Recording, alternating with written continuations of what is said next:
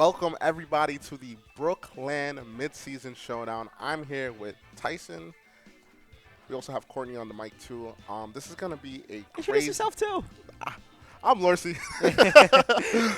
But it's gonna be an interesting event today, right? You have a new regulation, new Pokemon, good stuff. Been around it for probably a month. How are you feeling about this reg? Yeah, so I mean, like we said, Lorcy, welcome to BrookLAN. The events is super exciting today. I'm feeling super hype about this regulation. I mean, we've only had 2 events so far, and we have 2 more with Liverpool and Knoxville in this regulation. I think after Knoxville as well, we have a little bit of an extended break after that for people. But I think right now, like Regulation E is in a really cool spot where a lot of the people are able to experiment with Pokemon. We've seen it between even Charlotte and the regional before that, where you see someone like Underhill, right? They have this dominating team that wins this tournament and then just goes completely off the face of the earth. And we see so many different teams, right? We've seen the rise of Blood Moon. I think today we have a couple of Blood Moon players as well, but there are so many interesting teams. I mean, even in Liverpool, you see things like Porygon and Tinglu start to make a return, and there's so many of these Pokemon that players are experimenting with and trying out and trying to find their foothold in the format. But So I think that it's very interesting how the format has progressed, right? From the last 3 events to current. I've always was very interested about the Blood Moon team it was known before Portland, but it wasn't as big in North America. It was very big in EU. But now, like, everybody caught whiff after the performance by Nick, I believe his name is, against Wolfie, and that, Blood Moon's here, and it's here to stay, I mean, it's very strong Pokemon, very high special attacking Pokemon, paired up with, Farigiraf, and just having that duo, it's just a very strong team. As for like meta Pokemon, I feel like it's just a toss-up. Like everything's kind of viable, right? We have people running Gouging Fire, we have people running Raging Bolt, we have the old Protomons that are really good, and it's just an amazing time to play Pokemon. I think it's a refreshing time as well because I think that for the previous reg, it was a lot of just stale Torn Shifu, kind of balanced Roaring Moon stuff, and now that a lot more teams are viable, it just brings a lot more action to the Pokemon scene, which is pretty cool. Absolutely. And speaking of like the Blood Moon team, we are actually going to hop right into our round 1 between Brendan Zhang and Jacob Morriston, and both using what we've seen a lot of people in Charlotte use, and that being the Blood Moon there on Brendan's side and the size spam choice for Jacob there, Iron Crown. We saw specifically Jacob's team being used by Toller Webb, using the Iron Crown team to get top 8 there. And Brendan, I forget exactly how they did it, Charlotte as well, but very notably using the Iron Jugulus, which was a super cool choice as well, as we see both of our players on the camera here. I do think we are going to hop into our game 1 here as we see our leads, with that being the Ogerpon Water and the Iron Jugulus here on Brendan's POV. What do you think about these leads? So what I like is that with Brendan's team, his Iron Jugglers has a really good matchup into Side Spam with that Snarl, correct? And the booster energy allowing it to pretty much outpace everything, barring if, Jacob decides to go for Talon. Kind of forces Jacob to kind of bring the Tornadus, right? I think that I like both leads. Ogerpon is sitting in a very comfortable position. You could probably just Terra, just off rip, because you don't want to, take that super effective Bleak Wind damage, and possibly with a double up of maybe Snarl or like Ivy Terra Water, Ivy Kojo, you could probably just get rid of the Tornadus immediately. So we'll see what these trainers decide to do. Yeah, absolutely. And I think with the Snarl pressure here on Brennan's side, I think Jacob is going to have to find a way really around that to kind of position, Jacob wants to position their size spam, right, in a spot where they can actually be able to get off those attacks. So the first aspect of that is getting rid of this Jugulus somehow, but as you said before, Brendan being able to Terastallize their Ogerpon and get that special defense boost against something like the Bleakwind Storms, and now you're not taking super effective damage from that U-turn, and your Ogerpon's actually sitting at a decent amount of HP here. Yeah, so we're gonna just see the Urshifu switch out.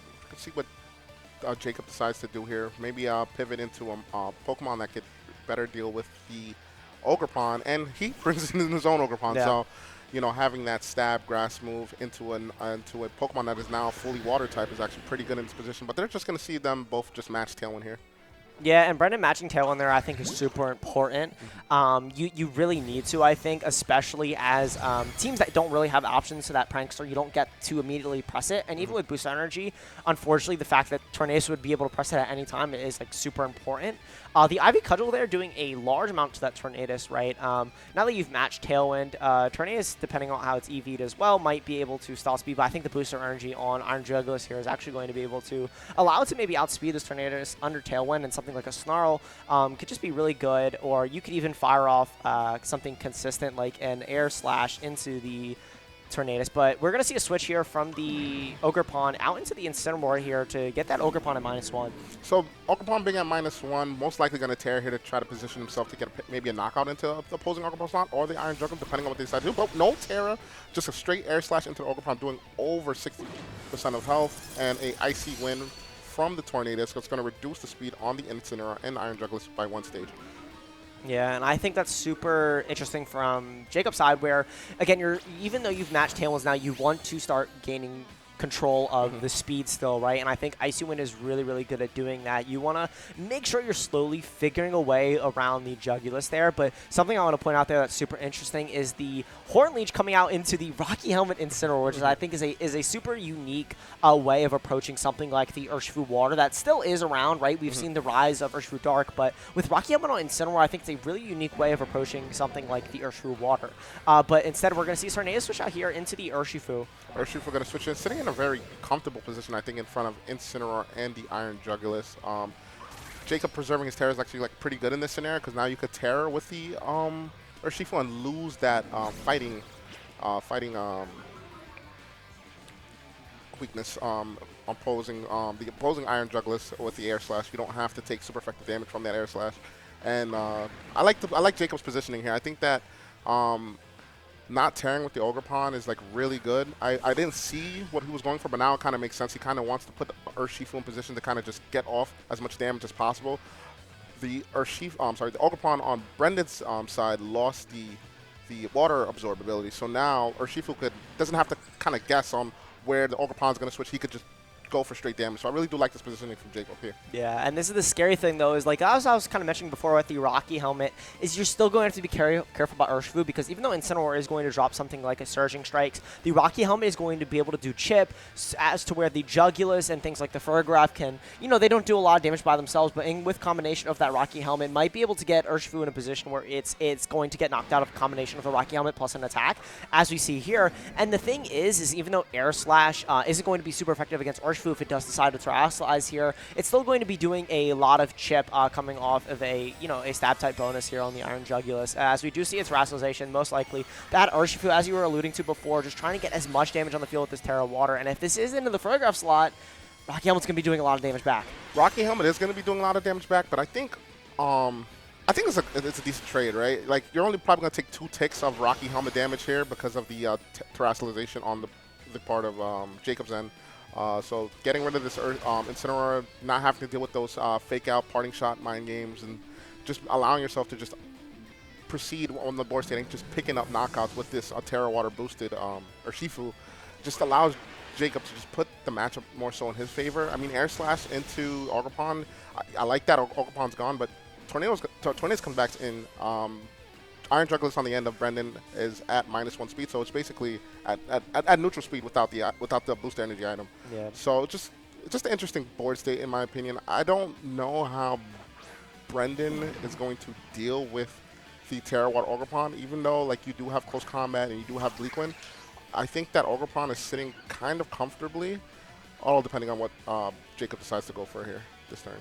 I think something like a Surging Strikes and a Bleak Wind is just kind of free here, right? You don't really need a CC, especially because you are a -1 from that parting shot that we saw before. You're going to get you just want a Surging Strikes as your most consistent option as well, and if you do go -1, those air... Yeah, and something like Rain Dance here also makes a lot of sense, just boosting up the damage. And this is the problem, I think, with Iron Jugulus, right, is that if Jacob decides to not bring the Psy Spam mode, something... Oh, that does so much damage. I think we forgot how broken Urshifu is.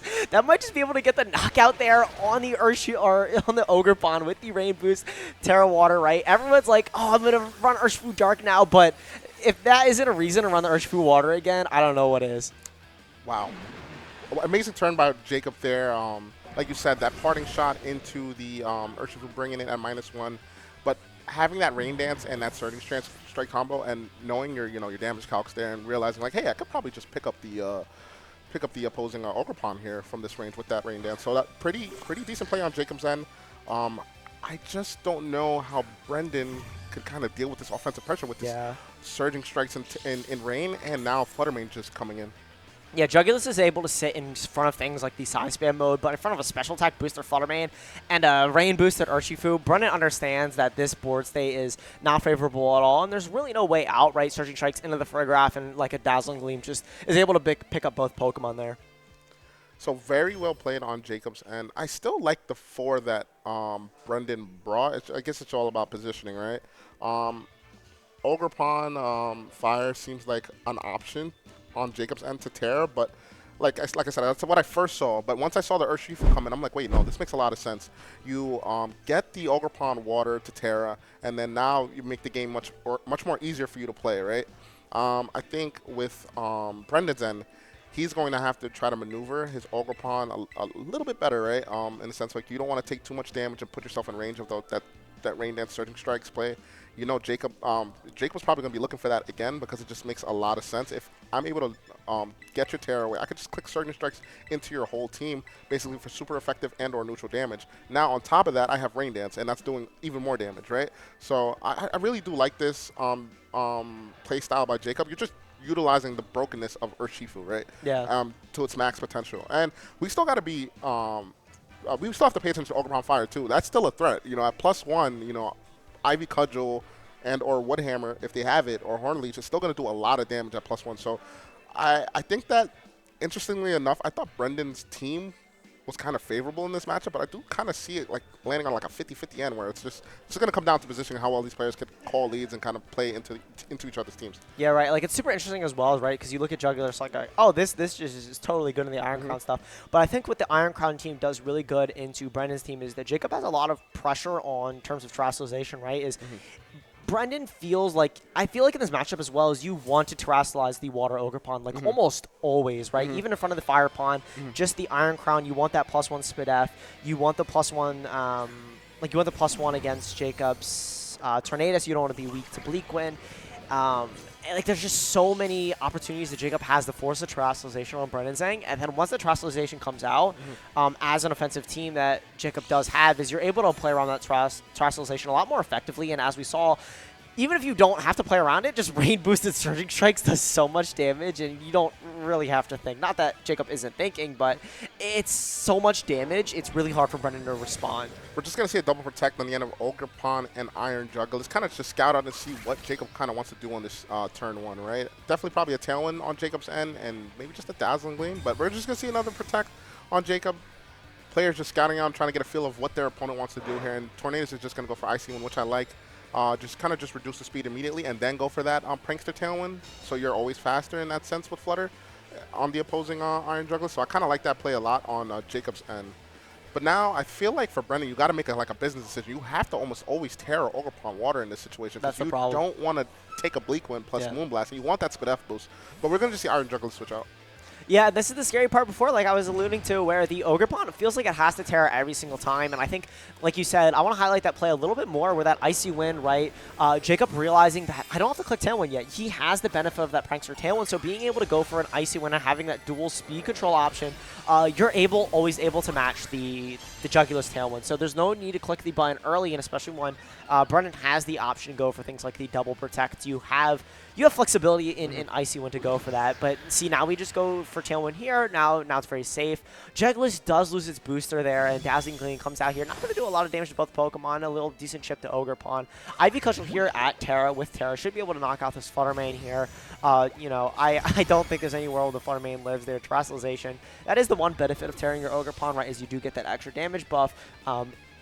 Into opposing Pokemon, and things like Fluttermane, right, you're able to knock out. But forcing that Terra, I think, is still super good for Jacob.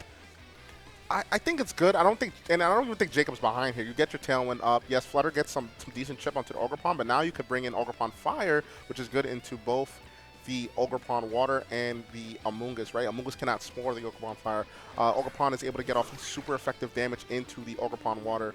And with Tailwind being up, you know that you're faster, right? The only possible way I think that Brendan could get out of this situation is probably like pivot and switching, right? You have the Incineroar, you have Amoonguss, so these are very good pivot and switch mons that I think do decently into Jacob's combination of Tornadus and Ogerpon Fire. Yeah, and the scary thing here, though, is that Incineroar, right, doesn't really have any recovery. We see a lot of Incineroars running the safety goggles, or this one has Rocky Helmet, for example, but a lot of Incineroars aren't running things like Citrus Berry anymore, so things like even if the Ivy Cudgels or the Bleak Winds aren't super effective, it is damage that adds up on Incineroar, and, you know, as we saw before, I mean, Incineroar does avoid there. That is going to be good. Ivy Cudgel is going to follow off here, and Incineroar, it's not going to be doing a lot of damage, but chip is chip, right? So anything like to get range of Bleak Winds later in the game, or, you know, even an Aqua Jet from Urshifu or Surging Strikes, like anything to just lower the Pokemon bit by bit so Jacob can get in a position where Surging Strikes in range just start knocking out everything. I think that's what Jacob's end game is, or end plan really is. Yeah, so now we're like, I think 2 turns to Tailwind. I think that Jacob there was kind of calling a read, right? Like, yeah, you have to kind of protect your Ogerpon here. You don't want to just lose it. So I'm going to just target the Amoonguss, maybe see if I can get a knockout, especially with having the chance to crit. I think that's a very decent play. We're going to see Fake Out into Ogerpon here, doing minimal damage and just a Bleak Wind. And both these Pokemon take it pretty well. Let's see what this Ogerpon Water decides to do here. Speed Drop not really mattering because the Prankster Tailwind, of course. And the Ivy Cudgel is going straight into the Tornadus. It should do around maybe 80–90%. We saw last game it lived as well, so I would expect it to live this time as well.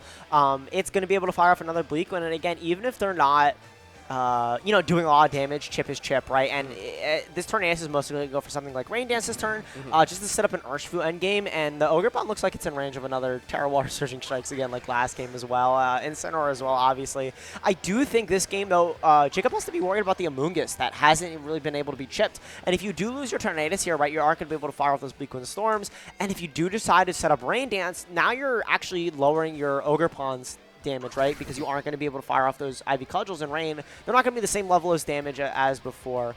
Bleak Wind Storm opting that you don't want to lower your Ogerpon's damage. You'd rather just suffer that fate and just try to out damage in with maybe a Terrestrialization on Ogerpon's Incineroar is just dodging these Bleak Winds here. Ivy Cudgel coming out into the Incineroar's end. Again, Jacob on the aggressive end, calling out every protect on the end of Brendan, but Brendan just going for a knockoff, getting rid of the Tornadus. So now we have a 4v2 situation, but with Follow Me and potentially Urshifu in the back, this is still a game. Yeah, I think Brennan has done a lot better job this game preserving his pieces, preserving that Jugulis, preserving that Amoonguss, knowing that Jacob's game is trying to get that Urshifu in the field and steamrolling, so preserving the Amoonguss and the Jugulis I think is a great plan, right? Because if you are able to find a board position, even if you lose Ogerpon and Incineroar, pivoting those pieces in and out and where a position, as long as you get Amoonguss in and Jugulis, we know that Aeroslash is able to 2-hit KO the Ogerpon, and you're able to threaten super effective damage on one of them and force a Terror out. So Amoonguss Jugulis is looking like a very good endgame as long as you are managing the Ogerpon, and of course it gets crit and things like that. The only thing that's very interesting about this position for Jacob, you could make a lot of calls here, right? You could call the Ogerpon switch. You could kind of just Surging Strikes and Ivy Cudgel into that slot freely because Incineroar is not really doing much here, right? If you get this call correct and you're able to get a knockout on a potential Amoonguss switch, you kind of change the favor of the game into yours. And Ogerpon now being at, I believe, a neutral attack with this Ivy Cudgel and or Horn Leech, it should do a lot of damage. But we're going to just see a close combat into the Amoonguss. I wonder if Jacob here is going to follow up with the Ivy Cudgel into that slot, seeing as though Incineroar is at low health. And he does. I believe we're going to just see a straight Ivy Cudgel. Oh, wow. And this is going to be a neutral as well, and that's just going to knock out the Amoonguss. That's super huge, right? Yeah. The whole issue that we were just talking about is that Urshifu would be able to be redirected, excuse me, but now that it's gone, there's no more redirection. But this is not too bad for Brendan, right? You get the parting onto the Ogerpon here. You've got it at -1. You're able to bring back your Ogerpon Water in and able to get the Intimidate off on both these attacking mons as well. We're not in the same scenario that we were in Game 1. Rain Dance is not up. Urshifu's not really boosted to the point where it could just pick up those kind of knockouts with Surging Strikes. So now I think that it's a close ending, but it's going to be depending on how well these, well, not how well, but how fast these Pokemon are. What's the speed interactions between Ogerpon, both these Ogerpons that we haven't seen outside of Tailwind, pretty much, since Jacob has been able to just play under Tailwind and or Icy Wind speed drops. Yeah, precisely. We do see a Fake Out there go off into the Urshifu, and this is a Horn Leech, depending on which Ogerpon is faster. I would expect Jacob's to be faster. It's actually not. Brendan's Ogerpon is faster. That means a Horn Leech is going to be able to fire off and heal a significant amount of HP. And this Ogerpon is at -1 on Jacob's end, so I'm really curious if it's actually going to be able to eat a hit.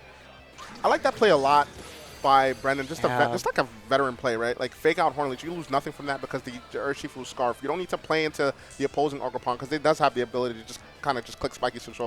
Pretty solid play on Brendan's, and I like the positioning from Brendan this game. Like we were talking about after game one. It's really just gonna come down who can outposition each other in this game too, right? Brendan just showing that his Ogerpon is faster, and that he realized like if I could play Ogerpon outside of Tailwind and just get rid of Tornadus, my Ogerpon could kind of go in because I think I know that I'm faster because he knows how his Ogerpon is trained, right? So that's so funny, right? Usually you would not expect the water one to be so fast. So seeing it there, I think is a huge sigh of relief for Brendan. And I think that actually establishes the game 3 game plan really, really well, right? Because you found a position this game, if you're Brendan, that you can find a way to terrestrialize your Ogerpon but not get as punished for it. And I think Brendan did an amazing job of just playing safely this game and really positioning that water pond, like you said before, positioning and making sure that it had just enough HP to fire off that fake out into Horn Leech and get that just the right amount of HP in between Incineroar and the Ogerpon in the end game there, allowing you to reposition in the perfect spot where Brendan was able to feel finally comfortable in an end game and secure that out.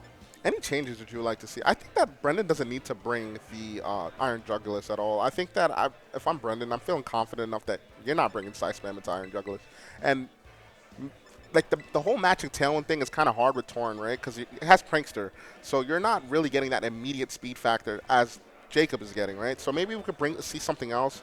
Maybe even maybe a Farigiraf. I was going to say, Farigiraf could be cool, but the only thing I think is scary for Farigiraf is that now you're playing the Ogerpon game, right, where now Jacobs is actually faster than yours and Trick Room and things like that. So it could be a little scary, right, because you just have to call Tailwind turns correctly. I still do, even if there is no side spam, I do like Jugulus because you're able to threaten with air slashes into things like the Urshifu and the Ogerpon. So I do still like Jugulus, and it seemed decently bulky as well, so actually being able to eat hits. But we actually do see the Farigiraf switch up, but it's into Psy Spam, or at least the Iron Crown. Okay, I still like this though, right? Ensign, Farigiraf, very good into Iron Crown.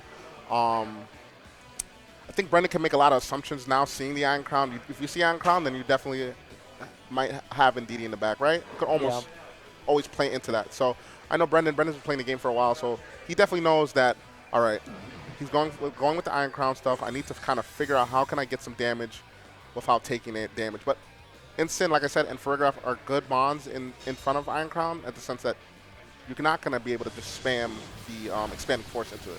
Yeah, and we are going to see a Bleakwind Storm actually hitting its mark there. Tachyon Cutter going off from the Farigiraf into a Protect.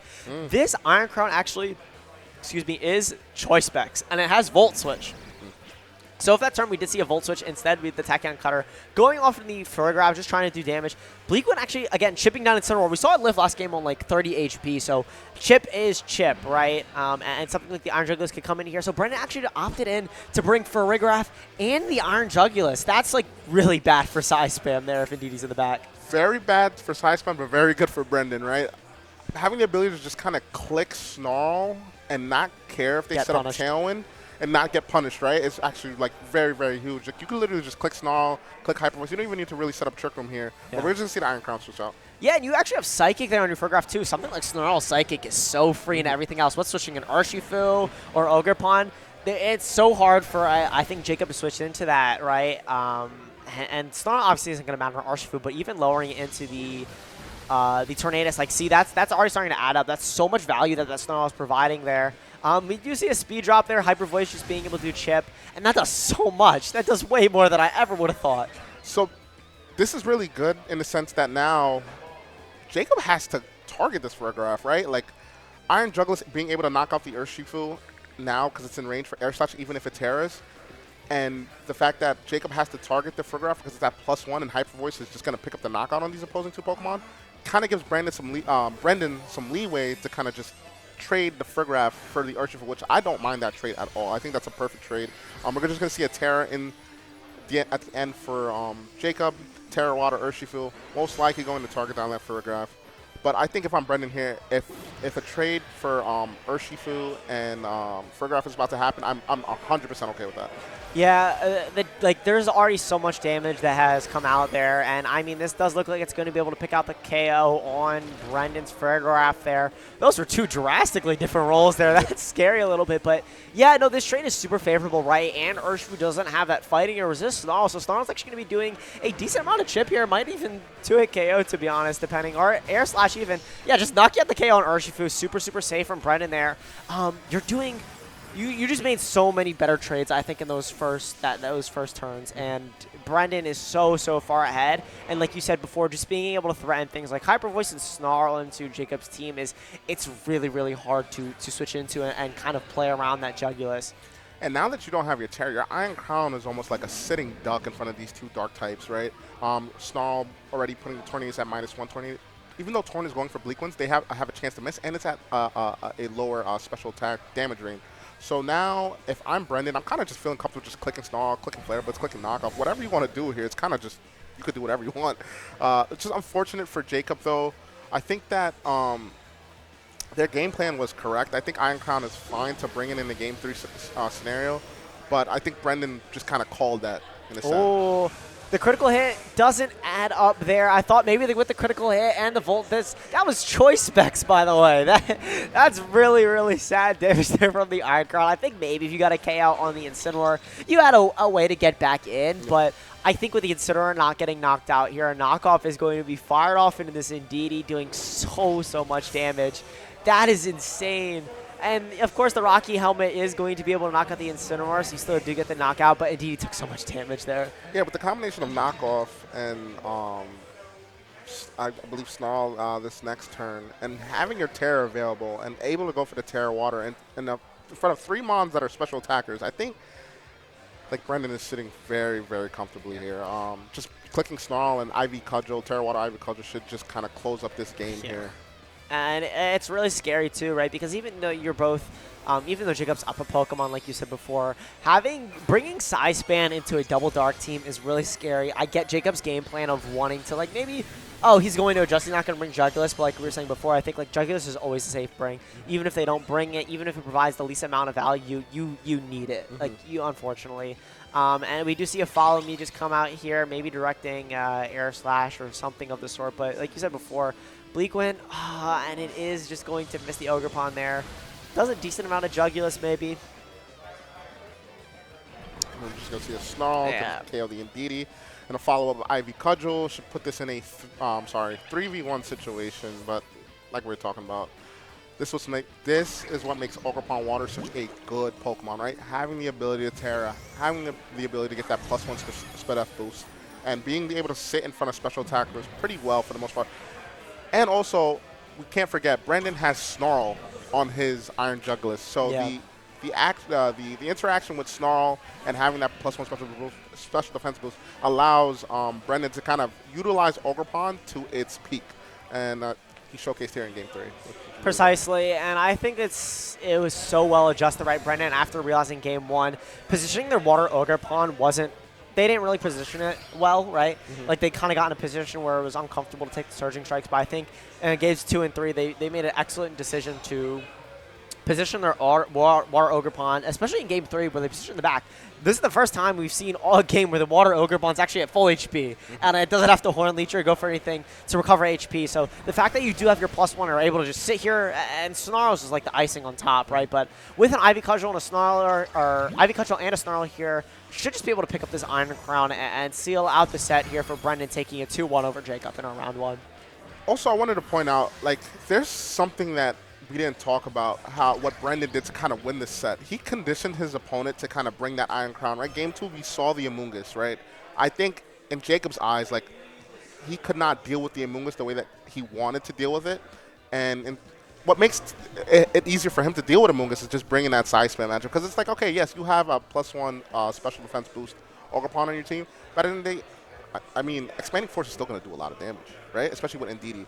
But it just shows how a veteran player like Brendan just kind of realized, all right, I got him to kind of like maybe respect the Amoonguss. I could kind of maybe just go with Fergraph.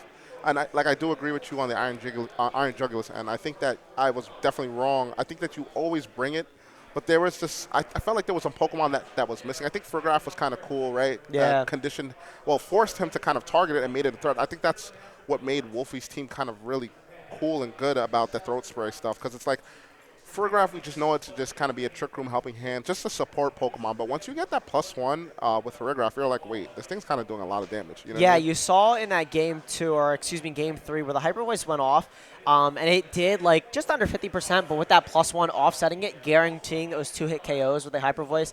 And as we, like, with the Blood Moon team in general as well, spread moves are so valuable. So the fact that you are able to have Terra Normal, Life Orb boosted, that's nice. But having Fergraph with the Throat Spray and boosting your own Hyper Voices on them as well is super nice. And you don't have to play the mind games with the Torn and stuff like that. And the fact that they're 100% accurate is also so much more valuable, right? We saw the Bleak Winds missing there a lot for Jacob. It might not have added up in the long term, but the fact that you do have the consistent option for Brett inside was super cool. I think we do actually want to try to get a winner's interview here with Brendan for round 1. That'd be super cool to talk to. Unsure where they are at the moment, but if we do want to get them on the mic, Lorsi, I'll pass it off to you, and you want to do the first interview. I'll I'll grab get my boy Brendan Brandon up here. Yeah. But we will cut right back to an interview with Brendan Zhang, our round 1 winner. If I can go find him.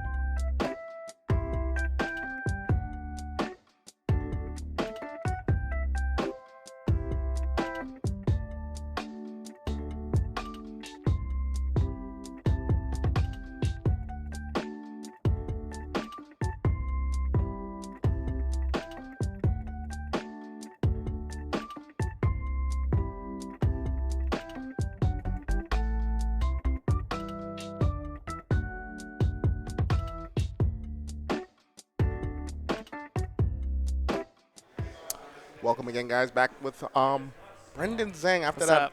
amazing performance. Thank you. Let's talk a little bit about Charlotte. Before we get into the match, let's talk a little about Charlotte. Sure. Top 32. Yes, Hungry for more? definitely. How does it feel to kind of like?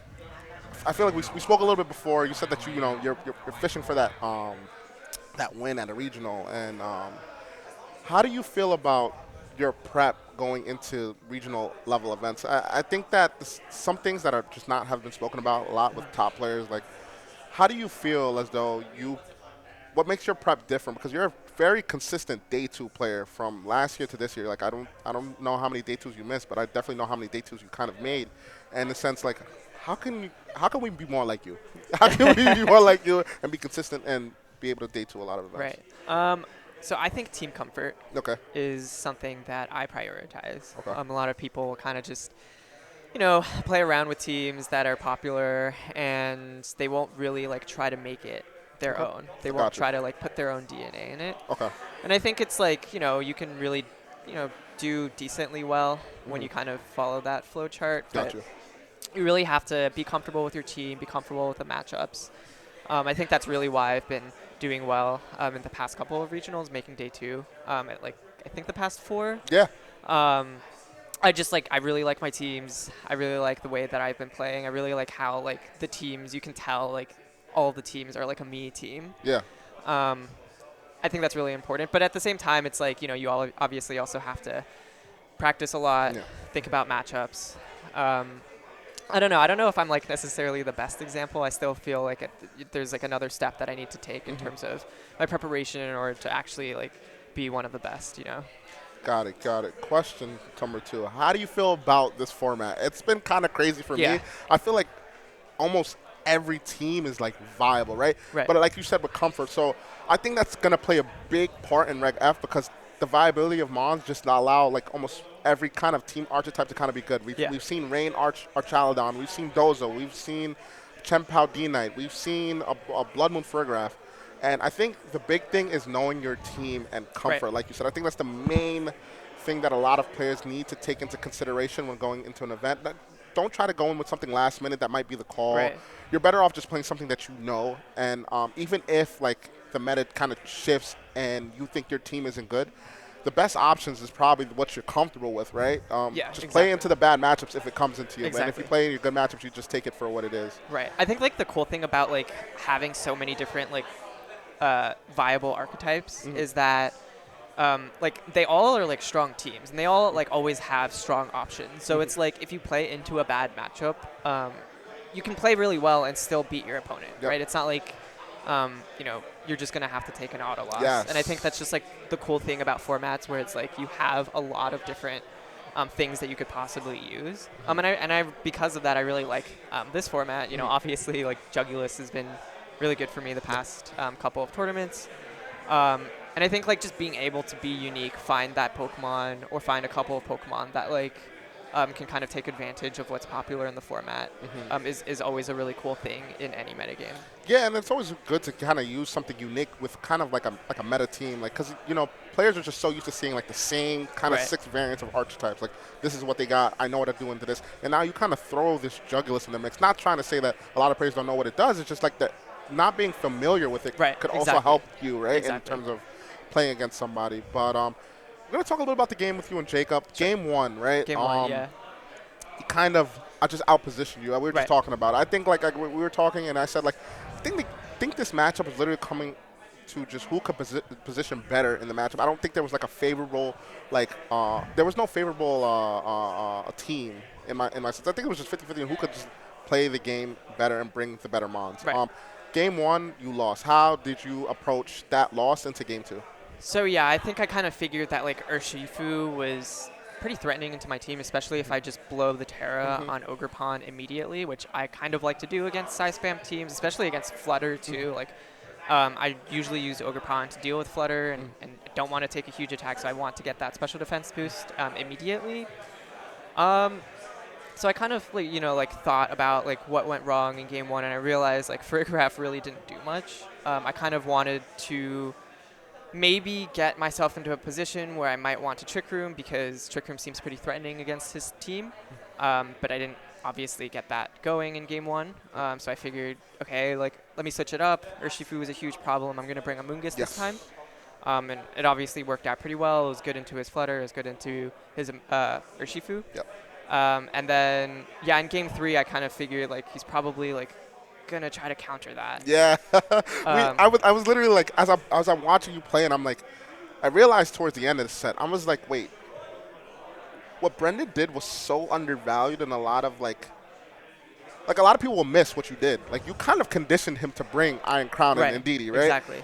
After beating him game 2 with Amoonguss, and we were just talking about it, I was like, wait, he kind of went crazy with that idea, like. You bring Amoonguss because Urshifu gave you problems, and he didn't really have a solid way to deal with Amoonguss, even having Torn and Ogerpon Fire. Right. So he knew that he needed backup from his friends from Iron Crown and Ndidi, which I thought game 3, I'm like, wait, I don't know how Jugs is great in the matchup, and I was like, maybe he drops Jugs for Farigiraf and kind of maybe goes the Trick Room mode. I don't know.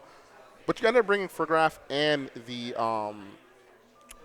Iron Jugulus, which I think was amazing into his game 3 plan. I think that the combination of Snarl and being able to Terra Water and just Ivy Cudgel things and just reduce the special attack while having a +1 spit F with your with your Ogerpon Water in that end game was just kind of curtains, right? He had like 1 physical attacker and I believe 3 special attackers. So once you got rid of that Urshifu with that Air Slash, Right. Exactly. I was like, wow, okay, he definitely is going to position this in the end game where he's just kind of clicking Snarl and clicking Terra Water, Exactly. Ivy Cudgel, which I really liked and I really appreciate. And a lot of that stuff goes undervalued in a lot of matches that you see. Like people kind of like forget. Like you could kind of, if you play into somebody, right, and you win in a way where they need to respect them on, Right. and they're gonna adjust. You could play to adjust at time. This is what makes best of 3 kind of good. But Yeah. Brendan, you're a phenomenal player. Thank you. You've been killing it in the Master Division so far, and I'm hoping to see more from you this season. What's your next event? Probably EUIC. Okay, Yeah. so you're going to kill it wherever you go. I mean, Hope four so. four day 2s in a row. We'll keep it up for EUIC with your Hopefully. 5th. and hopefully we see you in top cover at this event. But I'm gonna let you go, get ready for your round 2. But it was a pleasure having you here. Yes, thank you. Guys, we're going to take a little break. Round 2 pairings will be up. I believe it's up right now, but Yep. we'll have new casting and a new group of trainers for you guys to see. So take care.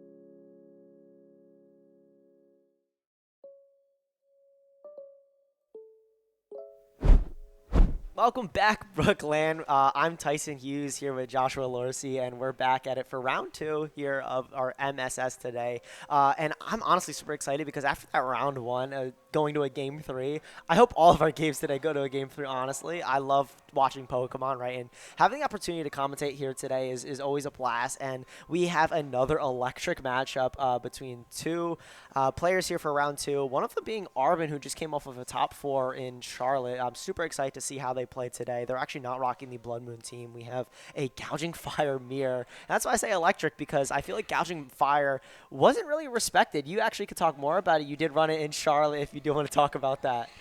I don't want to talk about the run, but I'll talk about the Pokemon if that's fair. So gouging, very interesting, very, I would say, I'm not sure how I feel about it. Yeah. Interesting, and not how I feel about it, right? That is an accurate way to describe Gouging Fire, I think. It's really good. It's really good into matchups that it's supposed to be good in. But the bad matchups is what makes me so scared to use the Pokemon, right? You don't want to see Lando Eye.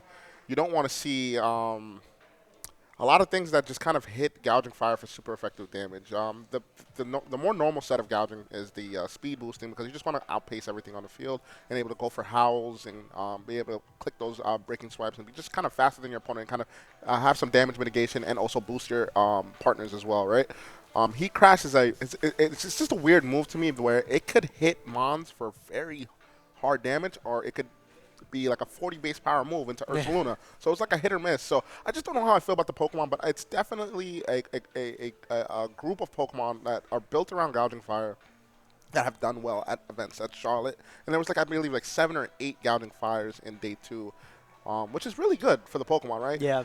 I don't think it's bad at all. I think that you just need to run it correctly. Yeah. It needs to be partnered well. If it's not partnered well, it kind of just fumbles. But I think that this mirror should be interesting. Different terrors on the gouging, which might play a part in the matchup. But For sure. I do think that Gouging Fire, I think it's here to stay. Yeah. I think it's here to stay in the meta. I agree as well, right? I mean, Luca, if you're watching this, right, you might be the best Gouging Fire player out there, but I think a lot of people are picking up after that result as well. I think in the mirror as well, more so than the Terrace, to be honest, the option that both of these players have on their team is how you support the Gouging Fire, right, is you can go the all physical route, like kind of Arvin is kind of doing, right, where your only special attacker is the Flutter Mane, and you have things like King Gambit and Iron Hands to really take advantage of the Gouging Fire, and things like Chanpao to just offset the damage to a level that's unseen of with the howls and the sort of ruin and the terras and things that just boost your damage and things like that, where Brian's approach is more of the Landorus Eye and Golden Go, where you have 2 different modes, so you're not as reliant on the howl set as you have things in Tornadus with the Rocky Helmet and Golden Go, where you're able to Tailwind and make it rain, and that's another Pokemon I want to talk about as well, is Golden Go, where I think it actually has a decent matchup into a lot of the meta right now. I think maybe not in the Gouging Fire stuff. I mean, Shadow Balls will hurt it still, but you don't really get to click your broken move in of Make It Rain, which is primarily what you want to be using it for. But I think Golden Go, overall into the meta, has a decent amount of possibilities out there that it could be used for, as we do see both of our players here hop into our game 1. Interesting enough, the gouging set on Brian's end is going to be very different than Arbin's, right? We see how Breaking Swipe and Flare Blitz. So just to keep note that Brian is definitely running a more physical advantage in the gouging set, being able to click Flare Blitz, and that base power on Flare Blitz kind of just hits everything for that power. So we'll just see how both these trainers decide to go with a lead. I have Chenpao, King Gambit on the end of Arbin's side, and Gouging and Ogerpon on the end of Brian. Yeah, and these I feel like are 2 very normal leads, right? Especially the Water Pond and the Gouging Fire, just very normal, right? You can just howl, click Ivy Cudgel, you have Follow Me Breaking Swipe. I mean, not in front of a King Gambit, obviously, but it's actually kind of scary for Arbin, right? Is because you feel almost forced to Trials your King Gambit, which is that Dragon type. I mean, of course, you go for Protect as well, but I think Gouging with Flare Blitz in particular does a great job of pinning this King Gambit, where next to Chanpao, which we do see Arbin decide to switch out, is you're threatening a lot of damage into this King Gambit, and even if you're dropping the King Gambit by -1, if it does decide to Terrasilize or something like that, it's doing super effective damage, which is a little scary. So I think if Brian does get Howls off, you are able to balance those back and forth. As we see a translation here, I would assume that to be the dragon. Maybe into the King Gambit here. Doesn't want to eat a blitz, and you really want to try to find a way to weave in a Swords Dance. I think that's what Arvin's game plan is. So yes, I like this Terra on Arm's end, but it could also backfire, right? If you're able to click how, maybe even once, to be honest, breaking swipes is still going to do a lot of damage into this King Gambit. King Gambit is also known for its decent bulk, but at the same time, you don't want to be taking like maybe a +1 or +2 breaking swipes. And we're going to just see a Kowtow cleave into the Ogerpon slot. You're going to see the Ogerpon, obviously, spiky shield there. King Gambit's going to take a little bit of damage due to the spiky shield, but I think that this is a wonderful turn one by Brian, right? Got that howl up. Now you could start clicking the breaking swipe. You can also tear on your end to kind of lose that dragon typing, but you kind of don't need to, too. If you're dropping the attack stat of the opposing gouging and able to kind of click moves with your Ogerpon, I don't think Terra's more so needed. I think I would just take the trade of just having breaking swipes hit super effective damage. Also, we don't know the speed interactions between these gougings as well. So I think the important thing in this turn is seeing who's actually going first with breaking swipe, because they might have just complete control of the game. Yeah, absolutely. I do like the Terra here. I do think if you are going to Terastallize, though, is don't go for a breaking swipe yet, because you're most likely not going to pick up the King Gambit there. I think going for another Howl, maybe it's a little greedy, but yeah, I think another Howl might have been a little bit safer with something like a Follow Me, but this breaking swipe also is fine as well. The fact that, again, you're able to play out those speeds and figure it out. I mean, you do that with Howl as well, but breaking swipe is going to go off here. But like the scary thing is I wish you're giving this King Gambit boosts, which is always going to be scary, I think. And Ivy Cudgel is going to fire off here. I don't know if that's going to... Yeah, that's all, like, if you howled, I think... Oh, but it goes into Ogerpon anyway, so you get... Oh, it lived? Wait, okay. So this is really I was good. not expecting it to live. So this is really good for Brian. If Brian could somehow double protect and maybe scout out for a protect on the end of Arbin, right? You're able to pick up the knockout with breaking swipes the following turn. But we're going to just see maybe Brian just straight up just go for the offense. Because the thing about gouging mirrors is, like, you don't want to double protect into a howl. You know what I mean? You don't want to do that. So I understand Brian's thought process here. But we're going to just see the King Gambit protect, kind of scout out and see what Brian wants to go for here. And gouging's just going to click breaking. Yeah, and this is most likely going to confirm that Brian's Gouging Fire is going to be faster since this is the second time in a row now, where that Breaking Swipe is going to go off, lowering that Gouging Fire there on Arbin's side to -2, and Breaking Swipe not even able to pick up the Ogerpon there. I think Arbin's Protect there from King Gambit made a lot of sense, right? You want to get rid of the Ogerpon so you don't have to play the Follow Me Mind games, because your King Gambit is at boosted attack, and I'm not sure if that critical hit mattered. You were at +1, right? Or actually, excuse me, with the Breaking Swipes, maybe that could matter. Yeah, so... That's what makes Ogerpon good, right? It's able to punish this whole breaking swipes game plan. Being able to crit. Ogerpon living on the end of Brian is super huge now, because now you have a really simple play of just clicking just breaking swipes and Follow Me. Just to avoid that sucker punch, because that King Gambit is actually a threat right now, right? And the only way it could get off some damage right now, I believe, is through sucker punch. It might actually be able to live with breaking swipes, depending on how these... trainers train their Pokemon, obviously. But I think the big thing that we need to take from this game one so far is the fact that Brian's Gouging Fire is faster. So having that faster breaking swipes, being able to lower the attack stat of the opposing gouging and also any other physical attacker first is actually pretty huge in the mirror, in my opinion. But we're just going to see a Sucker Punch here. Not going to do too much damage at all. Yeah, and the breaking swipes that Arbin was able to fire off, allowing that King Gambit to live another turn and be able to get another Defiant boost. That's super, super scary, I think, there. And Hornleech getting the KO on the Ogerpon. So Arbin's like, okay, your Gouging Fire is faster than mine, but my Ogerpon's faster than yours. So being able to get that KO there, now there's no more mind games. Now there's no more Follow Me Mind games, and this King Gambit is setting at a scary amount of attack, and you're able to threaten sucker punches into a lot of things here on Brian's side of the field. Maybe even being able to pick up a KO on the Gouging Fire next turn if it doesn't go for a Protect. And I think what's also interesting is that this Gouging Fire is opting for Protect instead of Burning Bulwark, so you are able to, I wouldn't say freely, but being able to go for Kowtow in a slot without being worried of getting burned is reassuring, I think, to say the least. Yes, I do kind of like Protect on gouging, because, like, I get the whole burning bull mark. You want to get the burns on a lot of these physical attacking Pokemon, but one thing that we got to, that this metagame, it's Urshifu, it's Ogerpon, for the most part, that are the main physical attackers, and Incineroar, right? Incineroar is not going to get burned because of the fact of its fire typing. Urshifu if Goes to protect. goes to protect, and Ogerpon Ivy Cudgel Doesn't is even not make contact. So I do like the protect on the end of Brian, but still a very interesting interaction these next two turns are going to have, because at the same time you did click breaking swipes into King Gambit. Yes, you get the -1 attack, but at the same time you're giving him that Defiant boost. But we're just going to see the Gouging Fire just switch into the Tornadoes here, and let's see what the trainers decide to do. Urshifu just goes for Sucker Punch. What a good play. That's Yeah. really, really smart, Yeah. because you know that on Arbin's end, you kind of want the Ogerpon here kind of wants to attack, because like Follow Me Sucker Punch is just kind of like a very slow play. Like you need to get as much damage as you can. I'm sorry, as much as possible. So I really do like that play on the end of Brian. And having Tornadoes here with Tailwind is going to be really, really clutch in this endgame. Yeah, I really like that play from Brian there, realizing that Arbin most likely was going to go for something like a Sucker Punch plus an Ivy Cudgel to try to get a knockout on the Urshifu, knowing it has that sash, being able to double that. But Brian calling out that game plan out, I think, and going for a Sucker Punch into the King Gambit, not risking it, right? Understanding that if it does follow me, then you at least have sash and you're able to preserve it. And if Sucker Punch does fail, then the King Gambit Sucker Punch fails. Even if it went for a Cow Tower or something, right? You're forcing Arbin to make that play kind of in their head. Turner's going for protect here. Not going for a Tailwind, not being too hasty about their game plan yet. Sacred Sword going off for the Urshifu. I'm not too sure about that. I think Tailwind, you needed to click at that turn. Maybe they were hoping that they can get in gouging here, but the scary thing is, right, is I'm unsure if you're going to be in range of a Sucker Punch from this Chen Pao. If it is adamant, I think you do threaten maybe a KO on gouging. It might live on like 10 depending on how it's EV'd, but it seemed relatively fast, so I'm unsure how bulky it is. I also have like 0 games of gouging fire. I have no idea how bulky this thing is going to be. So gouging has some good stat distribution.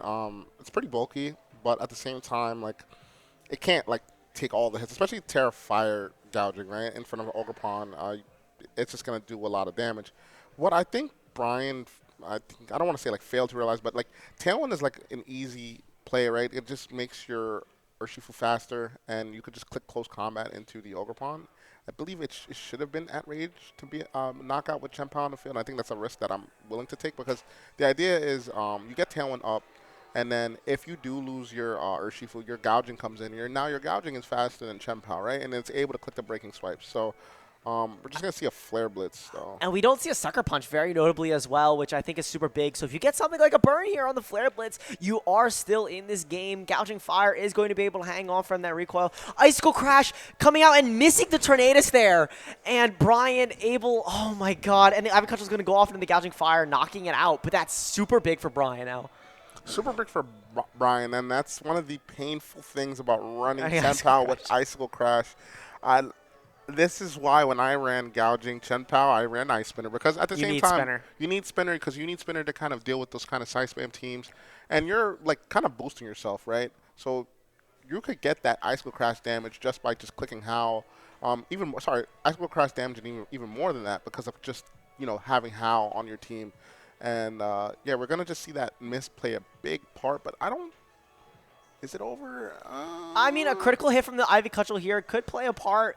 Something like if you get a miss, obviously there's always misses, right? We saw the Icicle Crash miss. Bleak Wind Storm is more likely to miss, to be honest. So Sucker Punch is going to fire off here into the Tornadus. Tornadus hangs on. Bleak Wind needs the hit here.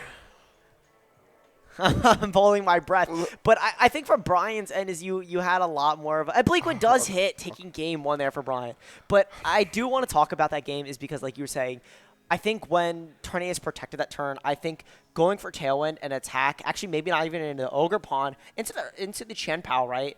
Being able to break its sash, and then you threaten a lot more damage with the Gouging Fire. Mm-hmm. So when it comes in and you force a Sucker Punch, because there, it was very safe for Arbin to just go for Protect or go for an Icicle Crash, like unfortunately it missed. But it was a very, very safe, I think, from Arbin to go for that play because of the Protect, and Brian kind of provided Arbin that game, that end game. Yeah. Yeah, I think either or could be objectively correct. I just think that if you fixate the damage on close combat onto the Ogerpon, I'm not sure on the damage range, but I think Ogerpon had somewhat of some chip.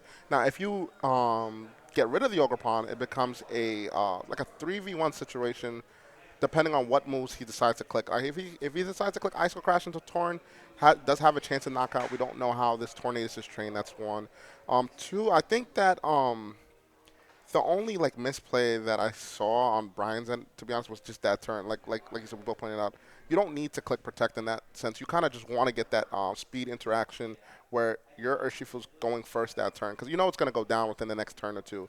So might as well just get as much use as you can out of that Urshifu just by kicking that tailwind and just getting rid of maybe Ogerpon or bringing the Chen Pao down to Sash, like you said. Exactly, and I mean the Chen Pao isn't as incentivized to even click and attack that turn into it anyways, because it does have to click things like Icicle Crash into the Tornadoes. And as we saw, yes, you don't make contact, and with Rocky Helmet on Tornadoes, that could be annoying going into this matchup, and it definitely can add up, and breaking your Sash is definitely scary, but you can miss. Yes. And that's the scary thing, and I think Arbin is definitely regretting maybe not bringing Spinner into this tournament now. I mean, of course, there are adaptations for Game 2, and I think if you play around the Gouging Fire, now that you know the speed tiers, you know your Ogerpon's faster most likely, and you know Brian's Gouging Fire is faster than yours, you can play around that now if you're Arbin. And Arbin, again, coming off of a top 4, definitely has the skill set to be able to lock in for Playing Game for 2 years. and I think play he around. definitely has it. But we're going to just see a King Gambit Gouging Fire lead on the end of Arbin and Oh, Torn and Landers, and you see it on That's really Brian's scary. face. He's excited to see Yeah. this, and this is what I was talking about earlier. As a Gouging Fire player, I can say this is the most terrifying duo that you could see because you could click Rain Dance and Sandstream Storm and force a Terra out on the end of Arbin's end, which Yeah. is terrifying to be in. Yeah, and there's really no counterplay here for this, unfortunately, for Arbin. Like, you do have things like the Breaking Swipe, but again, you're taking damage from that Tornado because it is a contact move. That Breaking Swipe is actually going to be making contact with it, and, you know, Rocky Helmet, in addition to the Bleakwind Storms and the Sandseer Storms, you're going to be doing so much damage there. This play that Brian's thinking about in their head as well also makes a lot of sense. You're trying to preserve your landers. You don't want to get too hasty, right? You have the opportunity to play safe where you could just protect, Rain Dance, then Tailwind, then Bleakwind Storm. Like, you have the opportunity, and you know how your Tornado is built if you're Brian, where you can play very safely here. And we do see just, again, you're baiting out Protect there from Arbin's, and there's no need to get hasty with your Sandseer Storm. You have the lead advantage. You don't have to jump the gun too hastily here. I mean, Arbin obviously has the chance to maybe go for a Swords Dance or something like that, but it's such a scary play. Like, both these players, I think, have a lot of opportunities. But Kowtow just going in for the Landers there, and this is looking super good for Brian now. Very well piloted by Byron that turn, realizing that Arbin needs to kind of get some damage onto this Landers here, and protecting Lando and going for Rain Dance is by far the best play possible that you could have done that turn. Now you get this immediate speed interaction with Tailwind and being faster than the Gouging Fire and going for a Life Orb Sandstream Storm into his team. So let's see how well Gouging can take this. I'm pretty sure. Do you think Gouging takes this? Nah.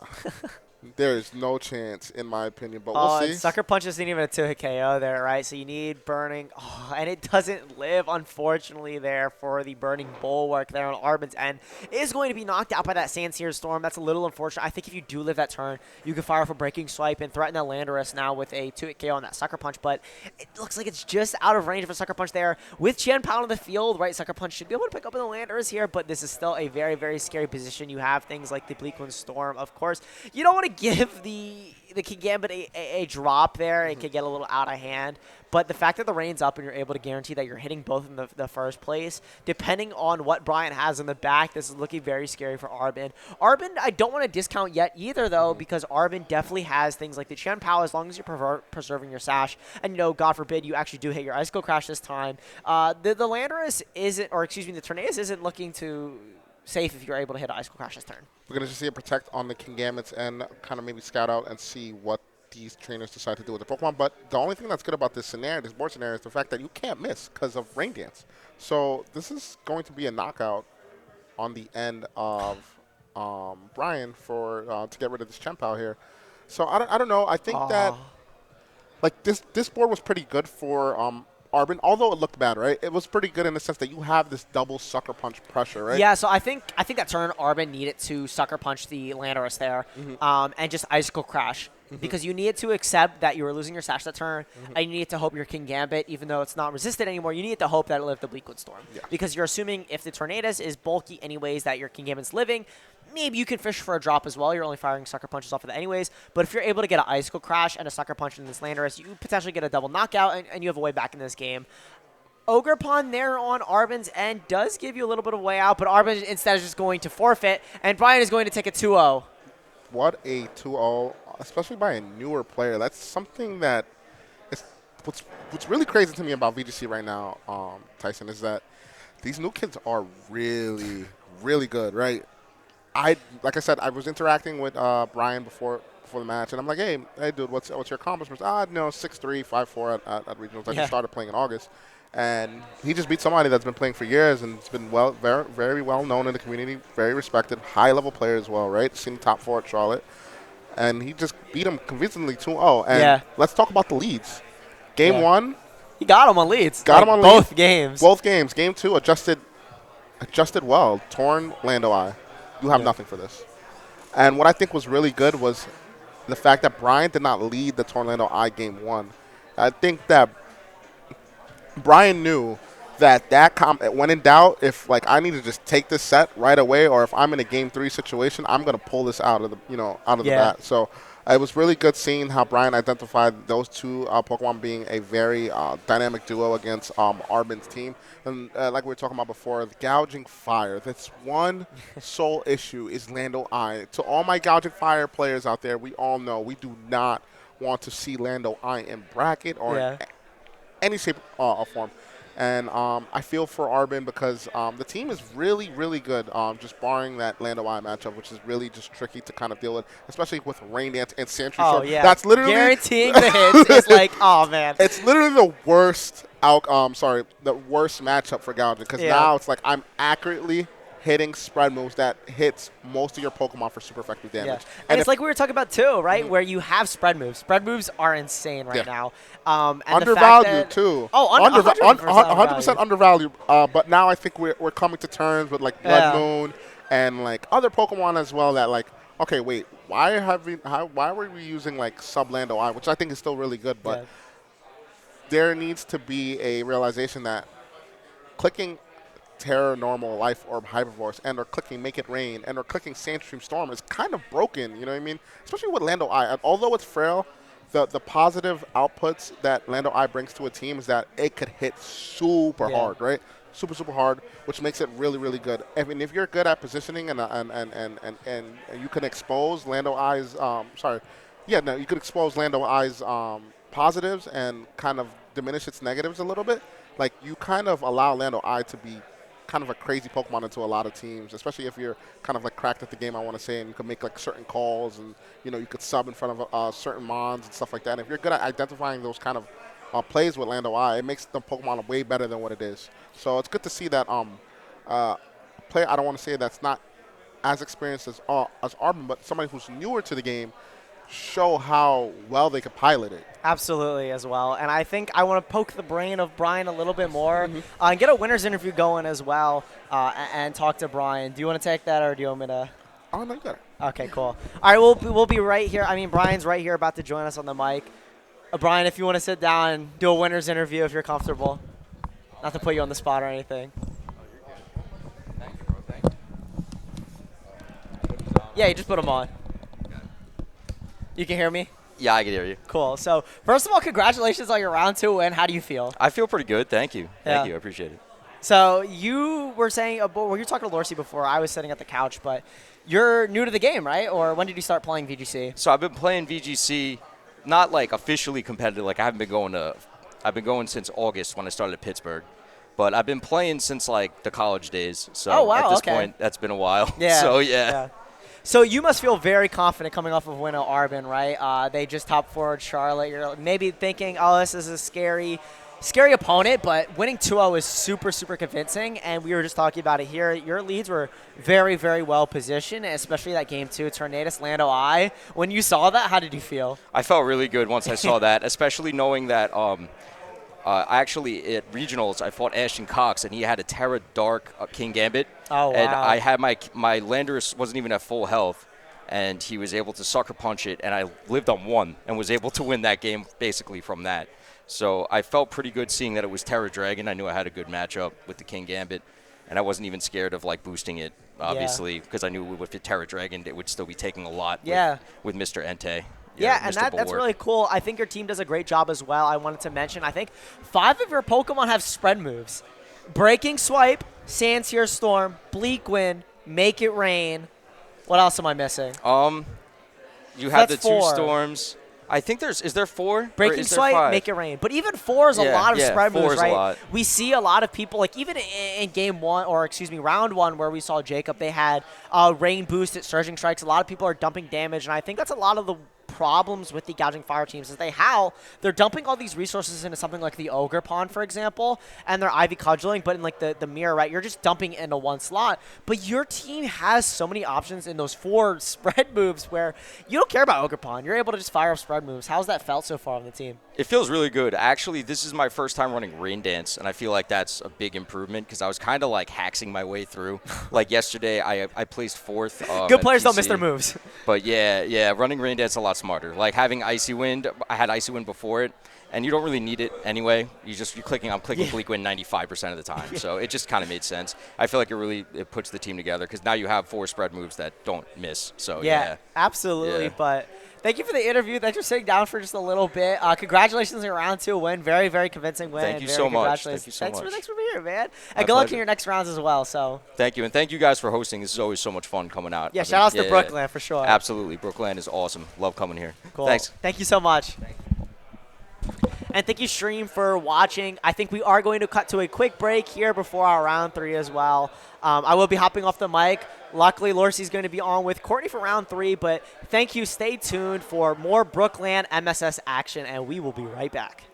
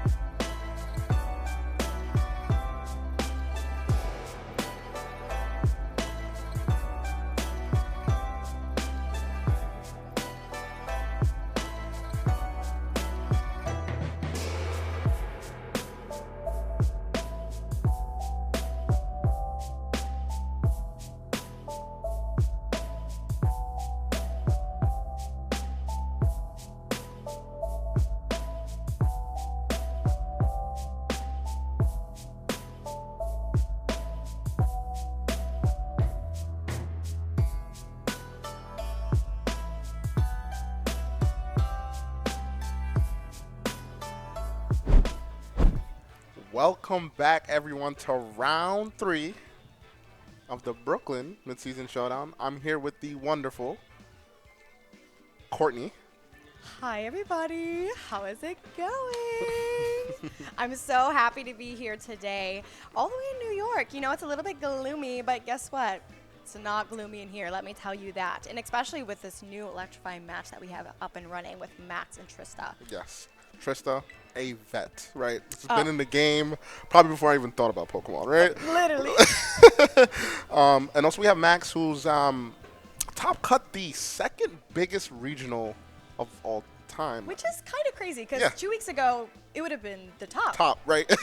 But Charlotte really messed everything up, let me tell you that. But we do have a good experience of players here. Max obviously knows how to play the game. Top cutting an event like Orlando last year is not something to undermine. Trista, that veteran experience that played in almost every format possible, understands the game probably better than a lot of us here, right? Has just a deep knowledge of just VGC in general.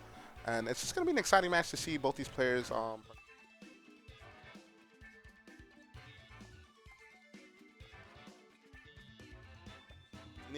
the EU streams on Alex Gomez and Eric Rios.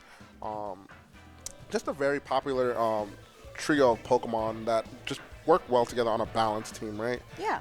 And on Max's end, I believe this is... It's kind of, so what Max is running is pretty much what was really kind of prominent in Charlotte, especially by some top players, including Jody, who top 16.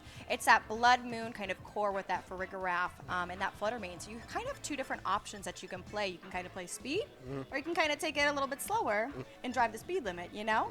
Really kind of depends on how you want to run that. But I think it's going to be a really interesting matchup with that P2 and then Amoonguss, especially with that Incin in the middle as well, because you do have that Intimidate drop that you have to just be really mindful of, especially when you're running Ogerpon and Blood Moon in Ursh as well. But I think it will be really interesting to kind of watch what gets pulled in and what gets pushed out and just see how they kind of play around that way too. Yeah, so it should be an action-packed match. Very two well-respected, high-level players. So definitely just going to just jump in this match and see the leads here. I'm really excited, especially seeing that Ogerpon and Fluttermane on Max's side, and that Incineroar P2 on Trista's. This is a very interesting lead, I feel like.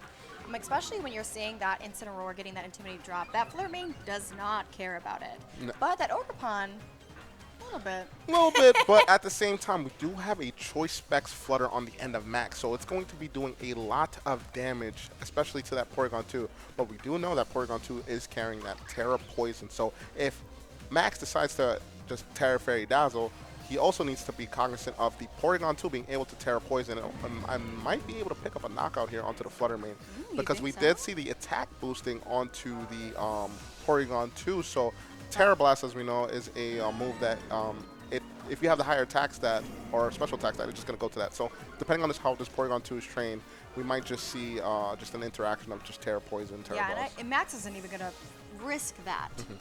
And so he takes out his Fluttermane, puts back into the Incineroar just to kind of see what's going to go on from there. But then Trista changes out into the Amoonguss, which is a really interesting swap, just to really make sure that nothing really gets hurt on that side.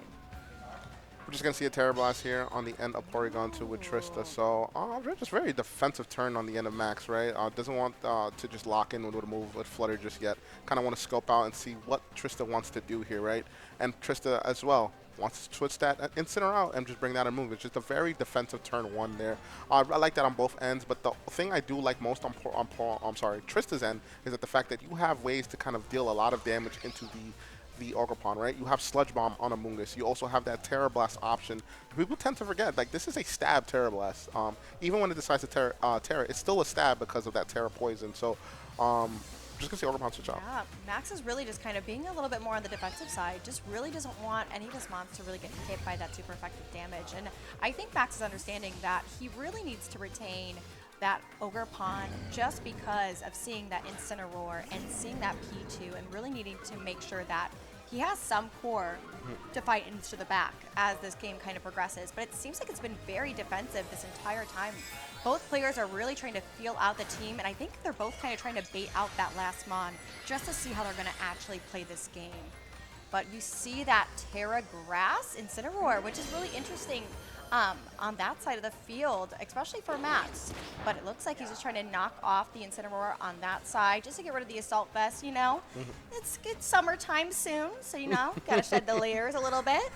But yeah, like I said, it's been a very just defensive turns. I think that Max's end, he wanted to respect the Amoonguss, right, with that Terra Grass. So Trista, knowing that, switches and baits that Terra out. Now Trista could kind of play the game the way she wants to, baiting that Terra out on the end of Max, now allowing the game to kind of be played in an easier kind of mindset where it's like, okay, I don't need to figure out what you could Terra with. I already know. I got the Intimidate on your Incineroar. You're at -1, and also your Terra Grass. So my Incin is now sitting in a very, very good position. But we're going to just see a P2 Terra here. Well, I think that really just shows Trisha's skill as a player and just being such a legacy player as well. Really understanding the game in that capacity and really being able to read and pull out those Terra types, because that is such a pivotal thing, especially when you're talking about Scarlet and Violet. That Terra type, if you can pull it from the start and you get that head start, you can really kind of run the gambit on that game. It really kind of gets more into your court. Yes. But you see that Terra Poison, and I just think it is one of the best hats for Terra. Let me just tell you that. But I think that P2 is just really going to start wreaking some havoc on this team now, especially when you're seeing that Fluttermane just sit on the field. And now, even though that last turn, that Terra Blast that was going into that slot was not, wasn't going to hit because of the ghost typing, it now will because it's poison. So, ooh, we got the Trick Room as well. So Trista's really just trying to make sure that this ball is in her court. Yes, and now the ball is in her court. It's time to play. So I love it. We do see maybe a double up probably onto the Fluttermane side, just trying to just get rid of it, right? And if he does decide to, Max does decide to switch into that Incineroar, you gotta remember, this Poison Terra is going to do a lot of damage. I like Trista's mindset here. I got my Trick Room up. Now it's time for me to get the ball rolling. Time to get as much damage as I can. I can't be just switching turns in Trick Room, right? I need to use the Trick Room turns as much as I can in my favor. Although, yes, maybe my attack stat might be lowered or whatever the case may be. I need to just keep putting out damage and take full advantage of this Trick Room here. Well, and I think it's like really kind of that, like that picture that we saw on Twitter, that 5 turns of Trick Room. Like, it's very menacing, and you really have to analyze and see if you can take this entire game in those 5 turns. And the way that Trista has set up, I think she has a really good chance on doing that. You see that that Poison Terra Blast didn't do too much to Incineroar, but Chip is Chip, and that is a bulky Mon. But I think it's going to be really interesting to see how this all plays out. And Porygon 2. Porygon 2. Porygon 2 said, huh? Wait, a Wicked Blow? Wait, did you just hit me? Like, it was like, huh, really? So Amazing. Porygon 2 just kind of eating up that Wicked Blow there. Now, like, although, yes, Trick Room's up and you could kind of, like, get damage output, this is also the time where maybe you want to, you know, click recover and start healing yourself, right? Maybe switch that Amoonguss back and Palm Puff yourself to kind of keep that Porygon 2 back, still on the field, and as we do see the Amoonguss switch in. And I think that's really, really accurate. I think that Porygon 2 is such a pivotal Pokemon to have at this point, because if Trista can make sure that, I was going to say make sure it stays alive, then we're going to be good. But as we just saw, Porygon 2 did not quite eat that one up and goes down, unfortunately. I think that's kind of a big pivotal moment, especially when you see what is in the back for her as well. So interesting enough, right? Like, I guess maybe the roll, it was probably like a lower roll for that first Wicked Blow, right? And then that second Wicked Blow ended up just taking out the Porygon 2. So this is one of the main problems, I would say, with, I guess, this Porygon 2 into the Amoonguss. Once you break one entity of that trio, it's kind of easier to play against this team, right? You don't have those recovery options. Only a recovery option you have is Amoonguss. We also have to pay attention to the fact that Amoonguss doesn't have Protect, so you can't kind of like protect and kind of stall out kind of turns and kind of thing. I feel like Max has a game plan now where it's just much easier to kind of just attack into your team because the lack of protects into Trista's team, and also the fact that Urshifu don't care about no protects. You're just gonna break through it. Literally, 100%. Urshifu said Protect is what? I've never heard of that before. Oh, and we got the Poison on Incineroar. Wow, that is, I feel like, a very big thing to kind of keep in mind. And we got the Flare Blitz, so it doesn't really matter that that happened. But, once again, Chip is Chip. Yeah, And a Dorito is a Dorito, and we're going to take whatever we can for that. And you can see that. Trista, I think, is just in kind of a tricky spot at this point, because you're right, is talking about that recovering, keeping your Mons healed, and keep in mind you still have that Trick Room up.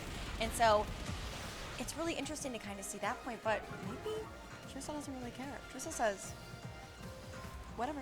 Ursh for an Ursh.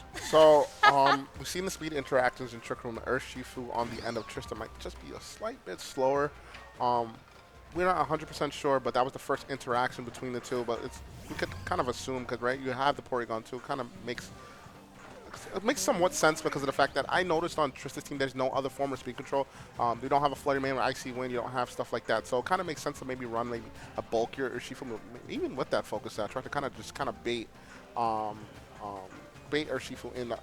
Urshifu's in Trick Room to kind of think your speed time. 100%. I think when you're really talking about having that Trick Room set is like you want to make sure that Ursh is a little bit slower just in case, because I've played a bit of Mons and people run some crazy stats on them. But that Flutter Mane, you know, it's got to flutter into sleep a little bit from that Amoonguss. But wow, that is crazy critical hit onto the Urshifu from that Ogerpon. And now you've just got that Amoonguss and Incineroar to kind of take care of this. But the Flutter Mane is asleep. So you have a little bit of movement on that side. And I feel like as we kind of can see that the main threat at this point is that Ogerpon to just get rid of. The Flutter Mane will go down. It's still got one turn of sleep that it has. So it's now to double target into that Ogerpon. But the Spiky Shield can be shielded.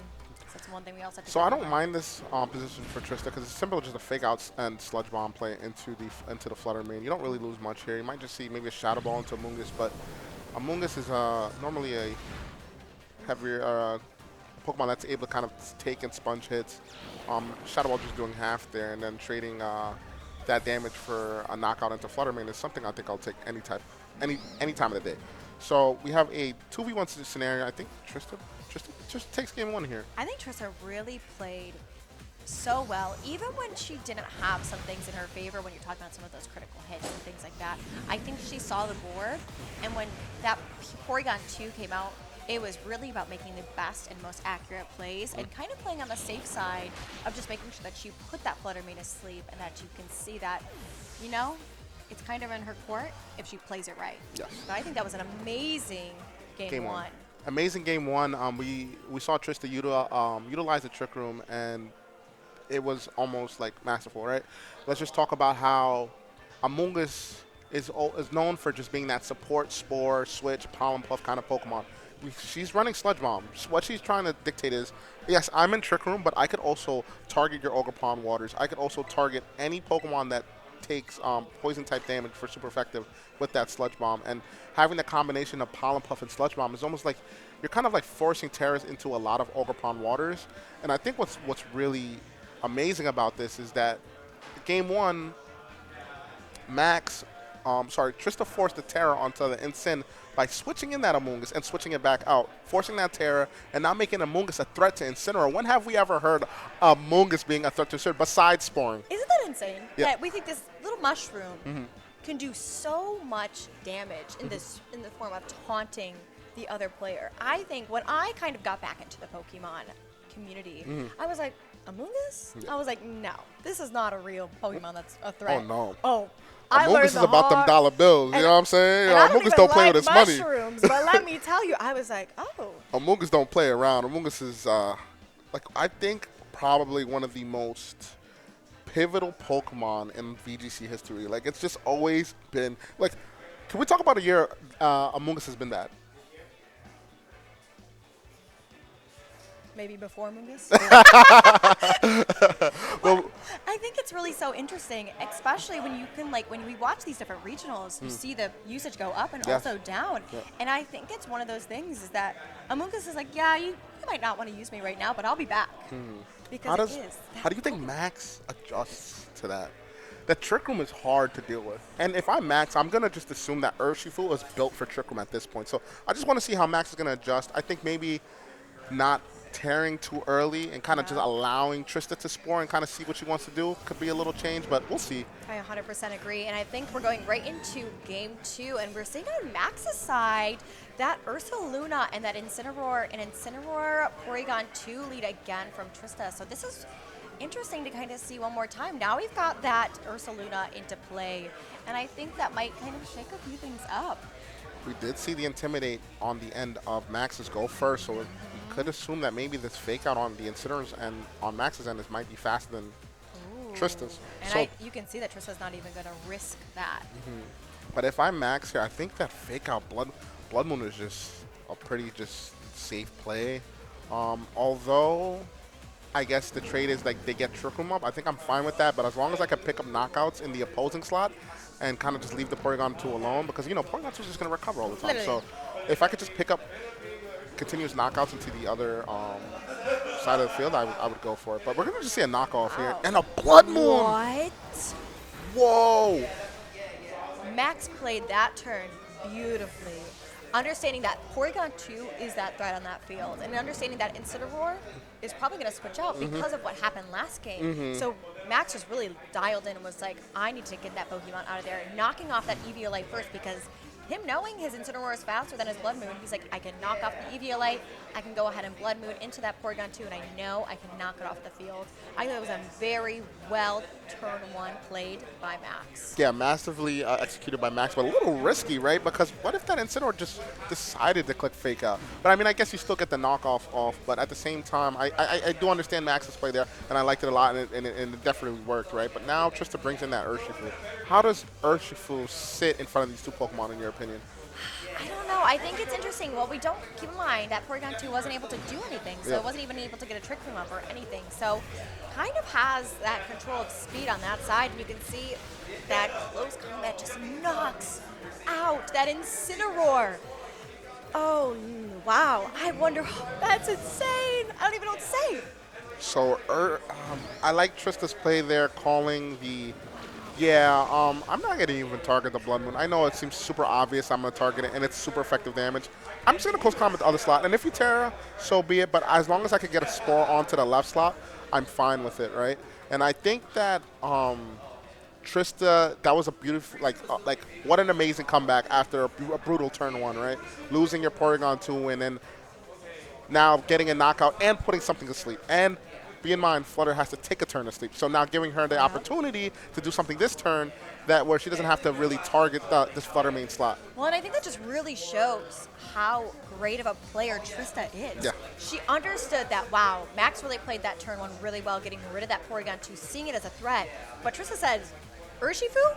Do you know Urshifu? I know Urshifu. And guess what? That close combat is going to kill that Incineroar. And really understanding that risk of that switch out to that Flutter Mane was there. And understanding, you know what? Can I kill the Incineroar? Maybe. Probably. Why not just go for that instead? I think Trista has really kind of turned that table of the game back into her favor a little bit more, especially like you said, that Flutter Mane has to take a little nap this turn, unfortunately, and you don't even know if it's going to get that turn one wake up the next time as well. But you can see that on Max's side, we've got a tear on the Flutter Mane. Interesting. I get it. You don't want to take that Wicked Blow super effective. Not super effective, but if he decides to tear, this guy's not the opportunity to knock out this Flutter Mane. So I guess Max there just wanted to respect the Urshifu, which I 100% agree with. We're just going to see a Horn Leech go into the Urshifu. Let's see what this kind of plays in the Wicked. Wow, and the Wicked Blow just goes into the Ogre Pond. So Trista really realizing that, hey, the Ogre Pond's a bigger threat to me because that Flutter Mane's taking a nap right now.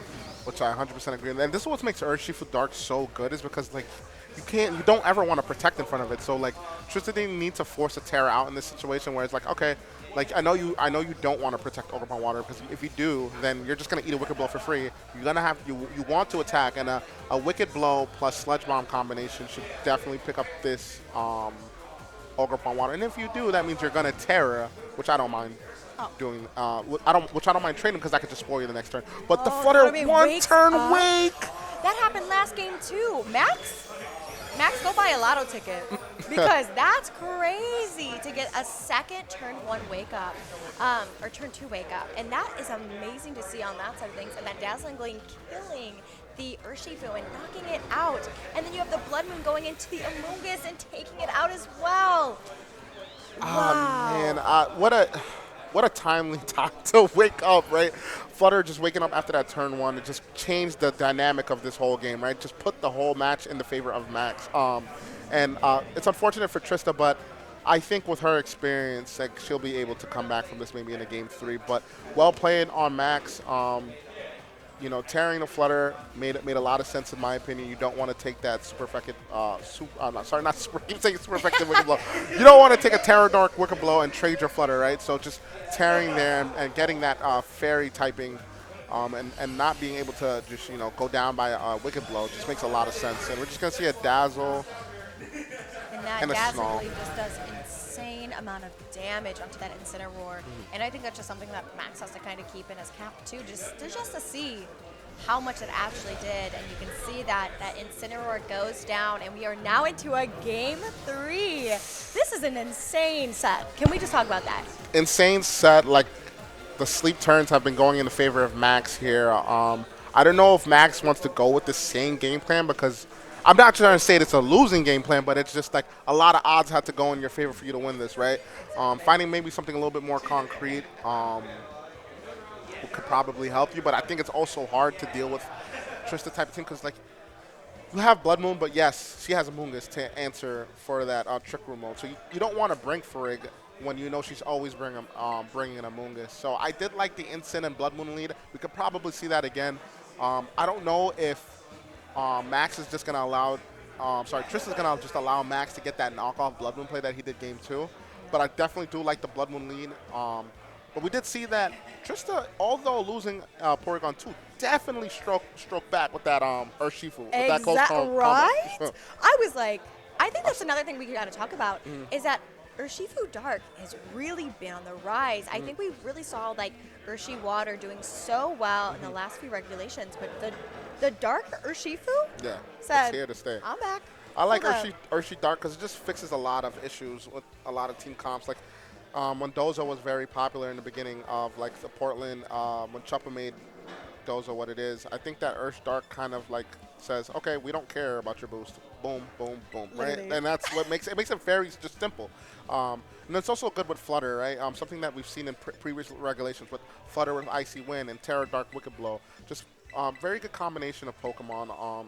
I think that Ursh Dark, like you said, in actually the regional in Liverpool, I think it had higher usage than Ursh Water. I think this is the first time ever it had higher usage in a day 1 event since both have been legal. So that's like pretty crazy news. That means a lot of people are just understanding how strong and how powerful Ursh Dark could be in team comp. So well, and especially when you see it in such a well-played manner with so many different types of teams. And then now we're kind of seeing, going into game 3, Max changed up his lead. You can see that he's leading Incineroar, Fluttermane, and we're kind of seeing once again that his Incineroar is a little bit faster than Trista's. Yeah. So we know that the Incineroar, for the most part, we could have just assumed, right, that Incin has the faster fake out. So if Max sees and pays attention to his Intimidate going first, he'll definitely know, like, hey, I could play into like fake out into the Moongus, and it's pretty safe, and I don't have to trade fake outs with the Incineroar here. Moongus is sitting pretty well and pretty comfortable, in my opinion. I think that getting a Spore off here could potentially happen, but like we said, Max has the fastest fake out, so we could have just assumed that this fake out just goes into the Moongus, and maybe Incin might decide a parting shot, might decide to knock off here. But I like parting shot to kind of just pivot out, and if Fluttermane decides to switch, you could pivot on that switch, right, with that parting shot. So I definitely just see just getting that damage mitigation from the Fluttermane and or anything that switches into that slot is just a pivot move, right? Just a very good pivot move. This is what makes Incin. So I really do. Okay, you're right. We see the Fluttermane switch out and going into the Ochre Pond, so we can. And a U-turn. So Max not wanting to deal with the whole fake out shenanigans. I'm like, all right, listen, I know that it's showing me that I'm faster, but I'm not even gonna go for it. I'm not gonna waste no time. We're gonna get out of here. We gotta get out. We gotta play it a little bit safe. Yeah. So I don't mind it at all. But now I think with Max's play there, you're kind of just assuming you spore the Fluttermane slot, right? Because we do see the Ogre Pond switch. But like we said earlier, Trista is a veteran player. I definitely could just see her just parting shot and just bring in a Pokemon that deals with whatever Max decides to switch in, and the Ogre Pond here. And we're just going to see the Flutter just come back. And that's crazy. I like that too. I don't mind that play at all. The knockoff into the Incin slot, just which is now the Fluttermane. And now Fluttermane is not that big, powerful Pokemon anymore. No, Fluttermane. I mean, it's still Fluttermane, but Listen, I think Flutter Mane, the only correct item is specs. I like damage, you know what I mean? And once you lose that specs, that damage is little. You know, it's like when you like don't have 20/20 vision. Like when you lose the glasses, you're like Lose the glasses a little. You're like looking around a little I mean, bit. it's his choice specs, right? So, Oh. specs. But we're going to see the Incineroar here. Terra Grass doesn't want to take any super effective damage from that Ivy Cudgel, which I understand. 100%. And I think, oh, we see the Shadow Ball onto the Amoonguss. And you know, that Amoonguss is just kind of gonna eat it. Amoonguss, no. Ivy Cudgel into the Oh, Incineroar. Very, very well timed Terra on Wow. part of Trista. And we're just going to see a Snarl just further mitigating the damage output on Flutter Mane. So this Flutter Mane is not doing. It's not really doing the best. And you see the Sludge Bomb going into the Ogre Pond. I think this just really shows how well of a player Trista is, because she recognized that Incineroar doesn't want to eat an Ivy Cudgel. Oh, and excuse me, guys, I missed. It's not Parting Shot. It's AV Incin with Snarl, Flare Blitz, and Knockup. So that's my mistake. So there's no reason. There's no real reason for her to pivot, right? If she has these moves, she doesn't have U-turn. So, but that the knockoff makes a lot of sense. That turn, it's very clear that Incin is most likely going to pivot out or switch, stay in, and just losing that item on Incin that turned into that Flutter Mane, it just makes a lot of sense. What I think we're also kind of seeing is that Amoonguss doesn't really care what's happening. Yeah. Amoonguss is just chilling. Just chilling. It's like, that's like how I eat mushrooms. I keep them on the side of the plate. They just sit there. So, you know, the Amoonguss is just chilling there. Yeah, along with it. Ogerpon decides to spike his shield for his turn, doesn't want to take any super effective damage from that Sludge Bomb. Shadow Ball into Amoonguss, not doing any Much, damage, but just Spit F drop. Spit F drop. But Trista calling out the spiky and saying, you're not following me. I'm clicking the score button. Flutter, you're going to have to take a little sleeper here. That Flutter Mane must have has had a crazy week. Yeah. But because But it knows how to wake up on time for work. That's what That's I was true, saying. that's It true. knows how to get on time for work. So now I do like this board situation for Trista a lot. Like Amoonguss it's so weird seeing Amoonguss in this dynamic. We're so used to that, the Pollen Puff, Rage Powder, Spore Protect. But the fact that you have Sludge Bomb and you just put on instant amounts of pressure with Spore and Sludge Bomb into Max's team, it just makes Amoonguss more of a threat instead of just a support Pokemon, but just only having that Spore and Pollen Puff moveset. So I really do like Sludge Bomb Amoonguss a lot on Trista's, and it makes a lot of sense on this type of team because you just want to utilize your pieces as much as possible. And I think that she's showing how strong Amoonguss can be with this Sludge Bomb move, but we're just going to see instant switch. I think it's really one of those things. I think Amoonguss can be played so differently depending on the different teams, and I think this really shows that Amoonguss can be a little bit offensive, not only defensive on that side, a little bit more than just a support. And so we see a Horn Leech coming from the Ogerpon onto that Porygon 2, but Porygon 2 doesn't really mind that at all. And then a Terra Blast into that Ogerpon back and saying, you might have taken some of my health, but I'm going to take it away from you. So this is like hard. This is what makes Instant Amoonguss P2 so good. The fact that they're so good on the defensive bulk on both special and defense, and the fact that you can't really do too much damage, especially if you lost your choice specs, right? Like that's what makes Flutter Mane, like I said, really strong as a Pokemon. And now that you're at -1, you lose your choice specs. This Flutter Mane is not big and bad anymore in a sense. Like I think this is just a wonderful showing of positioning with Instant Amoonguss P2 on the end of Trista, and she can kind of play the slow game, kind of chip away at Max's team and just kind of win from there from this point. Well, and what we see is that Flutter Mane did not wake up for work this time, and it took a little bit of a nap and didn't wake up on that turn that was probably the most critical for Max to do. And we see that Flutter Mane go down on Max's side, and I feel like he's kind of in a bind now because Trista still has that main core they're all pretty healthy, and then still has that urge in the back. I think it's just a little bit more difficult for Max to navigate around, especially now seeing that Ursaluna hit the field. I think it's going to be a little bit of an interesting mind game at this point because that Amoonguss is still just there. Yeah. The only thing that's good for Max's end is the fact that you have Fake Out Pressure and Blood Moon, right? We know that Instant has the Fake Out potential here this turn, and the fact that Ursaluna is faster than Porygon 2, you're able to just get off a Blood Moon here. But at the same time, Porygon 2 with that Eviolite could just take it. But we're just going to see an Amoonguss switch. That Mushroom's back. Ooh, and we see a knockoff from the Incineroar on Max's side onto Mungus, getting rid of that Rocky helmet. I think this is going to be interesting to see what happens after this. See a knockoff on Trista's side onto the Ursaluna, and what is that Ursaluna going to do? Blood Moon into that Amoonguss and taking it out. Ursaluna showing why it's so good, right? The fact that you're able to just knock off Eviolites and any item with Instant and just click Blood Moon into things is just kind of crazy. Like we just lost Life Orb on Ursaluna, but it's still showing why it's one of the best Pokemon right now in Reg F. 100%. And I think we saw that in that strong showing in Charlotte by a group of players, just really showcasing that bears need to be taken account for. Yeah. They're a little scary, Yeah, especially all when these you're bears, facing them. Urshifu, Ursaluna. Is Instant a bear? It's a bear cat. It's a cat. I would say it's a cat. It's a cat. It's a cat. It's fine. But Linton. it's Linton's a cat. okay. We Yeah. can agree to disagree. Yeah. But I think we're really going to kind of see, I think this next turn is really going to kind of tell us what this match is going to look like. You've got that Urshifu and that Incineroar on Trista's side.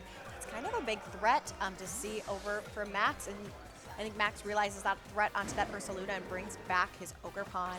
And so now we're going to kind of see, did Trista target that Ogerpon, and is that going to get rid of it? Or we're going to see some crazy mind games right now.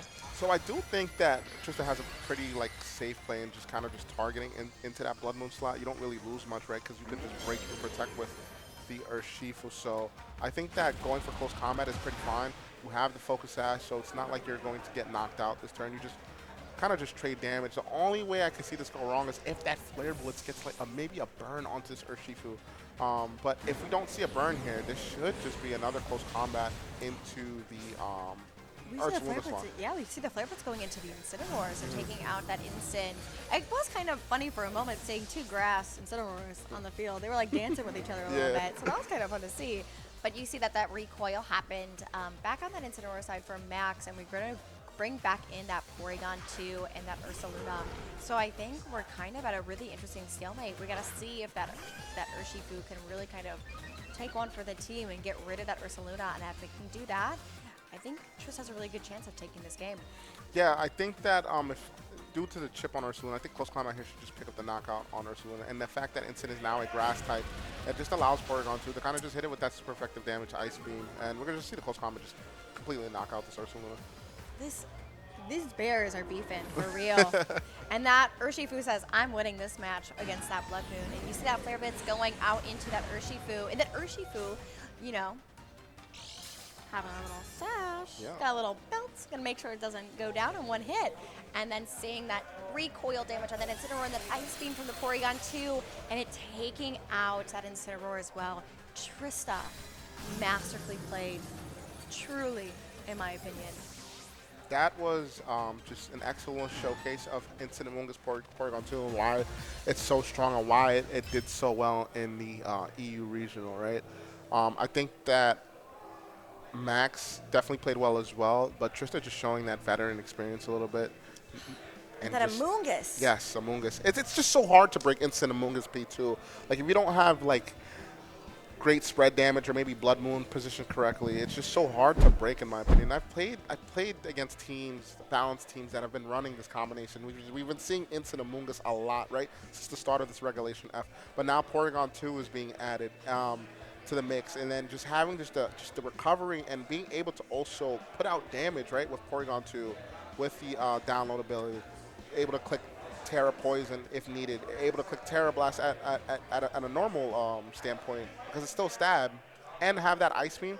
I think it's just a lot that trio could do, especially if you're not running Protect on Amoonguss and having that Sludge Bomb. It just puts a lot of offensive pressure into the most common teams right now in the format. So it was a great and excellent showcase by Trista on why I think that trio specifically is just really good. And very splashable on a lot of balanced teams per se. Like a lot of I love balance, so I love seeing teams like that where I'm able to pivot, switch, heal back. You're able to make mistakes and still win the game, which is what I really think take value in a lot of VGC. A lot of my teams in VGC that I've used over time. So I thoroughly enjoyed her play, and I think Max played well. I definitely think Max played well, but I think that Trish's team was definitely built for team archetypes of that nature, and she definitely showcased it there. They definitely went to a game 3, and I think that game 2, that turn 1 wake on Fluttermane, we got to talk about how brutal and how pivotal it was for Max to get that, because that just straight up won him the game, right? 100%. And I think that Fluttermane really played so well, especially having multiple turn 1 wake ups. And that last game when it didn't do that, it was, I know Max was probably crossing his fingers, hoping that was going to happen.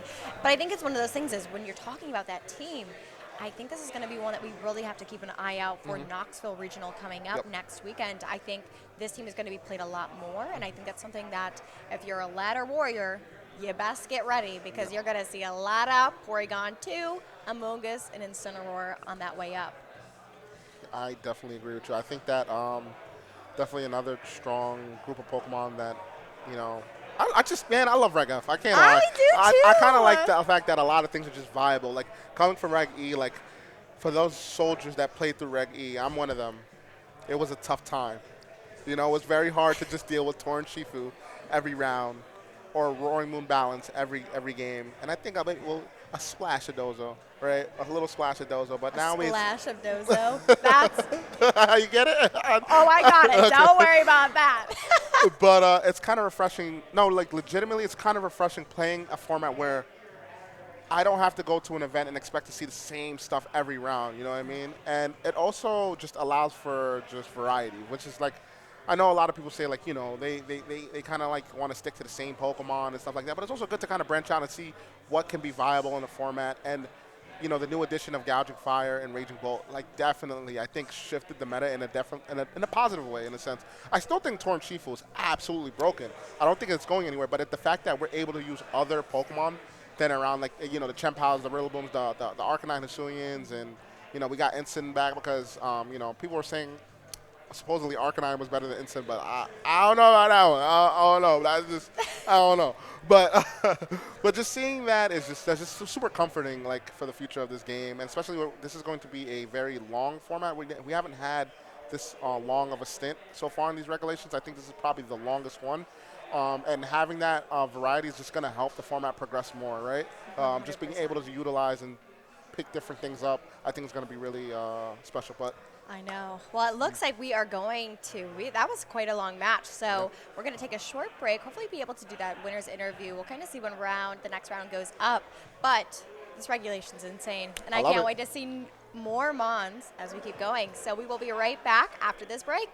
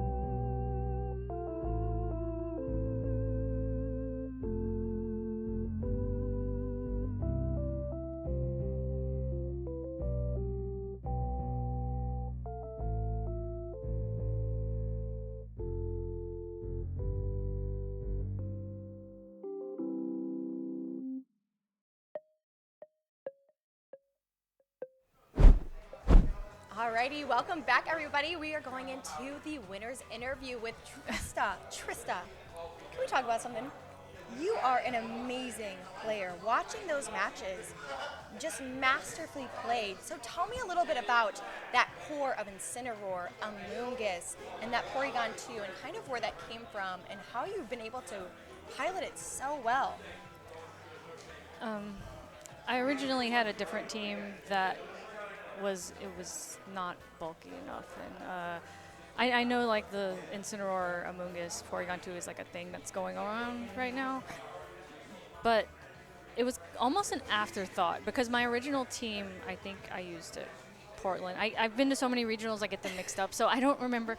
I had Clefairy and Fluttermane, and that was like my whole idea was that I used Clefairy and Fluttermane. I use Helping Hand, and I protect I don't have to invest as much bulk on the Fluttermane because I have Friend Guard.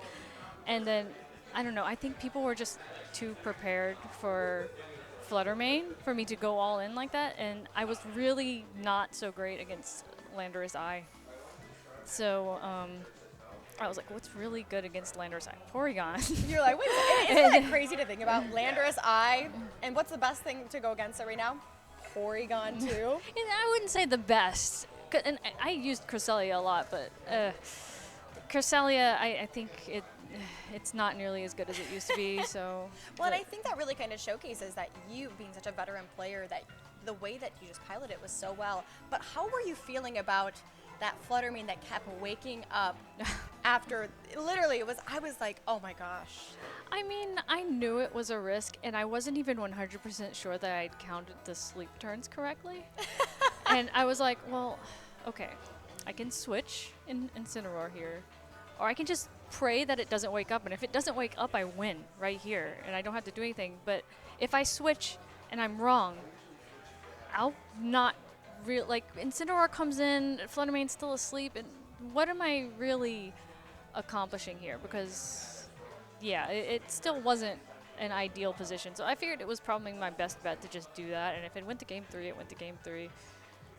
I love that. And so how are you feeling about this regulation right now, especially when you're talking about the different types of teams? There's so many different mons that you can play. How are you kind of just feeling about the entire space? Because you are such a veteran player. You've gone through so many different regulations. You've gone through so many games. How do you feel about Pokemon in its current state?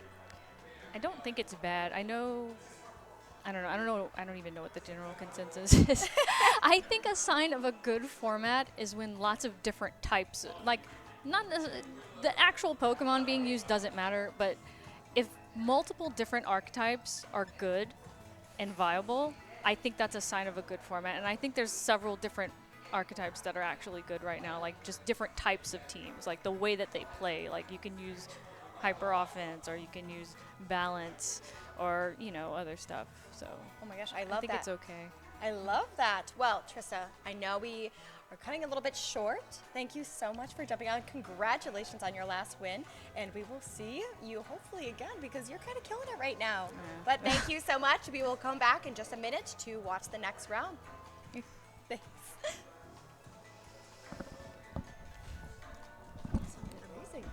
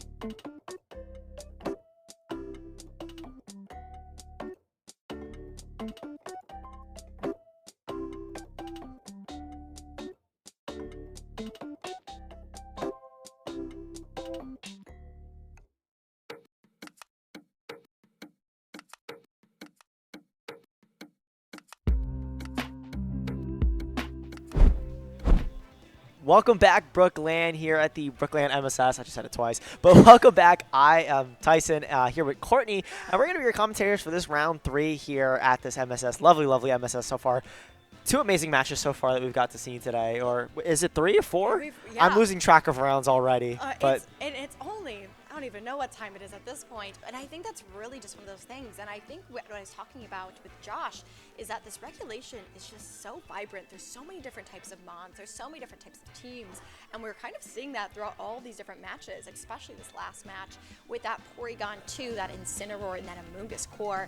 And I think that's something that's pretty deadly, as we've kind of seen Liverpool play out this past well, today. Yeah. Which is yesterday for them, I guess. Yeah, I don't exactly. really know. Time changes But weird. my favorite VGC, this is a little biased speaking, but when you do start to see the Incineroar, Amoonguss, P2, that's my kind of VGC, where you're able to take it nice and slow. We saw Trista being able to really slow down the game and actually be able to think turns out. Not that people aren't thinking turns out with Blood Moon Hyper Voice spam, but I do think there's a level of skill involved with positioning Pokemon like that, and I think it was really excellently displayed there. But I think there's a lot of skill expression with all the teams in this format. I think a lot of the players here have the opportunity to shine in their team choice, and like you were saying, there's so much flexibility in this format. I think your team choice, being able to fit into you as a player and your play style is really vibrant. As you said, I really like that word of choice there, where you really get to express with your team choice of how you want to play the game and how you really want to express your skill. And both these teams, I think for both these players as well, are no strangers, I don't think, to the scene.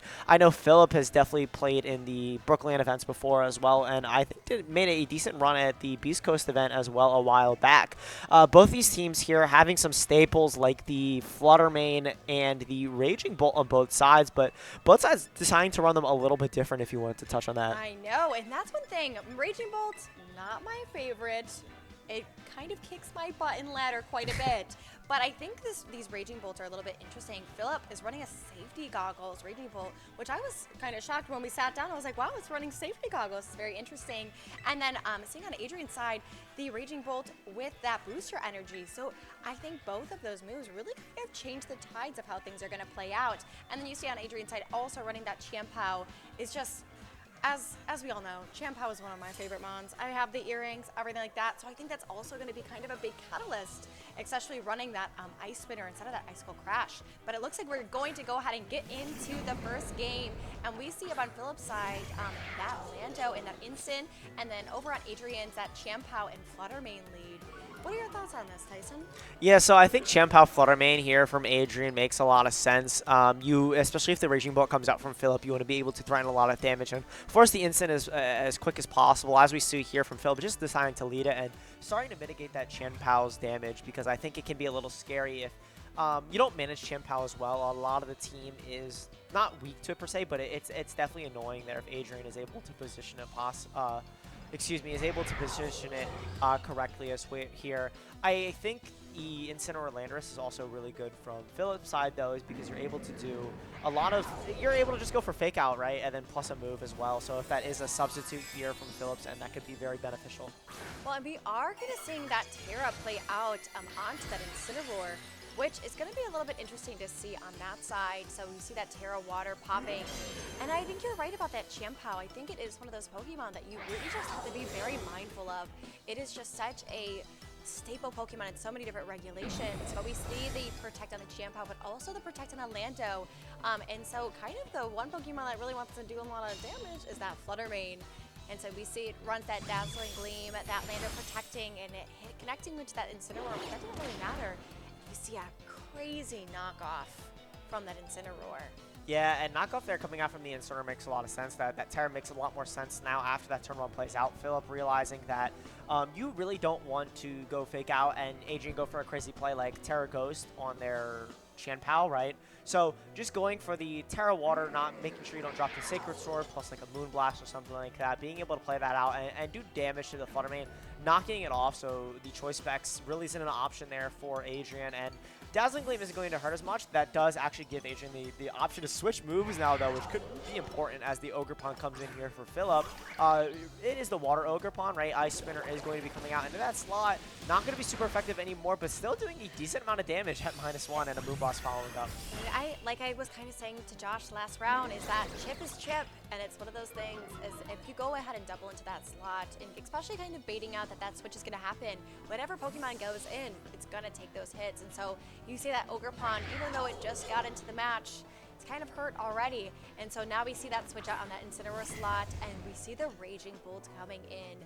And this is a Pokemon that, like I said, kind of scares me anytime I face against it. So we can kind of see what Adrian's running into the back, and I think it's an interesting field right now, honestly, when you see that Fluttermane, and it's kind of lower on health, but the Chiampao is still healthy. It still can take both of those attacks.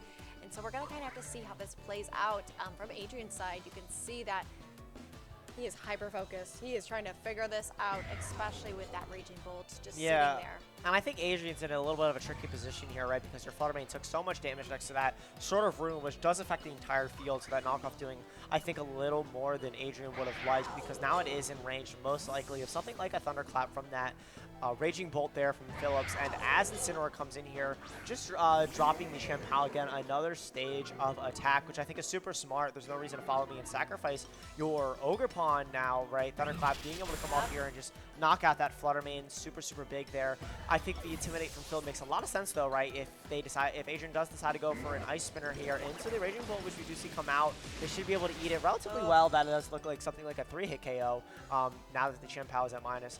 And now you're on the field again, you're threatening another Fake Out. And people are saying Incineroar is washed, he's off the meta, but Incineroar is back, baby, and Fake Out Intimidate will always be good.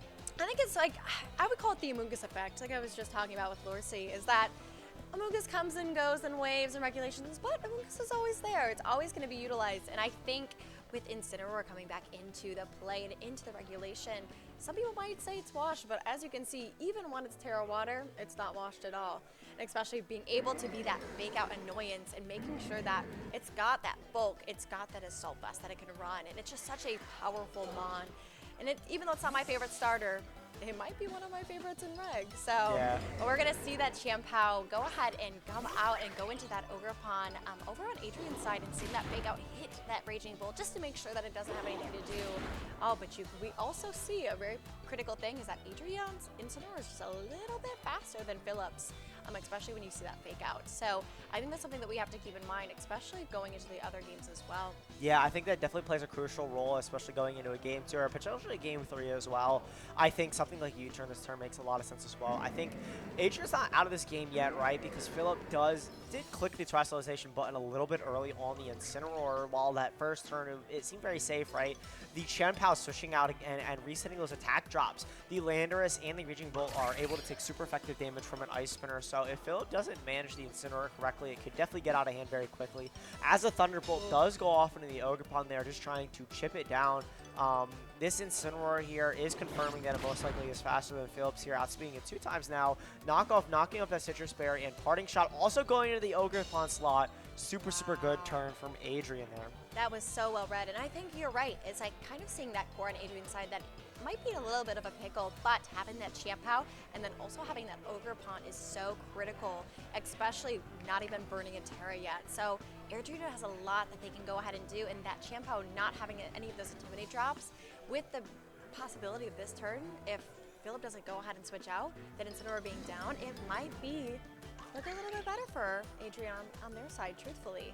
Yeah, that's Rationalization coming out, like I alluded to before, just was a little preemptive, I think, and being able to get Horn and Leech now and Incineroar dropping is unfortunately going to mean that Philip is now going to be fighting an uphill battle against this full HP Chien-Pao with Focus Sash, with no attack drops.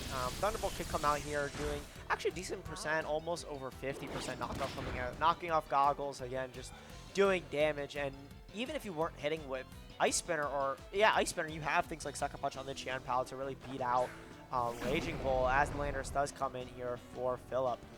Can we just take a second that when Incineroar gets knocked out, the most dramatic knockout I think I've ever seen in my entire life. But I think this Incineroar Ogre Pawn just sitting on the field, they're kind of cozy, especially against that Lando. That Incineroar is just such a pivotal piece in this because of those attack drops that it can get. And Ogre Pawn, truly such a new Mon, but one of my favorites, just being so diverse, especially having all those different masks as well. And that Horn Leech is just such a powerful move to especially get some of that HP back. But Ivy Cudgel, like, come on. Yeah, Ivy Cudgel having that chance to critical hit isn't going to come up in this matchup too much, I don't think, but the Spiky Shield makes a lot of sense here. Adrian really wanting to preserve the Ogre Pawn, as we saw they were willing to do so before. Another clap going to fail in the Ogre Pawn there, and Earth Power doubling into that slot. I'm not too sure about that play. I think if I was Philip, I would have rather done it into the Incineroar and maybe force them. Knockoff not getting the KO there in a Raging Bolt. I mean, it could be a little scary, right? If you're Philip, you don't want... Adrian has Terrestrialization still, something like a Terra Grass. I think what's really interesting as well is that a lot of the Incineroars we start to see are swapping off of the Goggles and the berries and things like that. I mean, Phillips has the berry, but the AV Incineroar, I think, has done really, really well. We saw it in Trista's game, and we see it in this game.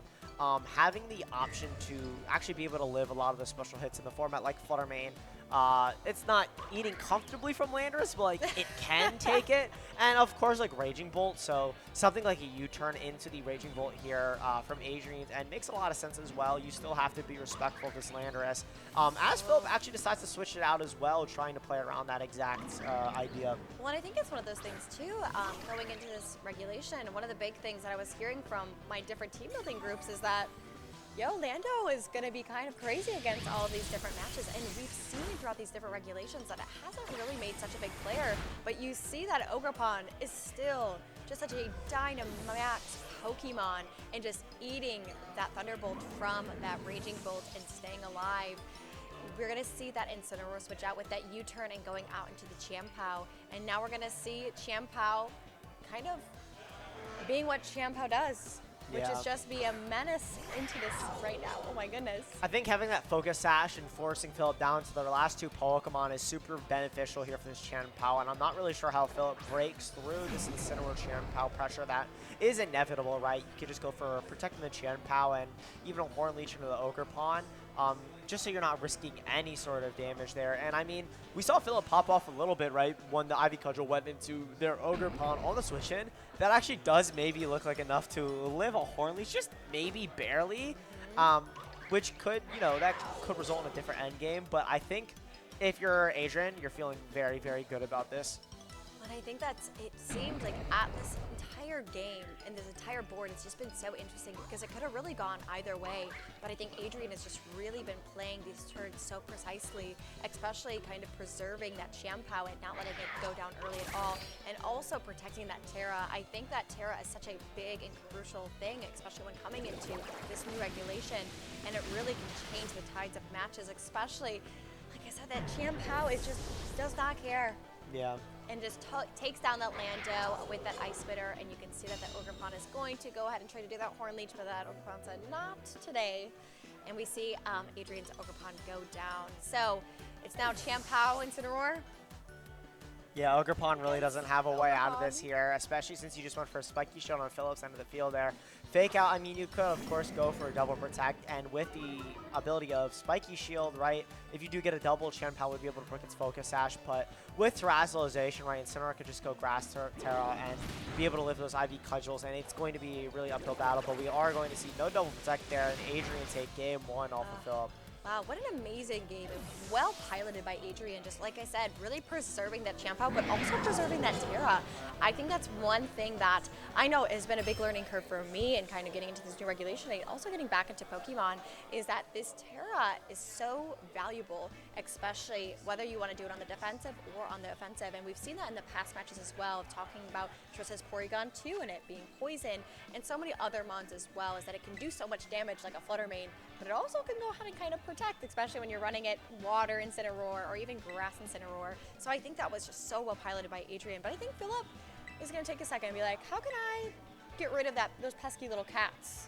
Yeah, and I think if you can find a way, again, to navigate around the Chien-Pao, it's kind of going to be the big thing, is I think Philip really needs to find a way to navigate with the Chien-Pao, or at least mitigate its damage in some sort of way. If it's not Intimidate, even if you break the Sash, I think you need to get some sort of value into your Chien-Pao. That seems like it's the essential piece there for beating Philip's team. So if Philip does find a way around of getting around the Chien-Pao, I think there is definitely a game to be sure. I think maybe if you play your Ogerpon a little bit more safely and maybe don't pull the gun or the trigger too soon on your Incineroar and Terra, you have a little bit more flexibility. We saw Adrian was very patient with the Terrazzleization, didn't even click at that game, and was very, very patient. And they didn't give Philip really many options to kind of play against Chien-Pao.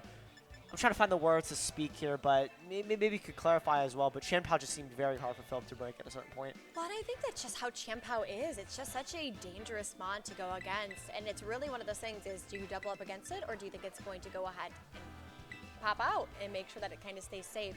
And I, as a big Dragonite Chien-Pao player, I love my Chien-Pao, and let me tell you, I preserve that Pokemon as much as I possibly can. And so I think it's really just one of those pivotal things that Philip is just going to have to keep in mind, is that Chien-Pao, he needs to get rid of it because it kind of is really weak against the rest of his team. And we're going to see that Philip goes ahead and makes a little bit of a change by leading that Incineroar and that Ogerpon. But you know, Adrian said that cat is still here. It's going to stay and leads Chien-Pao and Ogerpon. So what are your thoughts? I still love this lead a lot. I actually like this lead a lot more from Philip here. Instead of the Flutter Mane, or excuse me, I like this lead from Philip a lot with the Incineroar Ogerpon being able to just, again, you can fake out Cudgel and you have a lot more room here. Adrian switching out into their Ogerpon as well, threatening the Incineroar on Philip's side of the field. Of course, you do have to worry about a follow me, but those are always fun mind games that you get to play. Well, I think this is one thing that we have to keep in mind is Philip going to do kind of what they did last turn or last game and Terra really early. I think this is one of those things is I think that kind of burned Philip a little bit last game. So I wonder if that Terra is going to pop or they're going to risk it for the biscuit, as I would say. And maybe see if that Ivy Cudgel is going to go into that Incineroar, and we see that it's just a double protect on Adrian's side, just to kind of bait out to see what's happening and making sure that that fake out doesn't hit either of their Mons. And you see that that fake out goes into that Ogerpon, so it's going to take a little bit of chip, and like I say, chip is chip, and not going to try to aim into that Chien-Pao, maybe expecting that either that Terra or that swap out. No, and that was a super safe play, I think, from Adrian. I get whenever there's fake out in front of you, it can be a little scary. I think I would have, like, so the thing about Philip's lead now is now that there's no Landorus, Chien-Pao isn't really threatening super effective. I mean, it is Sacred Sword in the Incineroar, but with the -1, it's not as incentivized as something like the Ice Spinner, for example. And if you're not going to be able to, you know, outright KO the Ogerpon with any combination of attacks, barring the crit, of course, Ice Spinner and Horn Leech's Ogerpon from Philip's end should be able to eat that. We see Adrian also, like, covering over the option as well. I think, like, the problem is we saw Philip also cover it for turn 1, so they went for fake out into the Ogerpon, and they went for an Ivy Cudgel into the Chien-Pao, knowing if they got the fake out, then they can't redirect, obviously. So I do like this play. There is no redirect there. If this is an Ivy Cudgel from Adrian, that could follow up and potentially KO the Incineroar. And we can see that Citrus Berry popping on that Incineroar as well, and that Chien-Pao Sacred Sword just really doesn't do as much damage anymore. But a Horn Leech coming out instead, Ooh. not fully committing. Oh, but wow. That Horn Leech on Philip's side going into Adrian's does so much more damage, which is just amazing to see. And then we see that Incineroar going into Flare Blitz and just taking out Adrian's Ogerpon. But as we kind of can see, that Chien-Pao is still full health. It still has its Sash and still has kind of 2 turns that it can play around with. So I think this is kind of an interesting state for that board. It just seemed, I was really surprised about that Horn Leech on Adrian's side. Just didn't do as much as Philip's. Yeah, so -1, right? And that's the detriment of Sword of Ruin, is because normally Ogerpon would be able to get that combination of attacks, but because you have the Chien-Pao in the field, you're at -1, but your partner now is -1 defense essentially almost, and the Horn Leech Flare Blitz combination, it just does so much damage. And Flutter Mane comes in here for Adrian, which puts on a little bit of pressure, but this Ogerpon has access to Terrestrialization. And Philip's Incineroar, I mean, it ate the Citrus Berry already, but I would expect it. Maybe it doesn't eat a Dazzling Gleam here if you do go Terrestrialization on Adrian's end, but I think Philip's lead was a lot better this game and was able to manage around Adrian's pieces a lot better. And Adrian's going to have to figure out what their game plan is now and really figure out how to navigate around this essentially full HP Ogerpon on Philip's side of the field. Well, and I think Ogerpon, as we're kind of seeing from the Liverpool regionals, is that Ogerpon is such a strong player right behind Flutter Mane in usage right now. And I think it's really that Water Pond just really is just wreaking havoc on this regulation right now. And so that you see that Adrian will go ahead and swap into that Incineroar, getting that Intimidate drop. But you also see Philip go ahead and change theirs out into their own Flutter Mane. And it being shiny as well. I love shiny Flutter Mane, mind you. So it's always so fun to see that hit the field. And we're going to see that Terra over on Adrian's side for their Flutter Mane, giving it that extra boost that we know that is just so deadly against so many different Pokemon. Flutter Mane is just such an pivotal Pokemon in this regulation.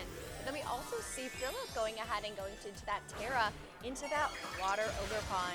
And so what a crazy turn that we just had. Both Terras popped, switch-ins happened. The only problem is that Ogerpon has that attack drop on their side, but you know what? Said, I got Spadef though. Yeah, exactly. So Moonblast actually coming off here, firing off. And I thought slot this might just be able to pick up. Oh, it does not, though, showing the bulk. Special attack drop might end up mattering a little bit as Ivy Clutch will fire offs here into the Flutter Main slot. This should still do a lot of damage, or a critical hit, just getting a one-hit KO there from Philip. And that's really bad for Adrian, right? You've wasted your Trisulation. You didn't even get a knockout on the Flutter Main. Yes, you get the special attack drop, but Incineroar Shenpao, I think, is going to have a very, very hard time breaking through this Ogre pawn here. You can tell by Adrian's reaction is that it's just not something that you want to happen, but it is the game that RNG can kind of come back. And so seeing that critical hit is such a critical moment of the game. Nobody saw that, but I did a little wink. But we see that Shenpao coming back out into the field, and I think this is just... I think that really kind of turned a lot of tables, and Adrian has to play this really strategically at this point to make this comeback. Especially since that Ogre Pawn is Terra, and Adrian already burned their Terra with that Flutter Main. Yeah, and I think without without the critical hit as well, I think Ogre Pawn was already in an amazing position. The fact that Flutter Main lived that turn as well, the fact that you're able to sacrifice it, get off a free Dazzling Gleam or something, and position around the Ogre Pawn. The Ogre Pawn going slower in this game, being slower than Adrian's, was able to heal up so much HP with that Horn Leech, I think just put Philip in a winning position. And in a Game 3, I really want to see how Adrian adjusts to this Water Ogre Pawn, because I feel like they didn't respect it enough. I feel like maybe bringing your Raging Bolt, right, if you are Adrian, you have access to Terra Electric Booster Energy. Like, you have a way to deal with the Ogre Pawn. I would like maybe Adrian to adjust and maybe bring that and respect the Ogre Pawn a little bit more, because, you know, into the rest of Philip's team, it's really good. As long as you manage the flutter, of course. I agree 1,000%. But we see that Phil went ahead and did a double switch, bringing back in that Incineroar, but also showing his last mon, that little bear that we love so much, that Ursh. And so I think Adrian just has a really uphill battle at this point. It doesn't have any fake out pressure anymore, and that Shenpao can last 2 hits, but we both know it's a very fragile Pokemon to kind of deal with it as a whole. And we have attack drops. We have so much against Adrian's side of the field, so we just gotta Adrian's gotta cross their fingers right now, let me tell you that. Yeah, all Philip has to do is not sacrifice their Ogre Pawn on the switch in.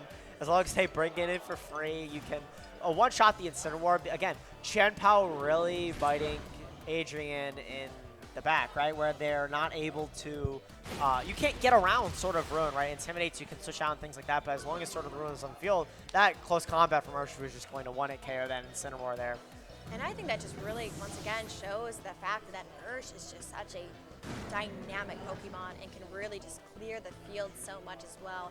So I think Adrian is just saying that we love Shenpao, but Shenpao just cannot live up to this right now in this game. And I think Adrian really does have to take a second and go back to the drawing board. And I think that what you're talking about is that Raging Bolt will be a very pivotal mon in this matchup. So we'll see if Adrian goes ahead and brings it, because that Ogre Pawn, you know, it's just one of those Pokemon that is just so hard to go around if you don't have something to counter it right away. And so I just think it's going to be a little bit interesting kind of going back into this Game 3, but we love Game 3s. Yeah, I love Game 3s, honestly. The adaptation, like, my favorite thing about Pokemon is that the mentality behind it all is, you know, even in the mirror that we saw earlier, I think, like, being able to play it to the level that these players do, understanding the Pokemon, I think, is such an important skill in this game. And both of these players have shown so far that they understand the Pokemon that they're using. They understand what they need to do with them. Both of them taking a game, of course, as well. I liked Philip's adjustment as well to take that second game as well. The Incineroar Ogre Pawn just being super standard and super consistent across the board. I do really want to see Adrian bring that Raging Bolt, though. I think, like, if you do bring it and you're able to position it in a decent spot, there's no Shenpao on Philip's side of the field to really threaten it. Of course, there is things like the Urshifu and the Flutter Main, but you just have to, I think, play safe and play around it. You have your own Ogre Pawn as well. You have Flutter Main, you have Incineroar. You have ways to position your Raging Bolt. I think that really is going to be the key to this matchup, though. And I'm one of those people, like I said, I am not a Raging Bolt fan, but I think Raging Bolt is the call for this matchup, especially, as you were saying, is that if Adrian positions it right, I think Adrian can take it, because Philip doesn't really have an answer, especially if it's paired with a few of those Mons and on Adrian's side. I think Adrian looks really dialed in and is really kind of excited for this match, but it's also one of those things is that you still have that RNG aspect of the game, and as we saw with that critical hit last match, is that your tides can change so much. And as we've seen from other matches as well, is turn 1, wake up from sleep and everything. There's so many different variables, and I think that's what makes Pokemon so exciting and what makes the best players the best, because they can go ahead and switch on a dime. But we can go into Game 3 now, and we see on Philip's side that Ogerpon and Incineroar lead, and then on Adrian's side, that Incineroar and Fluttermane. So we're getting both of those Intimidate drops. We see that Adrian's was once again faster than that. And we're going to kind of see how the tables will turn a little bit more. And we'll kind of see what Adrian has in the back, crossing our fingers for that Raging Bolt. Yeah, and I think Adrian going back to the basics, right, realizing that their Game 1 lead makes a lot of sense. And I actually think Fluttermane Instant is better here into the Ogerpon Incineroar than it is into the Instant Lando. Incineroar and Landers, because the Fluttermane and the Incineroar here, you're able, your faster fake out. Excuse me, it's like a rhyme there. Twister. Yeah, tongue twister. But you have the faster fake out. As we see here, Philip switching out, knowing that, hopefully as well. I could see this being just a spiky shield there on the Ogerpon, which we do see. And this Fluttermane here is going to lock into something, and Philip has to be very careful what that is. As a fake out goes into that Fluttermane here, what the Fluttermane wants to lock into is definitely the question of the day here. Isn't that so fun? Everyone it's the Ogerpon, actually. Oh, and a Moonblast goes out there into the Fluttermane. Wow. That's a lot of damage to do in that Fluttermane, especially that turn 1. And even though Incineroar took a little bit of chip, it still is just such a bulky Pokemon, so it still has something that it can kind of say in the back. We see that Adrian's hovering over that Terra, but I think it's one of those things that really depends on what they brought in the back. Especially now, Adrian's seeing that you have that Ogerpon, you have that Incineroar, and you have that Fluttermane. Not knowing exactly what Philip's last Pokemon is, but seeing kind of where you can play your cards now, just kind of showcasing your first 2 months. Yeah, absolutely here, and I think at -1, the Ogerpon, of course, if it does get another critical hit, that all goes out the window. As we do see a Terastallization here onto the Fluttermane here from Adrian. We saw they decided to lock in that Terra Fairy just to guarantee that you're able to do damage.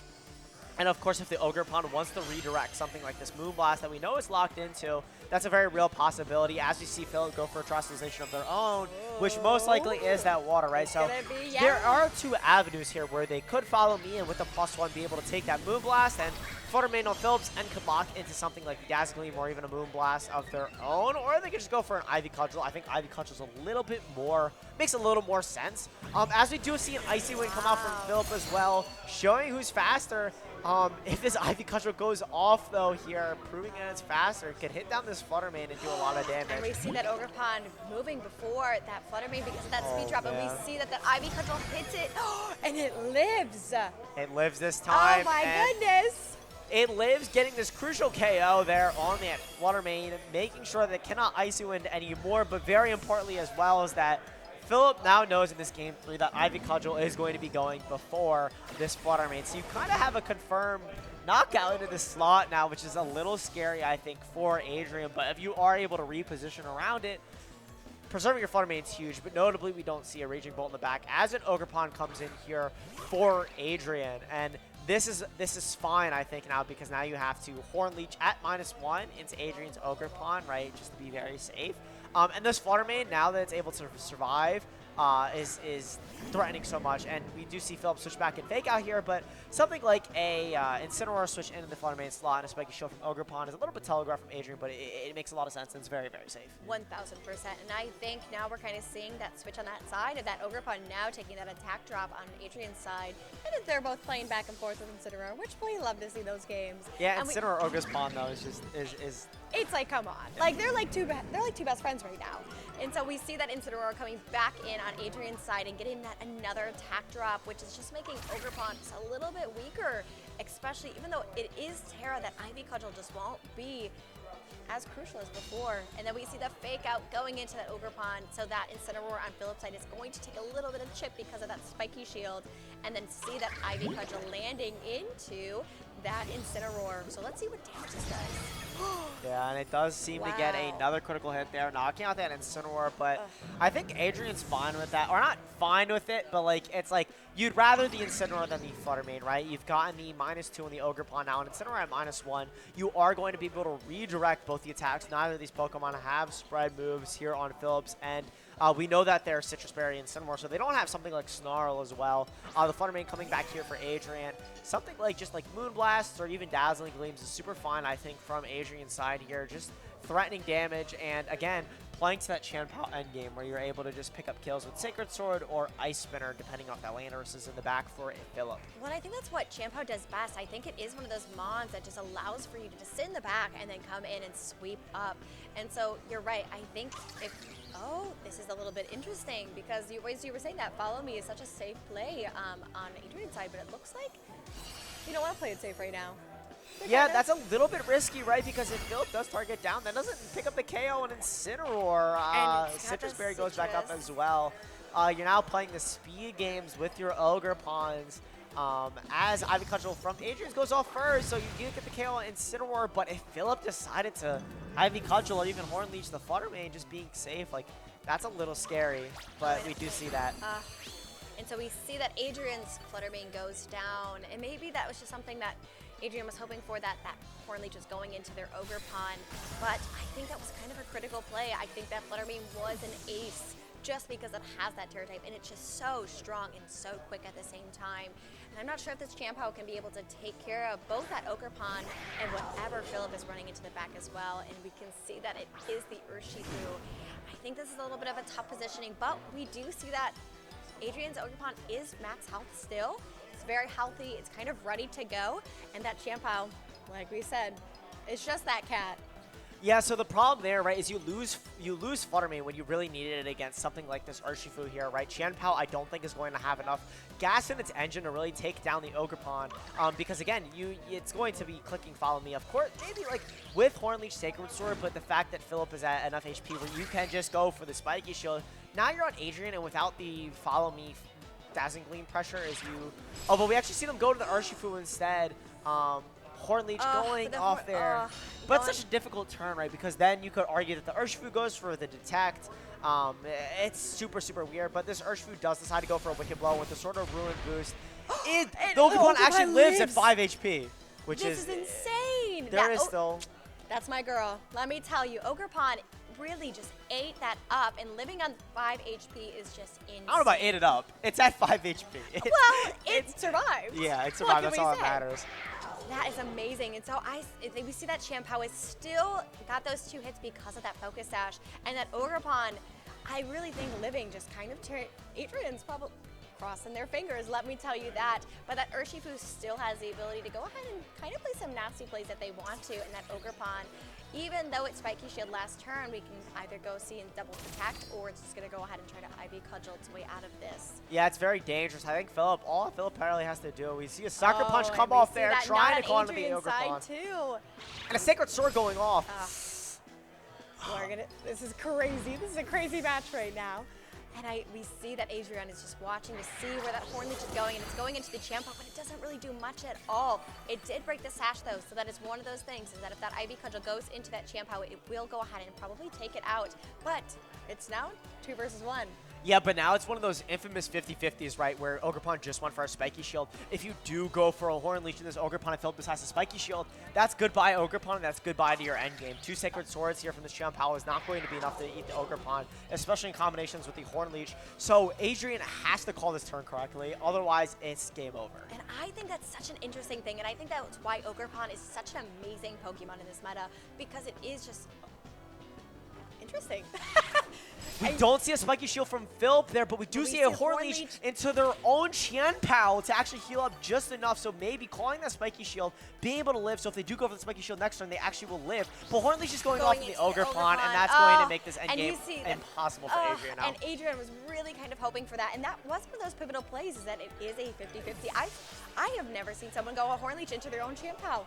But I do want to take a moment and acknowledge that play. If Philip did go for the Spiky Shield there, Horn Leech from Adrian into their own Chanpao made a lot of sense. It was better than going for the double Spiky Shield or even Follow Me.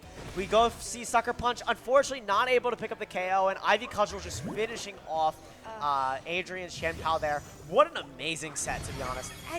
Absolutely amazing, and I think it was so well played on both sides, and I think Adrian was really just kind of crossing their fingers to see if that Spiky Shield was happening, and you can see them chatting it up right now.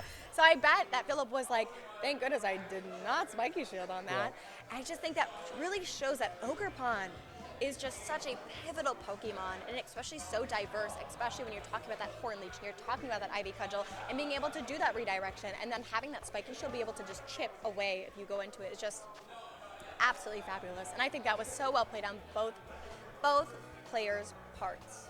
Yeah, and I really wish that play worked out because that it's always cool. It's like, oh yeah, I targeted my own Pokemon. I healed them with Horn Leech. That's it's like one of those moments in VGC, right? That everyone wants that moment. Everyone wants the opportunity to do that. But I think in that scenario, that was the one. That was their out. That was how they had to play that end game, right? If they get that turn correctly, then they win the set.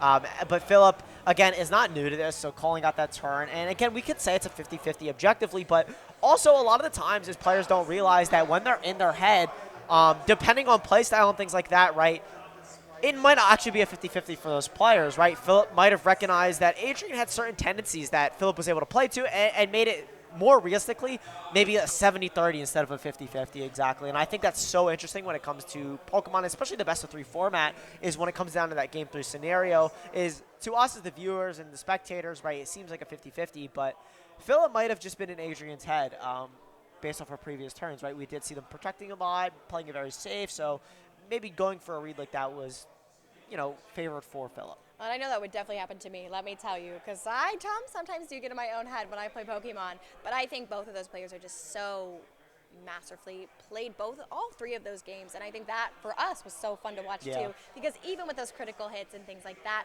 it just made it so exciting. And I think it's one of those things, as we've been kind of talking about, is that the regulation has so many different types of formats. And even though these teams are rather similar, they're still also vastly different, especially when you're talking about that Raging Bolt and one having a booster energy and the other one having goggles, but then also comparing their different mons.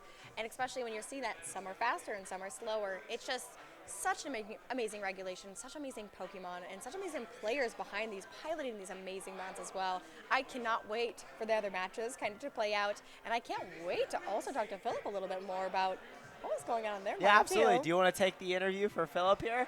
Oh, sure. I would love to. Perfect. We'll get Philip on the mic and do a winner's interview in just a second there as we try to find them. If Philip wants to show up. I just saw them walk behind.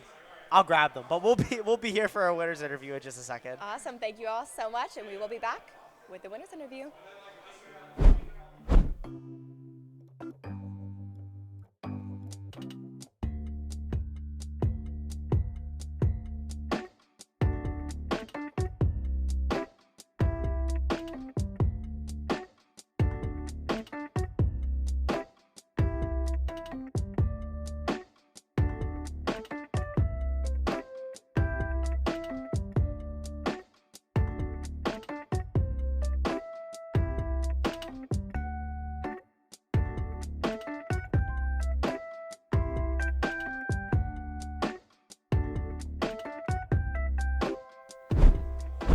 Welcome. Oh, look at that. Yo, Philip's ready. Let me tell you. Welcome back to BrookLAN MSS.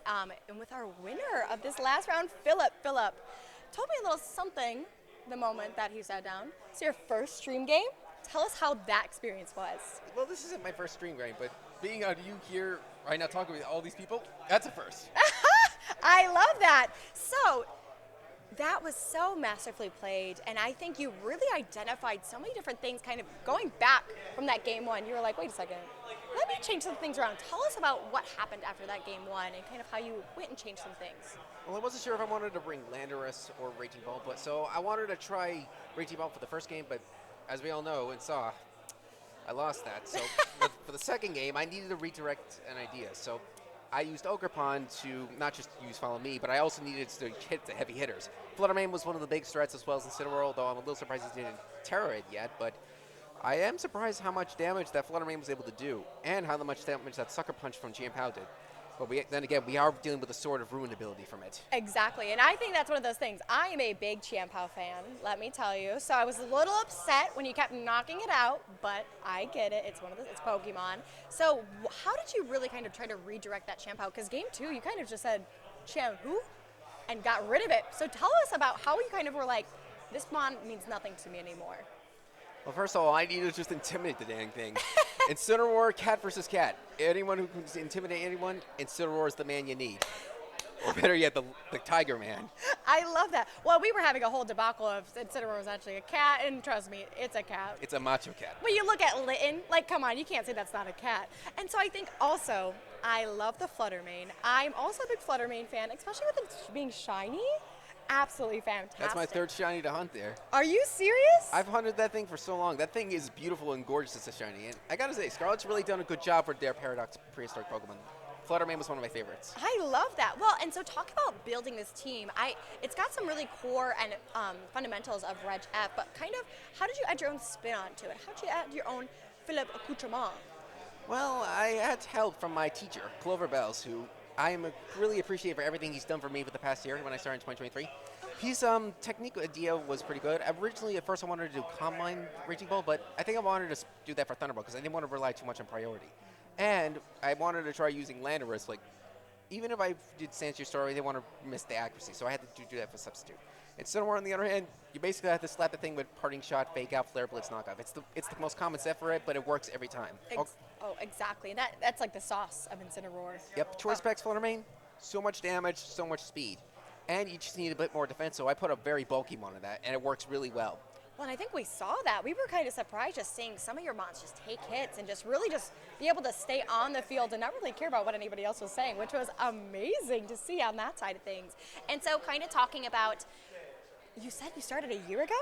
Well, I got back into it because Okay. of 2022 during COVID pandemic, and I was working hard.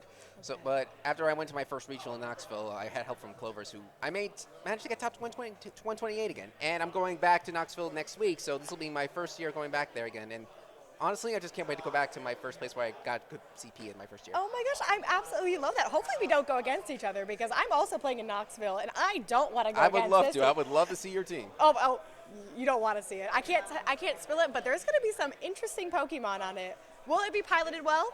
We'll see. But we're going to try. We'll see how that goes. But to kind of close it out, it's a fun question I like to ask. What is your favorite Pokemon? Well, out of all of my favorite Pokemon, it's always been Infernape. My Sinnoh starter for life. When I first started playing Platinum, I loved playing them. The reason, well, to be honest, the Infernape line got me into the anime when I saw, as we all know, when Chimchar got abandoned by Paul, and like, I felt sorry. And every time I see that episode, I cry. Literally every time. So I was like, you know what? Screw Paul. I'm going with Chimchar all the way. And that's when Platinum came out, and well, as you know how they say, you journey with your best friend for life. Oh, I love that. We love you, Chimchar. Paul, who knows him? But thank you so much, Philip. That was such an amazing round. Good luck on the rest of your matches. And I cannot wait to see you in Knoxville. And I can't wait to see how well you do. Because after seeing this, I'm so excited. Thank you. And thank you for all who were watching me. It was a pleasure to give you guys a fun match. Awesome. Thank you all so much. And we will be back with the next round in the next match. See y'all.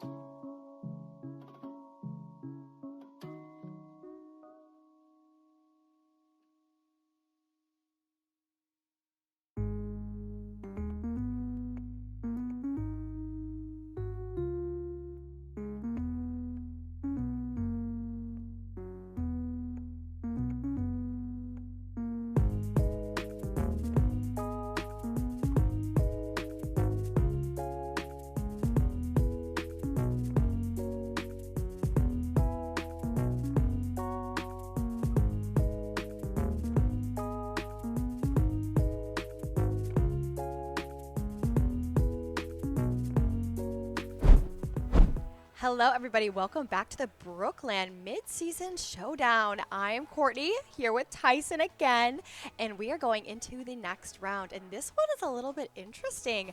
I, as some of you may or may not know, am from Chicago, and one of the folks that we have on stream used to be a Chicago local, Darsh, and Darsh Patel is such an amazing player, so electric. And every time that I see them play, I'm like, I am not good at Pokemon compared to them.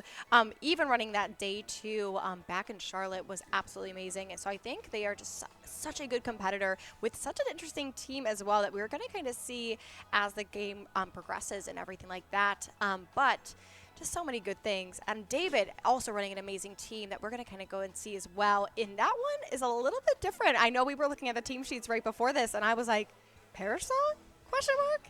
Which is crazy. So just so excited for this round to get started. Yeah, for sure. So, I mean, we are jumping into our round 5 here. Only 2 more to go. You know, I was talking about before this as well. I was like, how many rounds are left? And I was like, I'm so regional pilled where it's like, oh my God, 9, 10 rounds of the Swiss. But we only have 6 today for the MSS. And then, of course, there's the PC following after this as well, or like in between. But so many rounds of Pokemon, so many teams that we've gotten to see today, and so much talent, as you've kind of alluded to before. There's so many good players here, and, you know, Darsh, but I want to highlight David as well. You know, they're also 4-0 in today's MSS, which is super, super impressive. Again, I think anyone who goes positive in these Tri-State MSSs are insane players. And, you know, as we saw earlier in the round when me and Lorcy were commentating as well, is that, like, any of these players really can take a stand. There's so many resources out there nowadays that these newer players or even old people or old players getting back into the game, there's so many resources for players to really get back into the flow, and you can never really feel behind. There's so many resources that catch you up, rentals and team reports and all sorts of tools that players can use to really get back into the game. But I do want to highlight both these teams here before we get into our game one. As you kind of alluded to before, that Parish Song there on David's side on that Fluttermane. They have a interesting take on the Archaludon without Rain, having Incineroar, Amoonguss, Urshifu, Rapid Strike, Roaring Moon, Archaludon, and Fluttermane. What do you think about that? Well, Archaludon is such a interesting, silly Pokemon in my opinion, and as we kind of seen throughout the entire stream today, I love Fluttermane, and I personally have never ran it with Parish Song just because I'm a little bit nervous about it. So seeing such a strong Mon played so heavily in this format, it's so interesting to see that little twist on it, and seeing Roaring Moon just kind of coming back full circle is really amazing as well. But you still see that core of Amoonguss and Incineroar, and that Urshifu is just making such a statement in every single team, no matter if it's Water Urshifu or it is that dark variant as well. It's just such an amazing Pokemon to kind of see over and over again, and just such a catalyst in so many different teams. Yeah, and Darsh following kind of that same blueprint as well, using the Incineroar, Water Ogre Pond as well, and Amoonguss, kind of completing that trifecta of, you know, good Pokemon, especially the Incineroar Amoonguss. That duo has seemed to be unbeatable today, except this time Darsh is pairing it with a Roaring Moon of their own, as well as Fluttermane and Raging Bolt. I think what's really interesting here is that, right, we haven't seen that many Roaring Moons, but to see 2 now and they're playing against each other, it's kind of like the Gouging Fire Mirror that we saw earlier, where it's like these 2 dragon types going at it as well.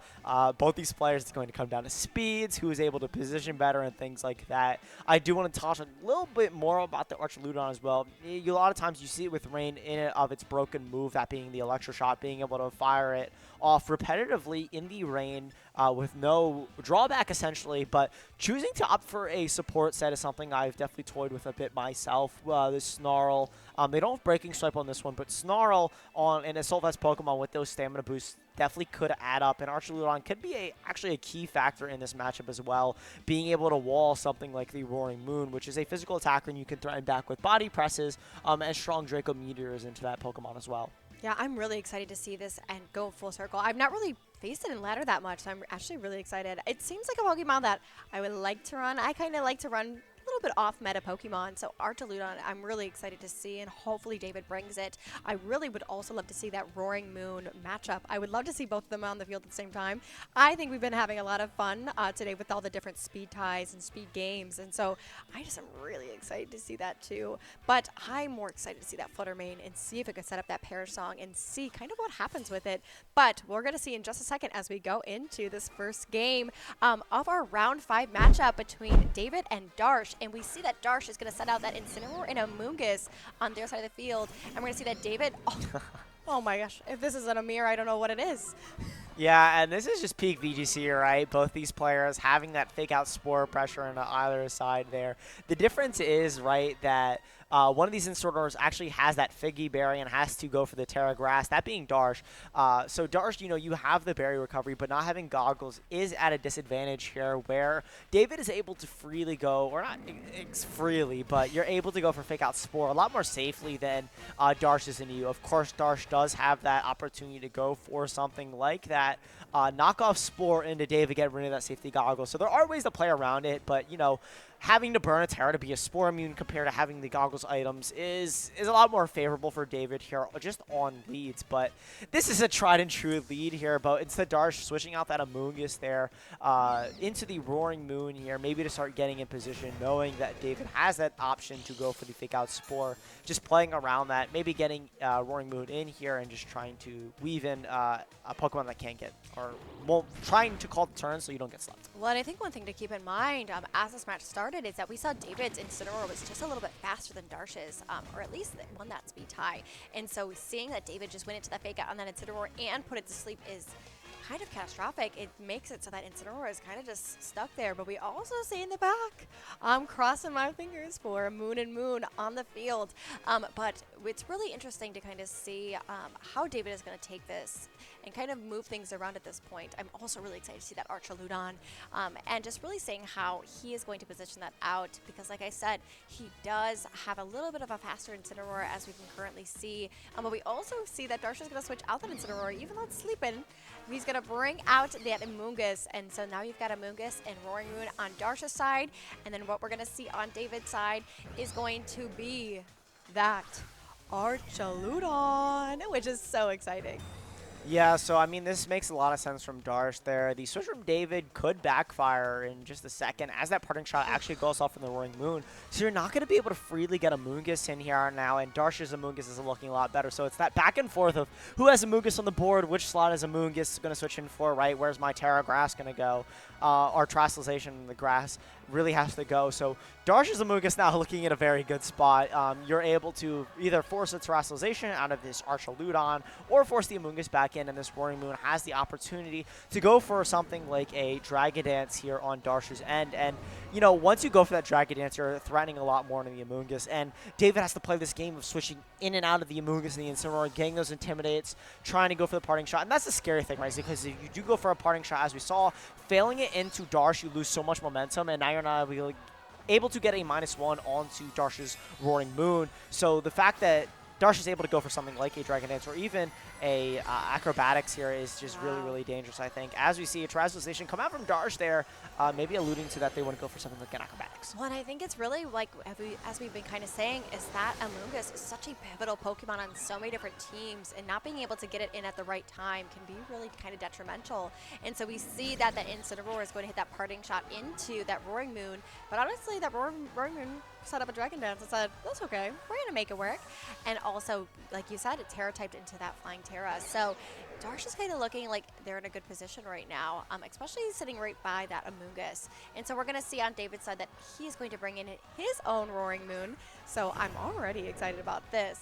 And then see that it is going to get that boost as well. So once again, another mirror. Yeah, so I think Roaring Moon is super interesting. We see a Pollen Puff go out there. I think Darsh, maybe now I'm looking at it, right, the Terastallization came out from their end as well. Maybe expecting something like a Draco Meteor in that slot and going for that Pollen Puff. I think Darsh is unfortunately on the back foot there. The Incineroar hasn't really burnt a turn of sleep yet. Of course, you can switch in for the Intimidate there on the Roaring Moon on David's end, but not having that immediate fake out pressure that David has access to in their own Incineroar and Amoonguss makes Roaring Moon look a lot better on David's end. But we're actually going to see them swap it out there back into the Incineroar, trying to get another Intimidate drop on that Roaring Moon, just making sure your Amoonguss on David's end is surviving these turns against those acrobatics, as you do see it start to get fired off here. Well, and I think it's really interesting to see that, oh my goodness, such a close. Wow, and that just shows Amoonguss is really that Pokemon, and just went ahead and ate up that entire acrobatics and also put that Roaring Moon to sleep. So that means out of 4 of Darsh's Pokemon, 2 are asleep, and both have to stay asleep for at least 1 turn. And Darsh tried to read that Amoonguss was going to go ahead and switch out, just trying to see that if that acrobatics was going to hit it, and unfortunately spored into it. And as we know, it's not going to put the Amoonguss to sleep. Yeah, so I actually believe the Spore went off into the Incineroar slot, maybe expecting the Roaring Moon to stay in, right, because that booster energy, maybe not wanting to switch out, but I think David made the correct call there. I think if that was going to be your play, though, maybe bringing in Archuludon so you don't lose that boost, but Flare Blitz does so much damage to that Roaring Moon. Roaring Moon not having the best defense, so losing your resistance in that of its Dragon typing, now that you're a flying type, that does so much damage, and Flare Blitz, right, now Darsh has to bring in a sleeping Incineroar that still hasn't burnt that turn of sleep, and these spores that David's been able to fire off have been so beneficial. I feel like it's such a hard position for Darsh right now because they really have to figure out where they kind of want to move their pieces at this point. And like you were saying, it's not a typical Incineroar set. They're not running that Assault Vest, so it's not going to be able to eat as many hits as it used to. Don't get me wrong, it is a very Pokemon, but it is one of those things is that Assault Vest adds so many different things. But they opted to keep that Roaring Moon in, and then we are going to go ahead and see it's going to fall to that Flare Blitz. Even though it was a critical hit. Did it matter? We don't really know, but we're going to see that go down, and we're going to kind of see what Darsh is going to bring in next. And we also see the Pollen Puff going into the Incineroar. Yeah, absolutely. That's the thing about Amoonguss is if you don't deal with it right away, we see Darsh trying to crawl back into this game, trying to get the Incineroar on a switch out maybe. Like, the thing about this game is that David has played so straightforward and just played every single turn, I think, very optimally into where they are preserving their Amoonguss, they're preserving their Incineroar, they're not getting slept, they haven't burnt Terrestrialization yet. They're playing very safe, right? So now you're staring down Amoonguss and Incineroar, and you might want to switch in a slot, but Darsh has been very comfortable with sporing, grass or a Pokemon with safety goggles, so maybe if we see Darsh go for something like a Spore and then Amoonguss slot, we could see something of a comeback, but this Incineroar is going to have to start burning through those sleep turns to really get away back in this game, as you see a parting shot come out from David's Incineroar into Darsh's. And we have seen quite a bit today on stream is that a lot of these Pokemon are waking up that first turn. And so I bet Darsh is just really crossing their fingers right now, hoping that is going to happen with them as well. But we see that the Amoonguss is going to come back in on David's side of the field after that swap out, and we see that the Incineroar is still sleeping on Darsh's side as well. But as you were kind of saying, that Darsh went ahead and made that Spore onto the Archuludon, which is a very big play on Darsh's side to really try to claw their way back into this game. Yeah, so I think that play makes a lot of sense as well, right? Because you know the Amoonguss is such low HP. You know that it's going to switch out. Sporing that slot is always safe, right? Because even if you're sporing the Amoonguss on staying in, you're denying it that regenerate or recovery. So being able to spore it, you're either putting something to sleep because you know Incineroar is right next to it, or not. So you're putting it to sleep, or you're keeping it on the field for your Incineroar to potentially maybe wake up. As we see Archuludon burn its first turn of sleep there, and Incineroar not getting that turn 1 wake up, it maybe would have won it. What a tough game for Darsh right now on their side of the field. And we also have seen that Incineroar has taken 2 attack drops. So it is kind of in a tough position even when it does wake up. Don't get me wrong, Incineroar is a very strong Pokemon. However, with those drops, it can just be a big hurdle for Darsh to get over right now. And we see that Archuludon did not wake up from its turn, and that Incineroar, that Flare Blitz just did so much damage to Darsh's Amoonguss. However, Citrus Berry is a Citrus Berry, and it's going to eat that up and regain a little bit more of its health to stay in the game. Ugh. Yeah, and Darsh's Incineroar taking a cat nap as David's Incineroar also reveals that it actually was faster that turn as well, going for a blitz. Pop and Puff critical hit, maybe adding up in the long run here, but again, David is just very safely able to go for damage there into Darsh's Pokemon, and something like this Terastallization that maybe David's thinking about as well. Threatens a lot of pressure into Darsh. Darsh is very unsafely able to go, and something like a switch here from Darsh's end makes a lot of sense, revealing their final Pokemon, that being the Raging Bolt here. And Darsh's actually has Assault Vest, right? So no safety goggles on either of these Pokemon make the Amoonguss matchup a lot more scary. And I also kind of took a look at David's Pokemon when he was going through them, and it looks like a lot of them are very healthy still at the same point. So David, I feel like, is in a really good position. Even with that Archaludon asleep, that Amoonguss is still so healthy that so easily be able to switch in and out, and that Incineroar in the back is also such a pivotal Pokemon. We see that parting shot going into that Archaludon to just take down its attack a little bit more, and we're going to go ahead and see Darsh go ahead and bring that back and bring back in that Amoonguss, so that Amoonguss and Roaring Moon are on the field together. Yeah, and as long as you have Incineroar or Amoonguss, right, you have a way back into the game. Fake Out and Spore are two insanely good moves here. I mean, even with all four of David's Pokemon being near full HP, I do think Darsh, if they are able to get certain sleep turns correctly, there's a very plausible chance that they have a way back in this game. Of course, with something like the Archaludon here, burning those turns of sleeps and having the option to go for Snarl on Wake Up and things like the Terastallization Grass. You have options if you're David. More options than Darsh already have losing the Roaring Moon. Well, I think that's one thing that we've seen with this Raging Bolt throughout the last few regionals is that it has been such a player in the game. It's so powerful, especially with that Thunderclap move. But we're also seeing that the Archaludon is going to Terra into that grass, and of course is going to Wake Up and Body Press into that Raging Bolt, really not doing that much damage. And then seeing that Draco Meter going into that Amoonguss, but the Amoonguss is just, as we know good and well, just going to go ahead and take that damage and put that Raging Bolt to sleep. And this, unfortunately, Darsh's Pokemon are really tired right now. Yeah, they're really, really sleepy this game, and Darsh's Raging Bolt also went to -2 off of that Draco Meter, which is a little scary here. And again, David just has that one extra piece that Darsh doesn't, as to where Darsh has to go for that parting shot or hard switch into Amoonguss as well. This body pressure is covering that Incineroar switch in as well makes so much sense there. Again, because David knows that Darsh only has that Incineroar in the back. We see a Bullet Seed here come out from Amoonguss as well. I feel like I overlooked that on the team sheet. Yeah. The Bullet Seed firing off near Archaludon, getting more stamina boosts.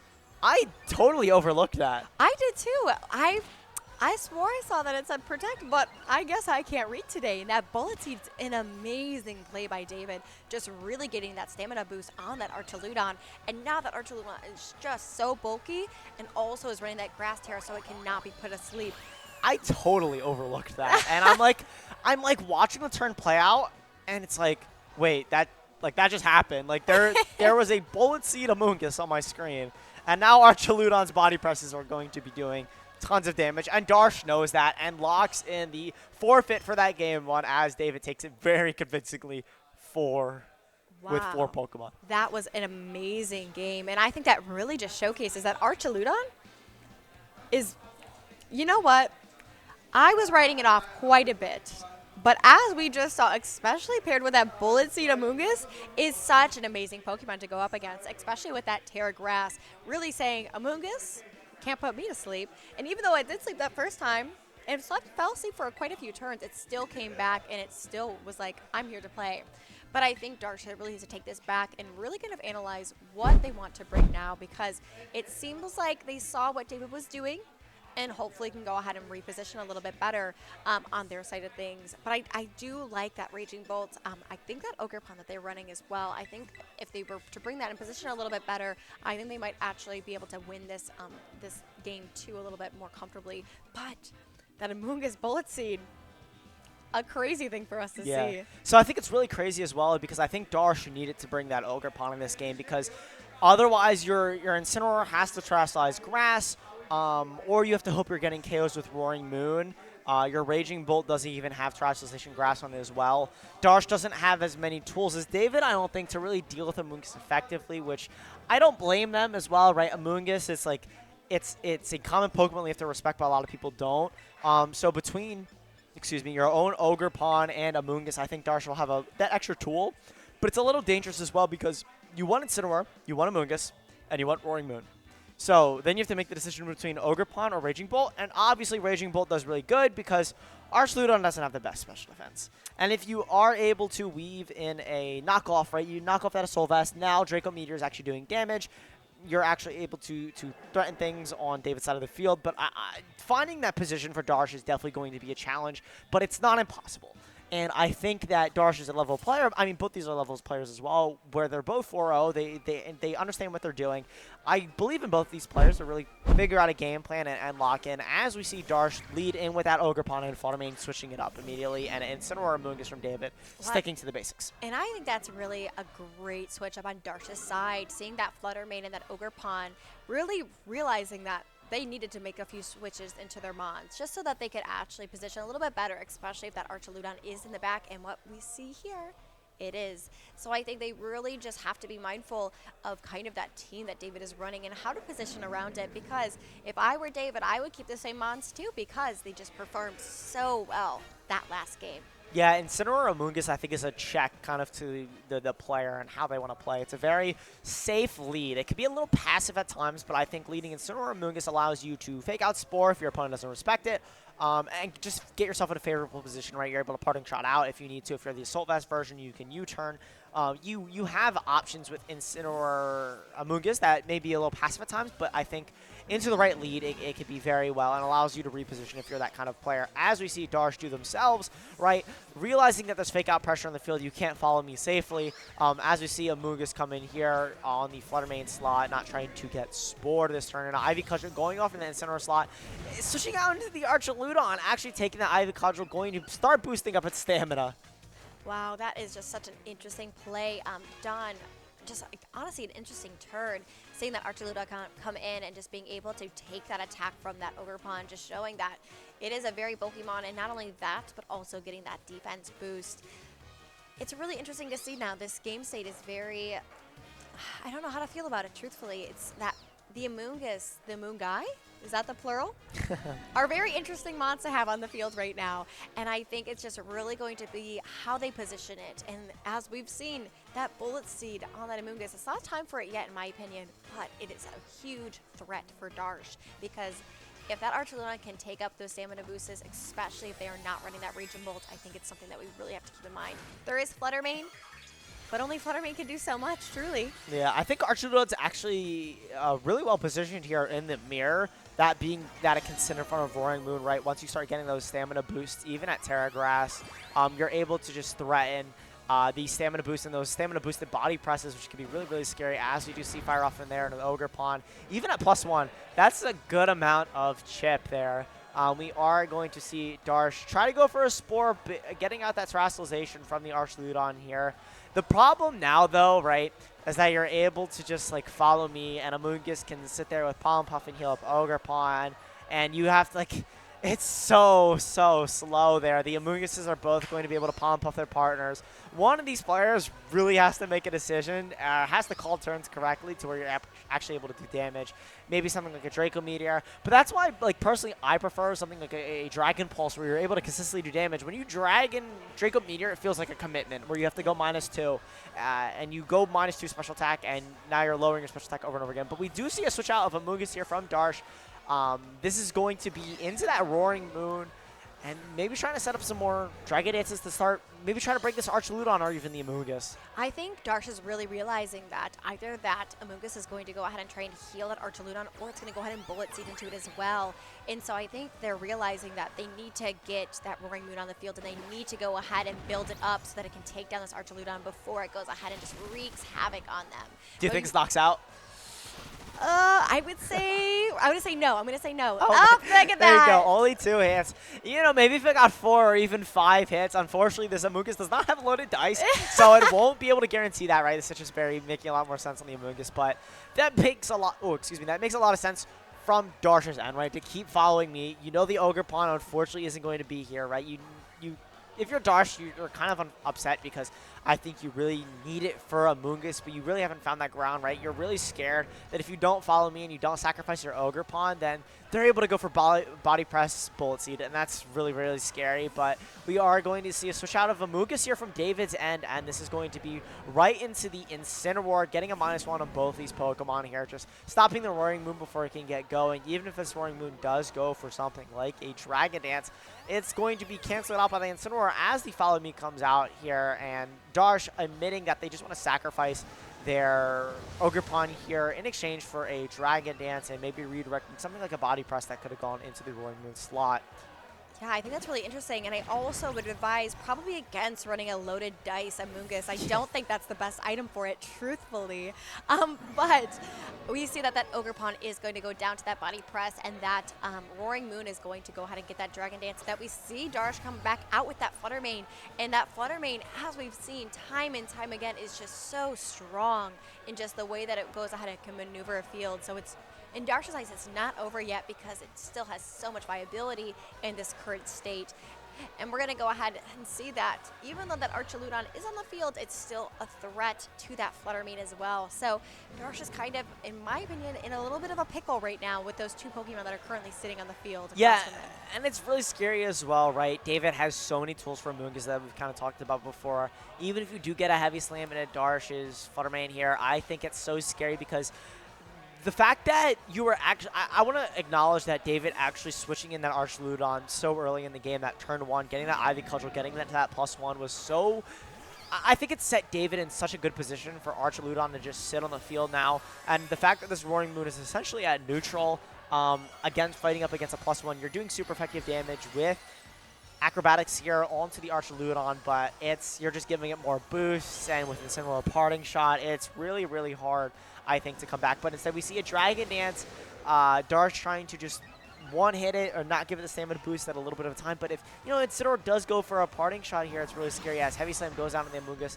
That does so much damage, though, I think, for Arch, as we do see the Parting Shot. Oh, 100%. And I think when we're going to see, it's really kind of an uphill battle for Darsh right now because he keeps going ahead and doing those Dragon Dances, but it keeps getting mitigated by that Incineroar. And as we can see on David's side, so many healthy Mons in this current position, and such good switch-ins and switch-outs with the Amoonguss and the Incineroar just ready to go and just play hopscotch with each other at this point, truthfully. And we see that Archaludon is still so bulky and so defensive, and it's just really hard to switch back into that Flutter Mane because you do have that Archaludon that can just say, hey, I can just go ahead and do a Heavy Slam and almost probably get rid of you right from the jump. So I think this is just, like I said, such a hard position for Darsh, but both players are so amazing at what they do, and so it's just really going to be interesting to see kind of how this next turn plays out. Yeah, it feels kind of bad having Roaring Moon being your really only strong option to hit the essentially 3 grass types that David has here. With that Archaludon terrestrializing as well, like having 3 grass types is really, really hard for Darsh to break through, especially when you have Incineroar. And again, that switch, the Amoonguss hanging on, that Incineroar switching in, being a huge play for David there, allowing the Amoonguss to survive and potentially get a Spore off here as we see fire off into Darsh's. And now we're in a game 1 position again where it's sleepy time for Darsh's team. Oh my gosh, Darsh, you've got to make sure that your Mons go to bed on time, truthfully, but that switch in on David's side was so pivotal, especially to make sure that Amoonguss was going to stay alive. And so getting that Spore off is such a huge momentum boost for David, especially with all of those Mons that they currently have in the back. I think it's going to be really interesting to see how Darsh plays this because that Roaring Moon does have to sleep for 1 turn at least, and you're going to see that they're going to go ahead and do that protect on the Amoonguss to try and make sure that it stays alive while that Roaring Moon just sleeps. But see, now this is where it's scary, right? Because the Amoonguss decide to stay in that turn. If the Roaring Moon does get a turn 1 wake up, this could be a little scary. But right now, I'd say David has the upper hand, right? Because you have this Amoonguss pinned. You're in the same spot as game 1 where the Amoonguss can't switch out. And funny enough as well is there's no Incineroar this time as well. So being able to go for a Spore and a Flare Blitz into that slot covers the Flutter Mane very, very well from David. But we do see maybe David considering something else, which makes sense as well, right? If you do go for that, Darsh knows that they're not not going to give you a free Spore. I mean, the Roaring Moon is bad enough, so. No. Darsh, I think, understands that his mods need to wake up a little bit more and that you can't really risk any more of them falling asleep. Yeah. And so what we're going to go ahead and see is that Archuludon going back onto the field. And we do see that Terminal wake up. And what are they going to target into? And we're going to see that Roaring Moon's going to... Oh, and it lives.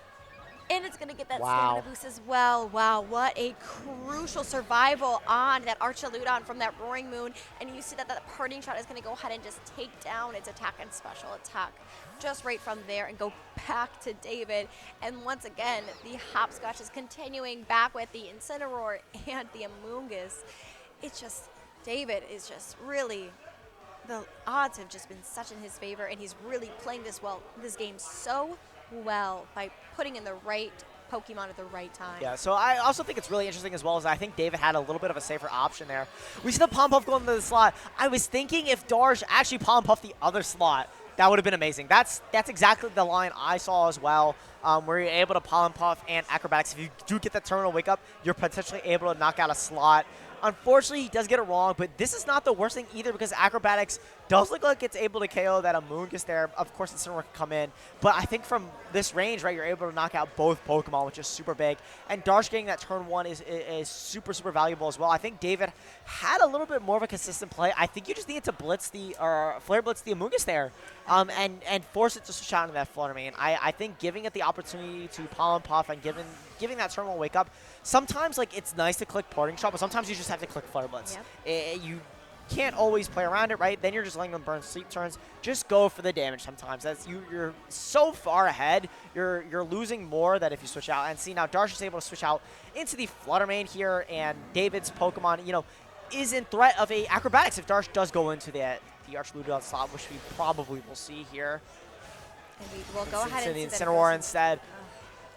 Well, I think that you're right. And we're going to see that Draco Meter is going into that Flutter Mane that slot and see that it's not going to be very effective or effective at all because it is a fairy. And so I think Darsh is really kind of seeing through the clouds right now and kind of reading into what David is doing.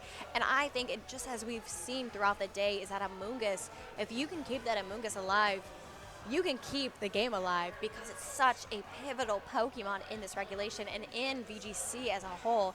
And so I'm really just excited to see kind of what David's going to try to do to kind of strategically go around this now that he has the Roaring Moon across from them as well as that Flutter Mane. And as we all know well, Flutter Mane is just that Pokemon sometimes, truly. But we're going to go ahead and see that Acrobatics into the Incineroar. And it's doing not a bad amount of damage and see that Flutter Mane doing a Dazzling Gleam, but not taking out that Incineroar on David's side, and I'm sure Darsh was really hoping for that. But we do see that Archuludon going down and see that Incineroar going into that Parting Shot as well.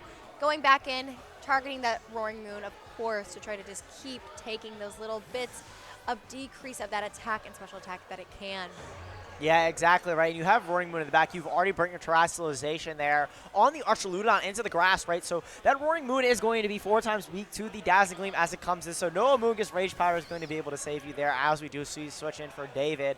The scary thing for the scary thing for David is that because they played so passively, I think Darsh was able to really capitalize on that and get their Roaring Moon and Flutter Mane in a position now where even though it could be at a minus 10,000 and Roaring Moon would still just be doing just enough chip to allow Flutter Mane to get the KOs it wants to with the Dazzling Gleams that it's chosen to lock into here now.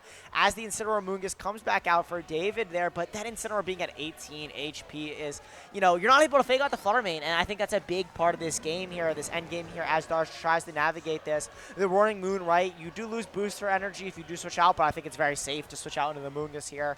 I'm going to start in damage. Of course, David does have the opportunity to go for fake out in the Roaring Moon and just the Spore, but of course Darsh has the option of switching to Amoonguss. But the way Darsh has played this endgame has been super safe and super consistent, and I really, really like the way they've figured out this endgame. Oh yeah, and I think that just shows Darsh as a player, as you can see that they're going to pull back that Flutter Mane and send out that Amoonguss, and you're going to go ahead and see on David's side, they're going to bring that Amoonguss as well and bring out that Pokemon that we've not seen so far, their own Roaring Moon, Once again, we gotta love when the same mons are on the same field. I think it's just so much more fun, especially seeing how they're going to go ahead and strategically place them. You're also going to go ahead and see a protect on Darsh's side. And what is that Incineroar going to do? It's going to Flare Blitz into that Amoonguss slot and take down so much damage. And there it is, that Flare Blitz that I wish that David kind of did before, right? They finally realized that, hey, the Flutter Mane and the Amoonguss are pinned. I can fire off a Flare Blitz. There's no reason a parting shot. I just need damage. Because now that there's no Flutter Mane staring down the Roaring Moon, and you have Roaring Moon and Amoonguss here on David's end of the field, you're able to redirect the minus, what is it, like -3 now on the Roaring Moon. There's been so many parting shots and intimidates, it's hard to keep up. Darsh's Roaring Moon is at a deficit here. So you are going to be able to eat something like a Acrobatics here, barring, of course, a crit, which we've seen, but it is no Ogre Pawn and does not get a critical hit there. Amoonguss is going to be able to eat it. Acrobatics firing off of the Amoonguss, able to pick up that knockout, and now it's going to be Flutter Mane and Roaring Moon versus David's Amoonguss and Roaring Moon. And what an interesting game state at that, because you're going to see that Amoonguss is going to go ahead and do that spore onto that Roaring Moon, which means that Roaring Moon is going to be asleep that next turn. And I think this is going to be a really interesting last few turns as we have that Roaring Moon and that Flutter Mane. That Flutter Mane is going to be such a pivotal Pokemon. We do know it's very, very quick, just in general, but we also know that David, it's going to be a little bit iffy because he can't Terra or anything with that Roaring Moon, so it is going to be weak to it. But it's just such an interesting game state right now, truly. Yeah. So it's really scary as well, right? Because we actually saw David, I believe, lock in an attack.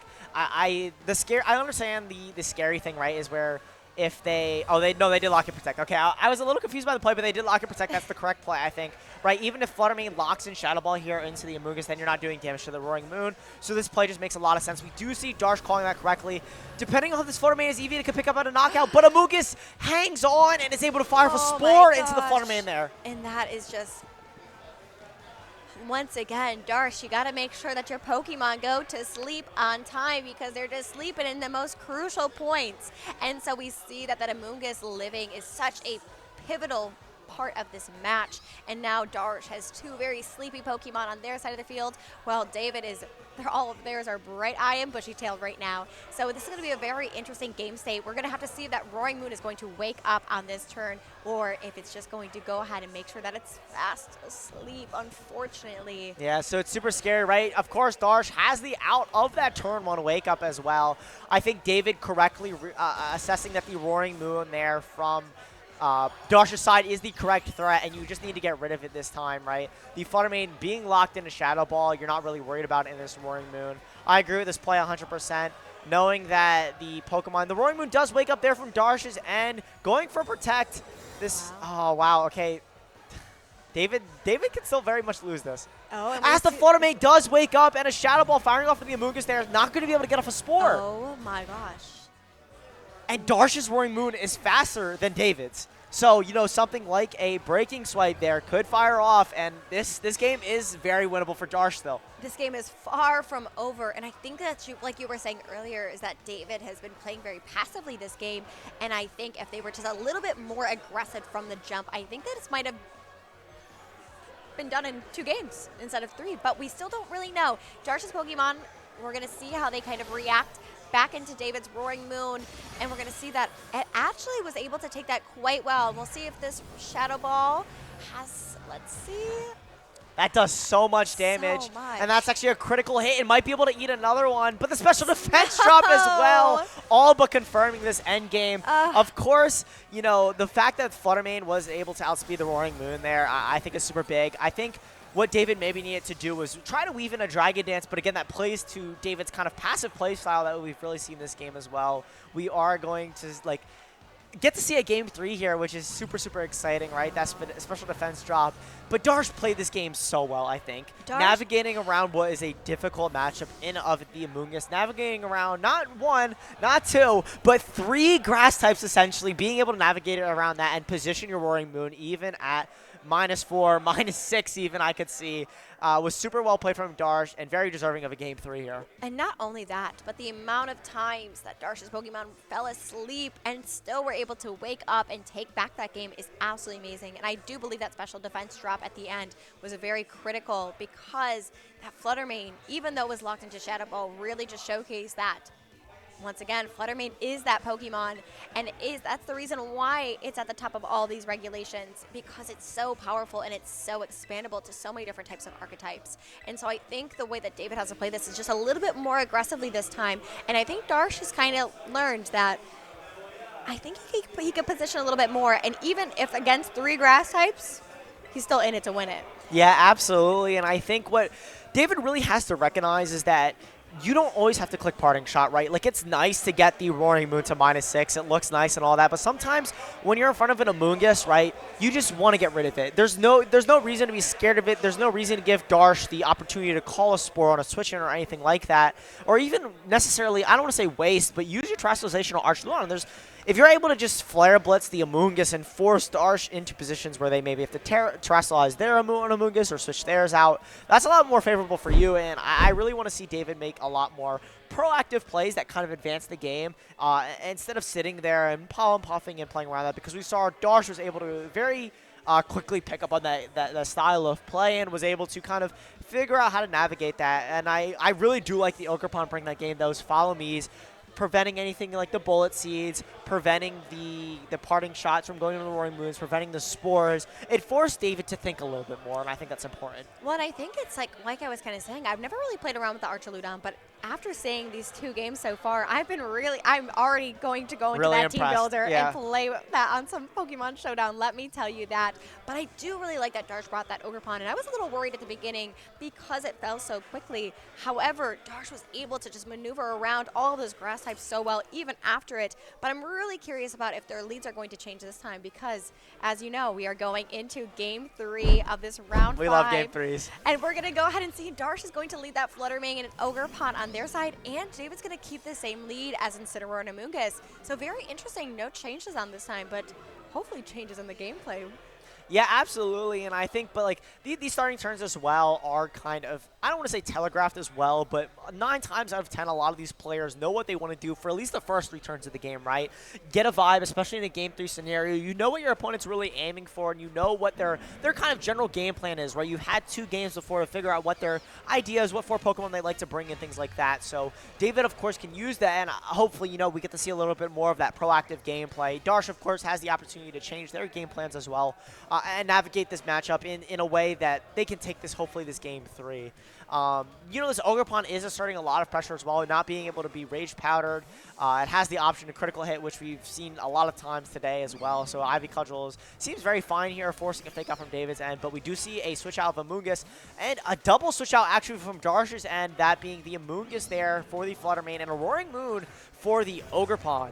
Interesting. So we see again that Darsh opts out of bringing that Incineroar, and that was such an interesting double swap out of both of those Pokemon, and seeing that Incineroar on David's side is going to go for that Parting Shot on that Amoonguss, which, truthfully, the Amoonguss is like, okay, that's not really what I'm here for anyways. And seeing that go back into David's corner, it's such an interesting game state right now, and you can see that David has not changed up his Pokemon at all these last 3 games.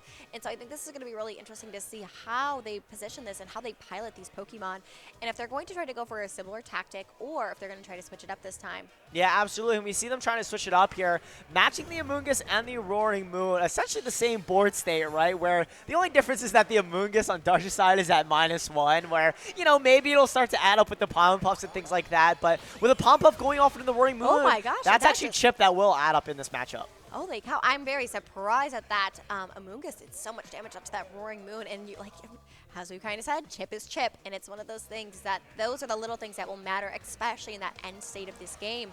And so I'm really excited to kind of see how David plays this out, especially into Darsh's same similar Pokemon.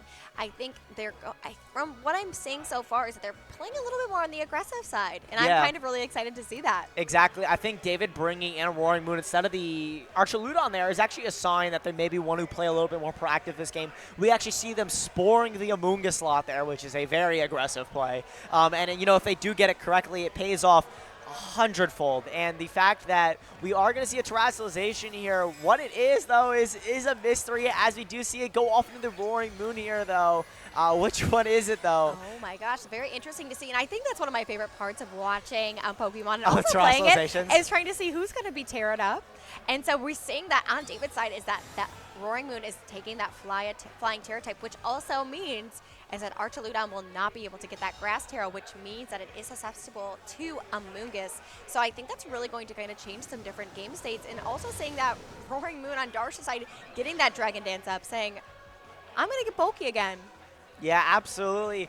And the Spore going into that Amoonguss slot, not really getting that turn right, but that's the scary thing, right, is that, like, if you are a passive player, right, and you try to go for that aggressive read and you get a turn like that wrong, you're like, okay, well, now I need to go back in my shell. Now I need to play passive again. And it's really scary, right, because the Roaring Moon, of course, was threatening large damage, but David, I think, was hoping, maybe Darsh was expecting something like an Incineroar switch in which we've seen David play before, so that kind of conditioning where David is like, okay, you know, Darsh expects me to maybe switch an Incineroar, I'm just going to try to Spore and try to catch them off guard, right? They have no really Amoonguss switch-ins here. Well, I really like what that word you just used, conditioning, because I think that is really such a pivotal kind of adjective to use in this term, because as you play Pokemon, especially in VGC, as you go through these games, you're kind of conditioning yourself and also kind of conditioning your opponent into what you think they're going to go for, and also what you want them to believe you're going for. And I just think that's such an amazing way to describe it, because these players have to learn from each other. They have to build off of each other. And seeing that they're going to bring in that Incineroar and see that Darsh is going to go ahead and do that Terra onto their Amoonguss on their side and making it Terra Fairy. Very interesting play on for Darsh. And kind of interested to kind of see how this plays out now. Yeah, so it's a little scary, right? Because we were talking about so much of this game is preserving your... And that critical hit there into the Incineroar is going to bring it down to 40 HP as this acrobatic fires off of the Roaring Moon and picking it up for David there, removing a big piece. But I think the scariest thing about that turn, honestly, wasn't even your Roaring Moon dropping, but was the fact that this Amoonguss now is a fairy type, right? Yep. We are talking so much of this game is how you want to preserve your grass type so that David's Amoonguss doesn't really get the Spore through your team. But now the fact that Darsh doesn't have that Spore immunity in of Amoonguss, it could be really, really scary as your Flutter Mane comes in here now. It was just such a very interesting play, and seeing how much damage that Incineroar took, it's just like such a pivotal Pokemon to have on the field, but it being so damaged is also something to keep in mind, and it's going to be really hard to position that Amoonguss back into Pollen Puff it back up. I think it's going to be really interesting how David plays this, and also as how Darsh is going to play it, because like you said, he doesn't have that Spore immunity anymore, and that is such a pivotal thing to have, especially against that little mushroom. Yeah, absolutely. And we see Darsh here pivoting out into that Water Ogre Pond, maybe expecting David to try to pivot out into the Amoonguss.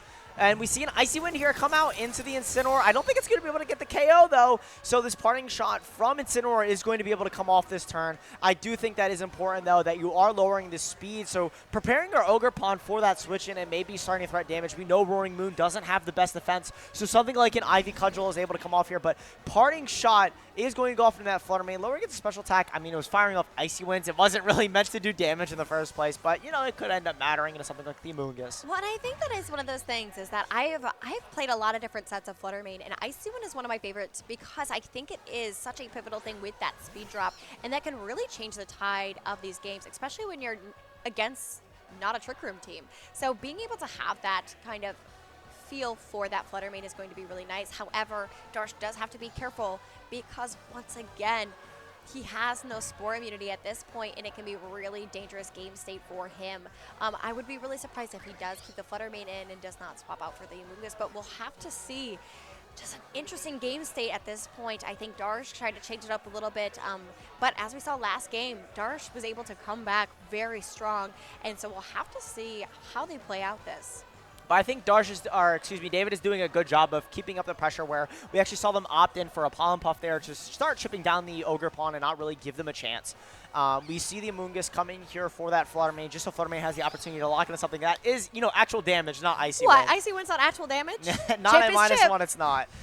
But, you know, we do see the switch there from the Roaring Moon and the Archaludon. Sitting at full HP is definitely scary, right? This is very winnable for David, but you're going to have to get over this Ogre Pond first, as we see a Pollen Puff there, fire off into that and it does damage, right? That looks to be almost a 3-hit KO there, and with a combination with something like a Draco Meteor, if you are able to fire off in the right spot. But the crazy thing now is this where Fairy Amoonguss is actually a benefit, right? Where you can redirect. You have 2 redirection options. You have Follow Me and Rage Powder. So now that there's no grass terrestrialization on this Archaluna, you can redirect the Draco Meteor into Amoonguss and be immune. You can protect. You can protect the Ogre Pond. There's so many like redirection options here. It's kind of funny actually. There's literally so many mind games. Because you could Follow Me the Spore, or but then you take Draco, or you can Rage Powder the Draco's immune. It's really funny, I think, right? I think that's so fun, and I think this is just kind of a very fun game state at that point because it is just very like, what are you gonna do? And I think it's going back to that conditioning. What do you think the other player is going to go ahead and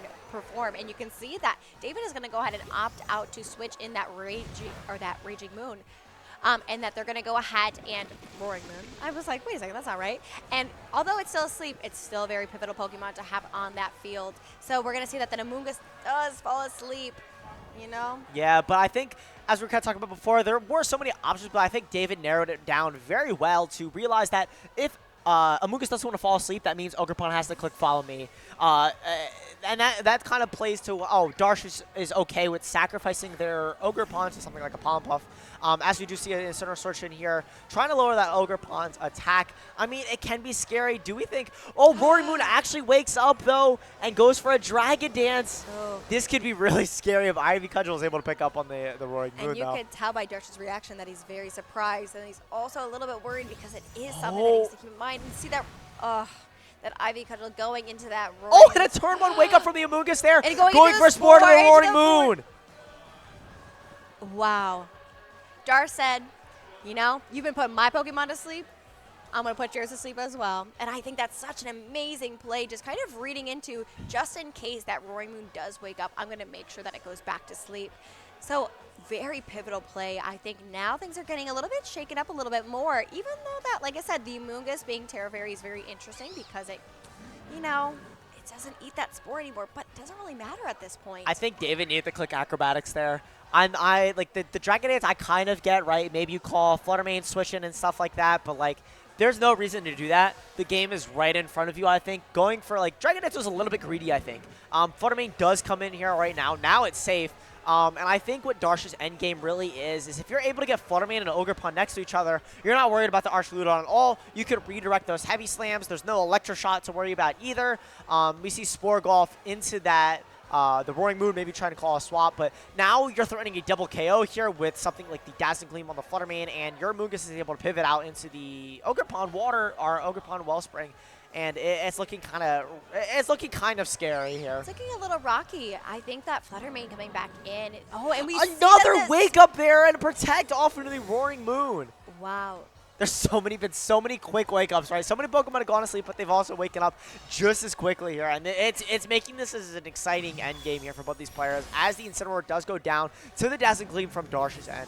And I think that is going to be a big Pokemon to go ahead and go down because now David doesn't have the ability to go ahead and swap in that Incineroar and get that attack drop, especially if Darsh were to bring in that Ogerpon. So making sure that it's going to stay healthy.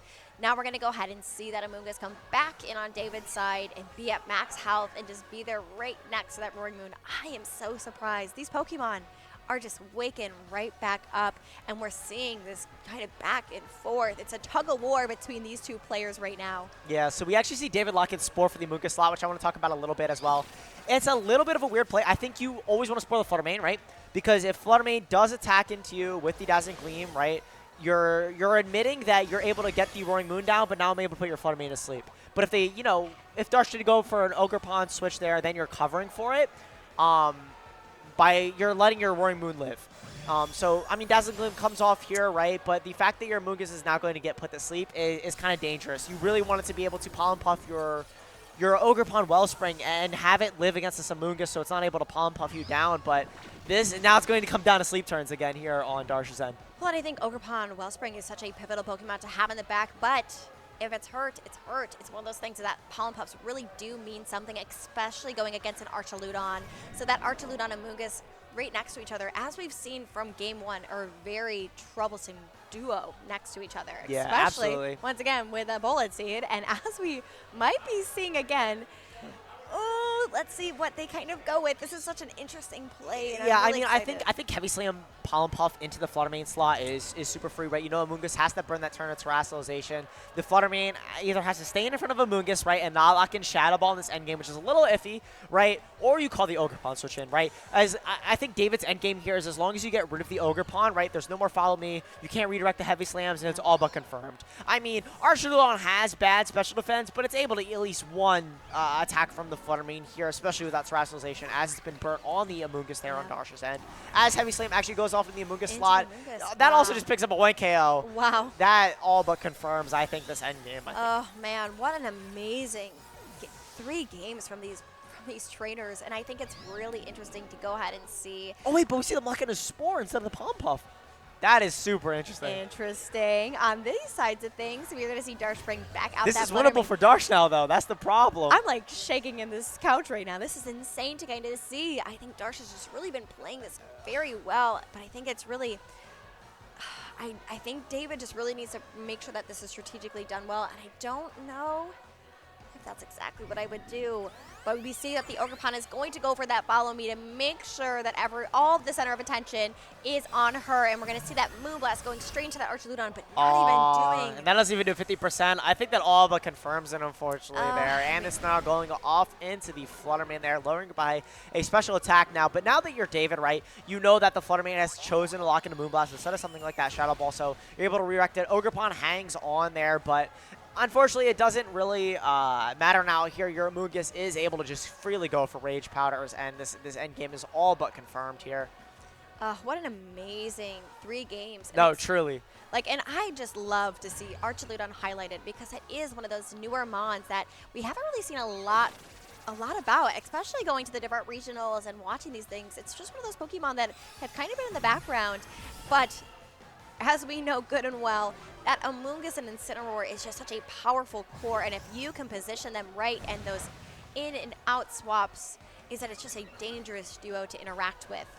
Yeah, for sure. I think David did a good job of this game as well. Playing a little more proactively, clicking the right damage buttons and clicking when you need the damage, right? We actually didn't get to see a lot of Incineroar this game, which I actually think benefited David because it forced David to play a little more offensive, to do damage to Darsh's Pokemon, where David finally realized that Darsh wasn't able to match their offense as well, right? Again, having the option for so many grass Pokemon, the Amoonguss on Darsh's end when it's terrestrialized into the Fairy, I think all but confirmed David's game plan to, okay, now I'm able to put things to sleep, I'm able to acrobatics, I can trade better than you, and this endgame is looking very good for me. And we're going to see that David will go ahead and take that Game 3 and take that set, and I think he is just on a roll right now, and I cannot, like I said, I cannot wait to go back and play Pokemon Showdown and get into that builder because I would love to play some Archaludon, let me tell you that. But I do think Darsh played that really well, especially that Game 2, just trying to really figure out what is a good way to go around it as well.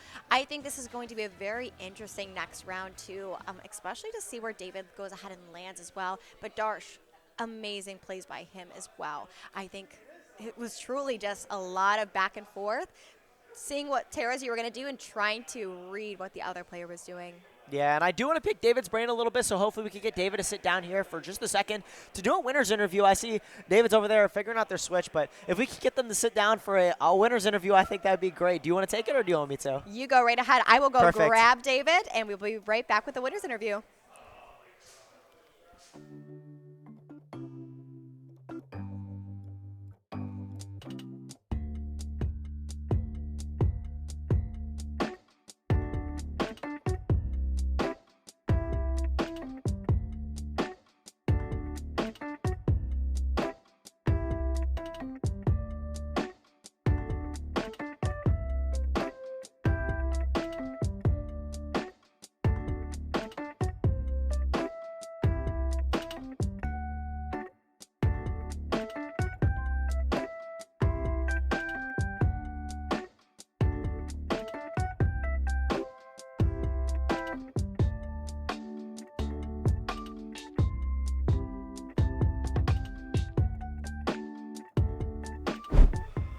All right, and welcome back here. I'm Tyson, joined here by David, our winner there of round 5 there at the MSS. Very, very well-played set, a Game 3 set. Everyone enjoys the instant Amoonguss stuff, right? How do you feel?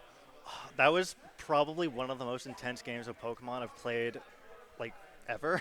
Yeah. That was an insane game. I feel like I made so many just, like, really hard reads that paid off, and, like, Yeah. I'm still taking it in. Yeah, no, absolutely. And not to pull you away immediately from the game, I know that's definitely a stressful game for sure. I really want to pick your brain, though, about your team choice and what you kind of locked in there. It was, on paper, right, it's the mirror where you have the Roaring Moon, the Incineroar, and the Amoonguss, but I think, like, if you were to look at a little more that, do you think you had the advantage there in that matchup? So I played that matchup a couple times, and usually I lose. Really? Yeah, no, the big thing is the Ogerpon in the mirror actually, like, makes a huge difference. It makes Amoonguss a lot harder to use. We saw that in game 2. Yeah. So, like, being really careful about that is, like, a big thing. But at the same time, obviously Arch is, you know, kind of a menace. That was, like, one of – it was like my win condition in most of those games. So,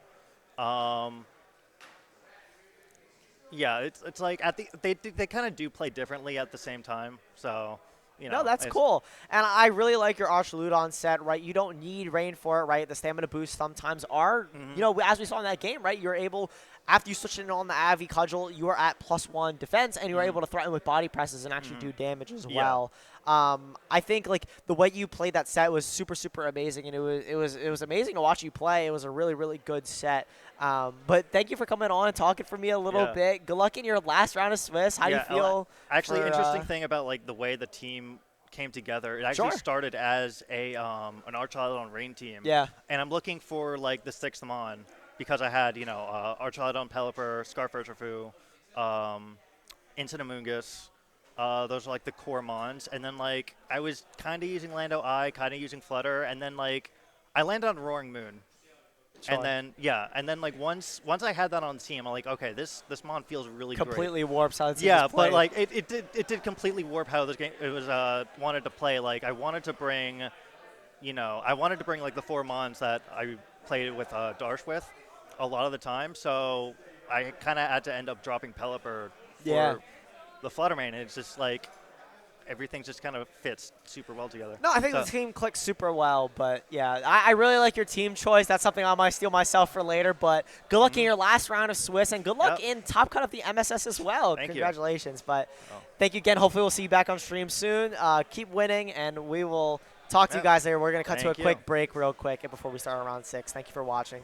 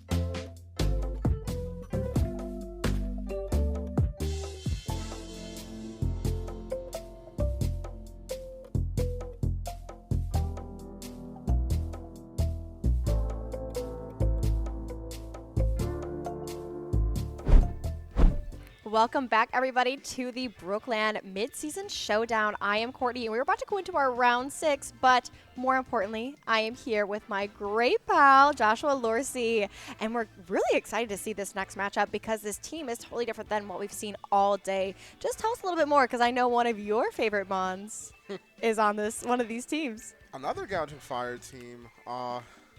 This Mon's starting to grow on me a little bit. I know I had a harsh take on it at the event in Charlotte, but now I think that I understand the Pokemon a little bit better. I think that it's pretty decent. They're just a different type of gouging team that we have here. It's like gouging Glamora, Ursh, Single Strike with Ogerpon, Torn, and Lando Eye. So only really having 2 other Pokemon besides itself that's going to be able to gain anything from that Howl, right? But you do have the strong Lando Eye and Glamora to make up for that damage.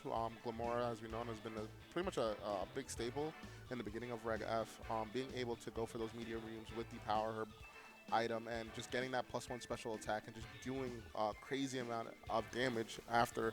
Even with that +1 special attack, it just sticks, and then you have like Earth Power and you have Sludge Bomb, things that are like really strong to kind of hit like a lot of the Pokemon in the format right now currently. So I do really like Mike's team when it comes to that. But we do also have Bishmi's team.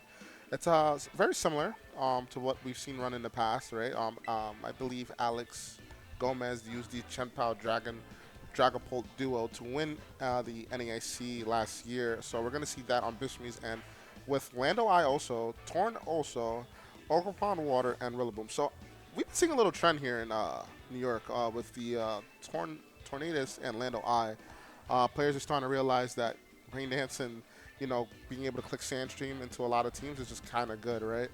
Having those spread moves, it's kind of good seeing that people are kind of valuing Lando Eye's signature ability and using it to its full potential, with that Rain Dance. And I'm pretty happy to see both teams. It's not your standard 6 that I think that you would see like in a lot of the regionals that we have been showcasing, but it's just something that I think is like, and it's probably like underexplored, right?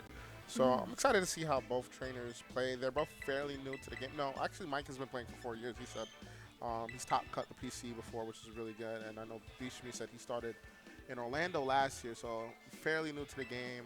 Just an up and coming player, and is trying to get his foot out there and show that he's pretty good at the game. And no way to better do it here, right? Yeah. 4-1 at a New York local, is crazy. The Tri-State is one of the toughest, I feel like, locals to go around. Like, I'm from Chicago, but every time I hear about the Tri-State's locals, it's always so stacked. And so really I really like the double Genie that Bishmi is running. It's one of those things that we saw earlier, but I also do like the Glamora that Mike is also running. I talked in depth with Chappa and Marcus Dion back in Charlotte, and that's what they were running. So I'm really excited to kind of see it in full force. But we see on Mike's side that Urshifu and the Gouging Fire on their lead. And then we do see Bishmi with a double Genie, which I am so excited for, just because I do think it's giving very Aladdin vibes, and I'm obsessed with that. So I'm really excited to see this. You see the speed boost on that Gouging Fire, and I'm just really excited to see how this turn is going to go. What do you think of their lead so far? I really do like Bishmi's lead here, showing that he understands the matchup into Gouging Fire's team. You need to punish this Gouging Fire as much as possible, right? And no better way to do that than having Tailwind immediately increase your speed and able to click Sandstream. But now the question is, do you want to click Sandstream in this scenario? Because you're not going to be in rain. If you want that, you got to pick. Either you set up Rain and Protect, or you set up Tailwind and go for a maybe single target Sandstream. Single target Earth Power or Sandstream. But Ooh, we see that Mike will go ahead and take back that gouging fire. And I am a very big tailwind player, and I always, pretty much almost all the time, choose to go ahead and put it up. And you can see that is exactly what Bishmi does, just because they understand that they need to have that speed control. But we also see that the Ursh is going to do that sucker punch, and that is going to do a lot of damage. Oh no, and we see, okay, good, that, oh wow. Yeah. Lando I, baby. Lando I is not here to play, taking that Ursh down to the red, and that is a big play. I feel like on Bishmi's side, and just also seeing what Bishmi's running in the back as well is so interesting. Yeah, very big turn there for Bishmi, right? But not, I mean, setting up the Tailwind is pretty good, but now we're playing a game where who's faster, the Urshifu or the Lando I believe that if I'm Mike, you just set up Tailwind and kind of go for a damaging move with the Urshifu. Now the only question is who's faster at this point. But usually, for the most part, the Urshifus are usually tend to be kind of faster than these Lando Eyes. They usually tend to go for like a nature that's boosting into the special attack, and sometimes a lot of these Urshifus tend to go for like a jolly nature instead of adamant, depending on the team comp. But we're just gonna see the tech on it. Interesting. I think that was a great, we'll go ahead and see. I think that was a great switch on Bishmi's part, bringing in that Ogre Pawn. Also, love the nickname for that Ogre Pawn being Boss Lady, as we all know. But you see that Torn on Mike's side is going to go ahead and do that Icy Wind, which is going to be very critical, because even though that Tailwind is up on their side, it's still going to go ahead and decrease that speed. I think this is a very interesting game state that we have on the Urshifu still being very low in health, but having a little bit more play now because it will outspeed probably both of those mons on that side. Yeah, you know, Mike having Icy Wind in the mirror, the Torn mirrors is actually pretty crucial, right? Being able to have a second form of speed control that can't get taunted. And just, you know, Icy Wind sticks forever. It doesn't go away like Tailwind. So really good to kind of have. And now being able to set up the Tailwind and getting that Icy Wind, that -1 in speed is like really good in this scenario for Mike. I like the way that you said that. Unlike Tailwind, Icy Wind sticks forever. So that's one thing to know, everybody who's watching. Remember that. But we do see that Ivy Cudgel going into that gouging fire and getting a critical hit, but it's living. I think that just really showcases just how bulky that gouging fire can be, even against an Ogre Pawn, which has just been taking so many different teams by storm. Wow, it's just such an interesting state, and I think Bishmi really wanted to KO that gouging fire, but alas, it's still there, still hanging on as well. Yeah, you can even tell by just looking at Bishmi, his composure during the whole game. He's kind of just like going with the flow on that.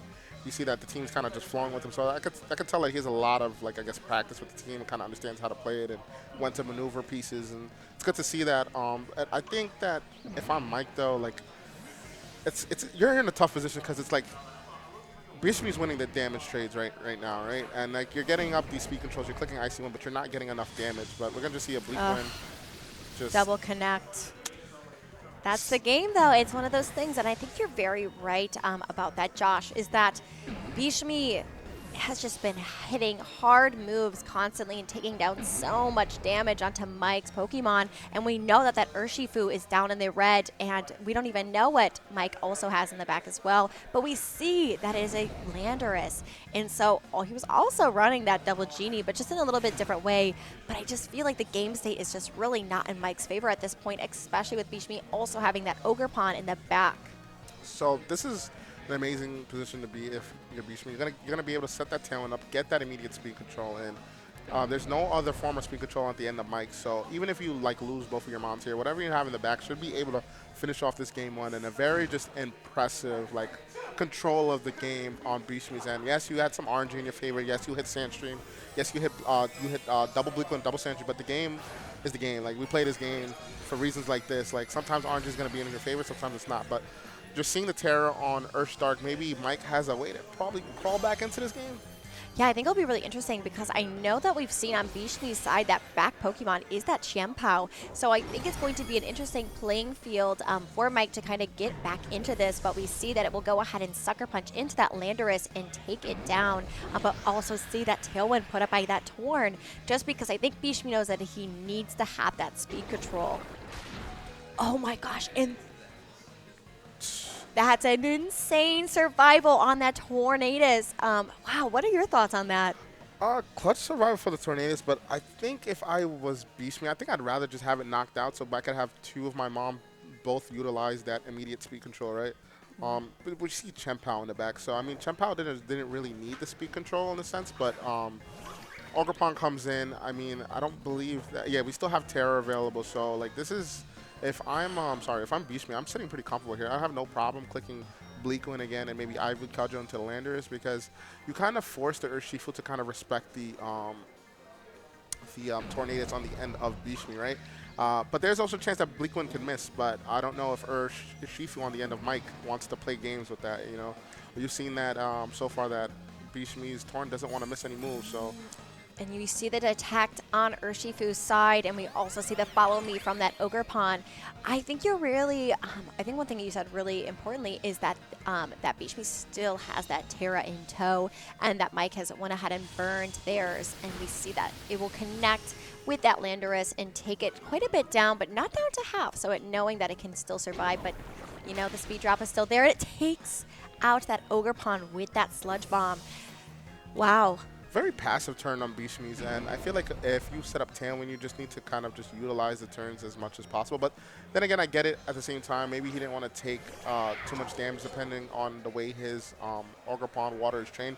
It could be slower than both the Urshifu and Landorus, and maybe that following me BleakWin was just kind of safe. It kind of just forces Mike to kind of double target into that Ogerpon slot, right? So I kind of like that play on Beast Me, but now Talon is done on the end of Mike's side. We have a Chempao that has the Focus Sash, and Urshifu just detected. So if I'm Beast Me, I'm feeling very comfortable in this position. I have no issues with Beast Me just, you know, clicking BleakWin and maybe Ice Spinner or a Sucker Punch or whatever you want to do into the Urshifu slot. I mean, yeah. As long as you get some damage off, you should be fine. But he goes for Rain Dance. Very interesting. And I would say, like, last turn, I think would have been a really interesting play is that if Beast Me were to go ahead and tear that Ogerpon. But it, you know, didn't happen, which is fine. Beast Me doesn't look like they're going to burn their Terra at all. But, well, you know what it does look like that Beast Me is going to do is take down that Urshifu. So now it is Torn and Chempao against that Landorus. Yes. And then we're going to go ahead and see that, you know, Beast Me's like, I still have a speed control. I have this Tornadus. I have this Chempao against this Landorus. Yeah, interesting enough, like, even though Beast Me called that turn correct, it could have went completely wrong if Urshifu decided to Sucker Punch the Chempao and go for Sludge Bomb. It could have been a potential knockout and then maybe force a Lando I versus Tornadus endgame. So I don't think Mike was completely out of the game there towards the end. I think they could have gone either way depending on how Mike wanted to end his turns there. But very well played set on Beast Me. He had, I believe, like almost total control in like the first couple turns, right? Just kind of calling. You look at his face there; he's excited. But I love it. Showing the peace sign, showing showing that he's just having fun, just happy to be here, which is it's always good to see at a VGC event, right? We love. This is why we play this game. For moments like this, it's just good feeling to see that a player just enjoying himself. And playing at a high level, too. 4-1 at a New York local is no joke. This is where a lot of stars are made. You know what I mean? You got guys like Chuppa, James Beck, James Evans, Judy Azzarelli. The names could just you could just literally keep going, right?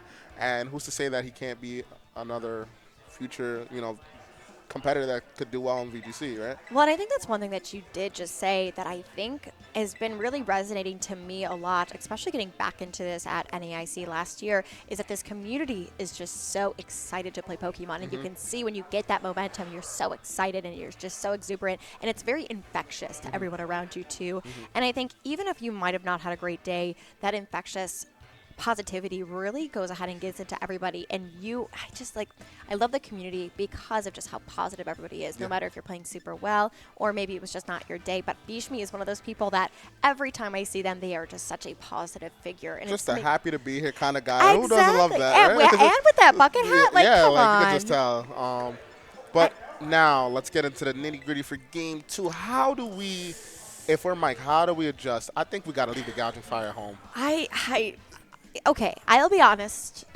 I'm not a Gouging Fire fan. I'm an Entei fan through and through. Okay. Gouging Fire is just not my pick for this matchup. I think that Glimora could make a shine. Okay. And I think that just because Glimora is such a wild card, and I just think it's not as utilized. And I think if you do play it well, it can just take care of that game. But we do see on Mike's side that they will lead that Ogre Pawn and that Torn. So a little bit of a different side for them. But Bishmi loves those double genies. Yeah, Bishmi not double backing here, going for the same leads game one. If it ain't broke, don't change it, right? Exactly. So we're going to see a spiky shield on the end of Mike and protect on the end of Lando Eye on Bishmi's end. So just two Pokemon just want to just scout out, get a feel for what's going on. Bishmi going straight for damage here with that Bleak Wind Storm, right? And seeing it connecting as well. And wow, and that does a lot of damage, a little bit more than I thought it was going to. And we see that Mike is going to go ahead and go for that Icy Wind. So a very interesting first turn, in my opinion. And seeing that Icy Wind is going to do a decent amount, but not get any drops or anything. So this is a little bit of an interesting state. We see that Bishmi is still running the same set that they had run in the last game. I think it's a very positive situation, depending on what Mike has in the back as well. I just think that was a really interesting first play, not going to lie. Interesting first turn play. I mean, I like, this is why I like Icy Wind Torn a lot. I've used it a lot in Reg D, so I have some familiarity with it. Like, a lot of the times you're like either clicking Icy Wind or Bleak Wind, and then you kind of set up Tailwind when you're like, your hands is kind of forced to set it up, which I think is like the beauty about Torn. But the only issue is with the Torn on Bishmi's end. It's running this Cover Cloak item, so those speed drops are not happening due to that item. So it's pretty good to have that in the mirror here. And we're just going to see Bishmi switch out with that Lando Eye not wanting to stick in. Oh, this is so interesting. I just love this game state. I love when you get to see a little bit more of those mirror matches. And then we're going to go ahead and see that Mike is going to go ahead and Terra their Ogre Pawn. Very interesting play. And can I just say, I love what Pokemon did with Ogre Pawn and giving it those Terra giant masks along with it. And you're going to see that it's going to get that special defense raise. And then we're also going to see a Tailwind on Bishmi's side. So I like this a lot here. The only issue is it gets a little tricky, right? I like the fact that Bishmi definitely forced the Terra on the end of Mike. I feel like it's a very good turn. If I'm Bishmi, I'm feeling good. The only issue is, do you want to Terra on the end of your Ogre Pawn now? Do you want to lose that water absorb ability? Especially if you have Torn in front of your face, right? You're just kind of playing with a double-edged sword. It's like, okay, yeah, I don't want to Terra, but at the same time, if I don't Terra, I'm taking those Bleak Wind Storms, which Ogre Pawn does not appreciate unless it does Terra. So now it just literally comes down to how these Pokemon are trained, right? We see that Bishmi's hovering over that Chempal because it applies immediate pressure to that Tornadus, almost forcing Mike to kind of click that follow me. Because if he doesn't, whatever he has in the back is not going to appreciate an Ice Spinner, regardless if it's gouging. It's still going to do just a decent chunk, right? So I like this board state if I'm Bishmi, but definitely have to get some calls here correct to kind of further the board state in your favor. I don't think you want to Terra here. I think that maybe you want to force the follow me, because I know you don't go down to one Bleak One. You should be able to take one if you're Ogre Pawn. But at the same time, I can't call like this turn is good. I think this turn is going to be very pivotal. Yeah, I think you're really, really right about that, Josh. I think this turn is going to really decide kind of which ways this sways. And I think Bishmi's a little bit under pressure because this game is not as quick as the last one, and it's becoming a little bit more. And Mike is starting to figure out, and as we were talking about the last time, the conditioning side of your opponent and kind of reading how they play is so important. And that's why I love best of threes, because you're really able to learn a little bit more about your opponent. So we're going to see that Spiky Shield on that Ogre Pawn, just kind of reading through that, and then we're going to see that Icicle Crash into that Gouging Fire, and it missing, and that Bishmi went ahead and did the Horn Leech into that Gouging Fire. It's one of those things. It's like the game gives and the game takes. You can't be too mad because you got some good rolls on the end of game one. So it is what it is, the game that we play. So that's the one thing I don't like about Ice Cream Crash Chempal, right? You just don't want to lose momentum. I think Spinner is like kind of fine, especially if you're running like Gouging Fire. But at the same time, Bishmi isn't running Gouging Fire, so I get it. Like, you want that extra damage, but sometimes it's just not. It's just not needed, because if you had an Ice Spinner, you would have hit, got some chip. You know what I mean? I know. But I guess whatever you're comfortable with, that's what you choose at the end of the day, right? But I see that Bishmi's kind of like hesitating to kind of figure out what to do here. You know, missing that move just kind of slows the momentum on his end.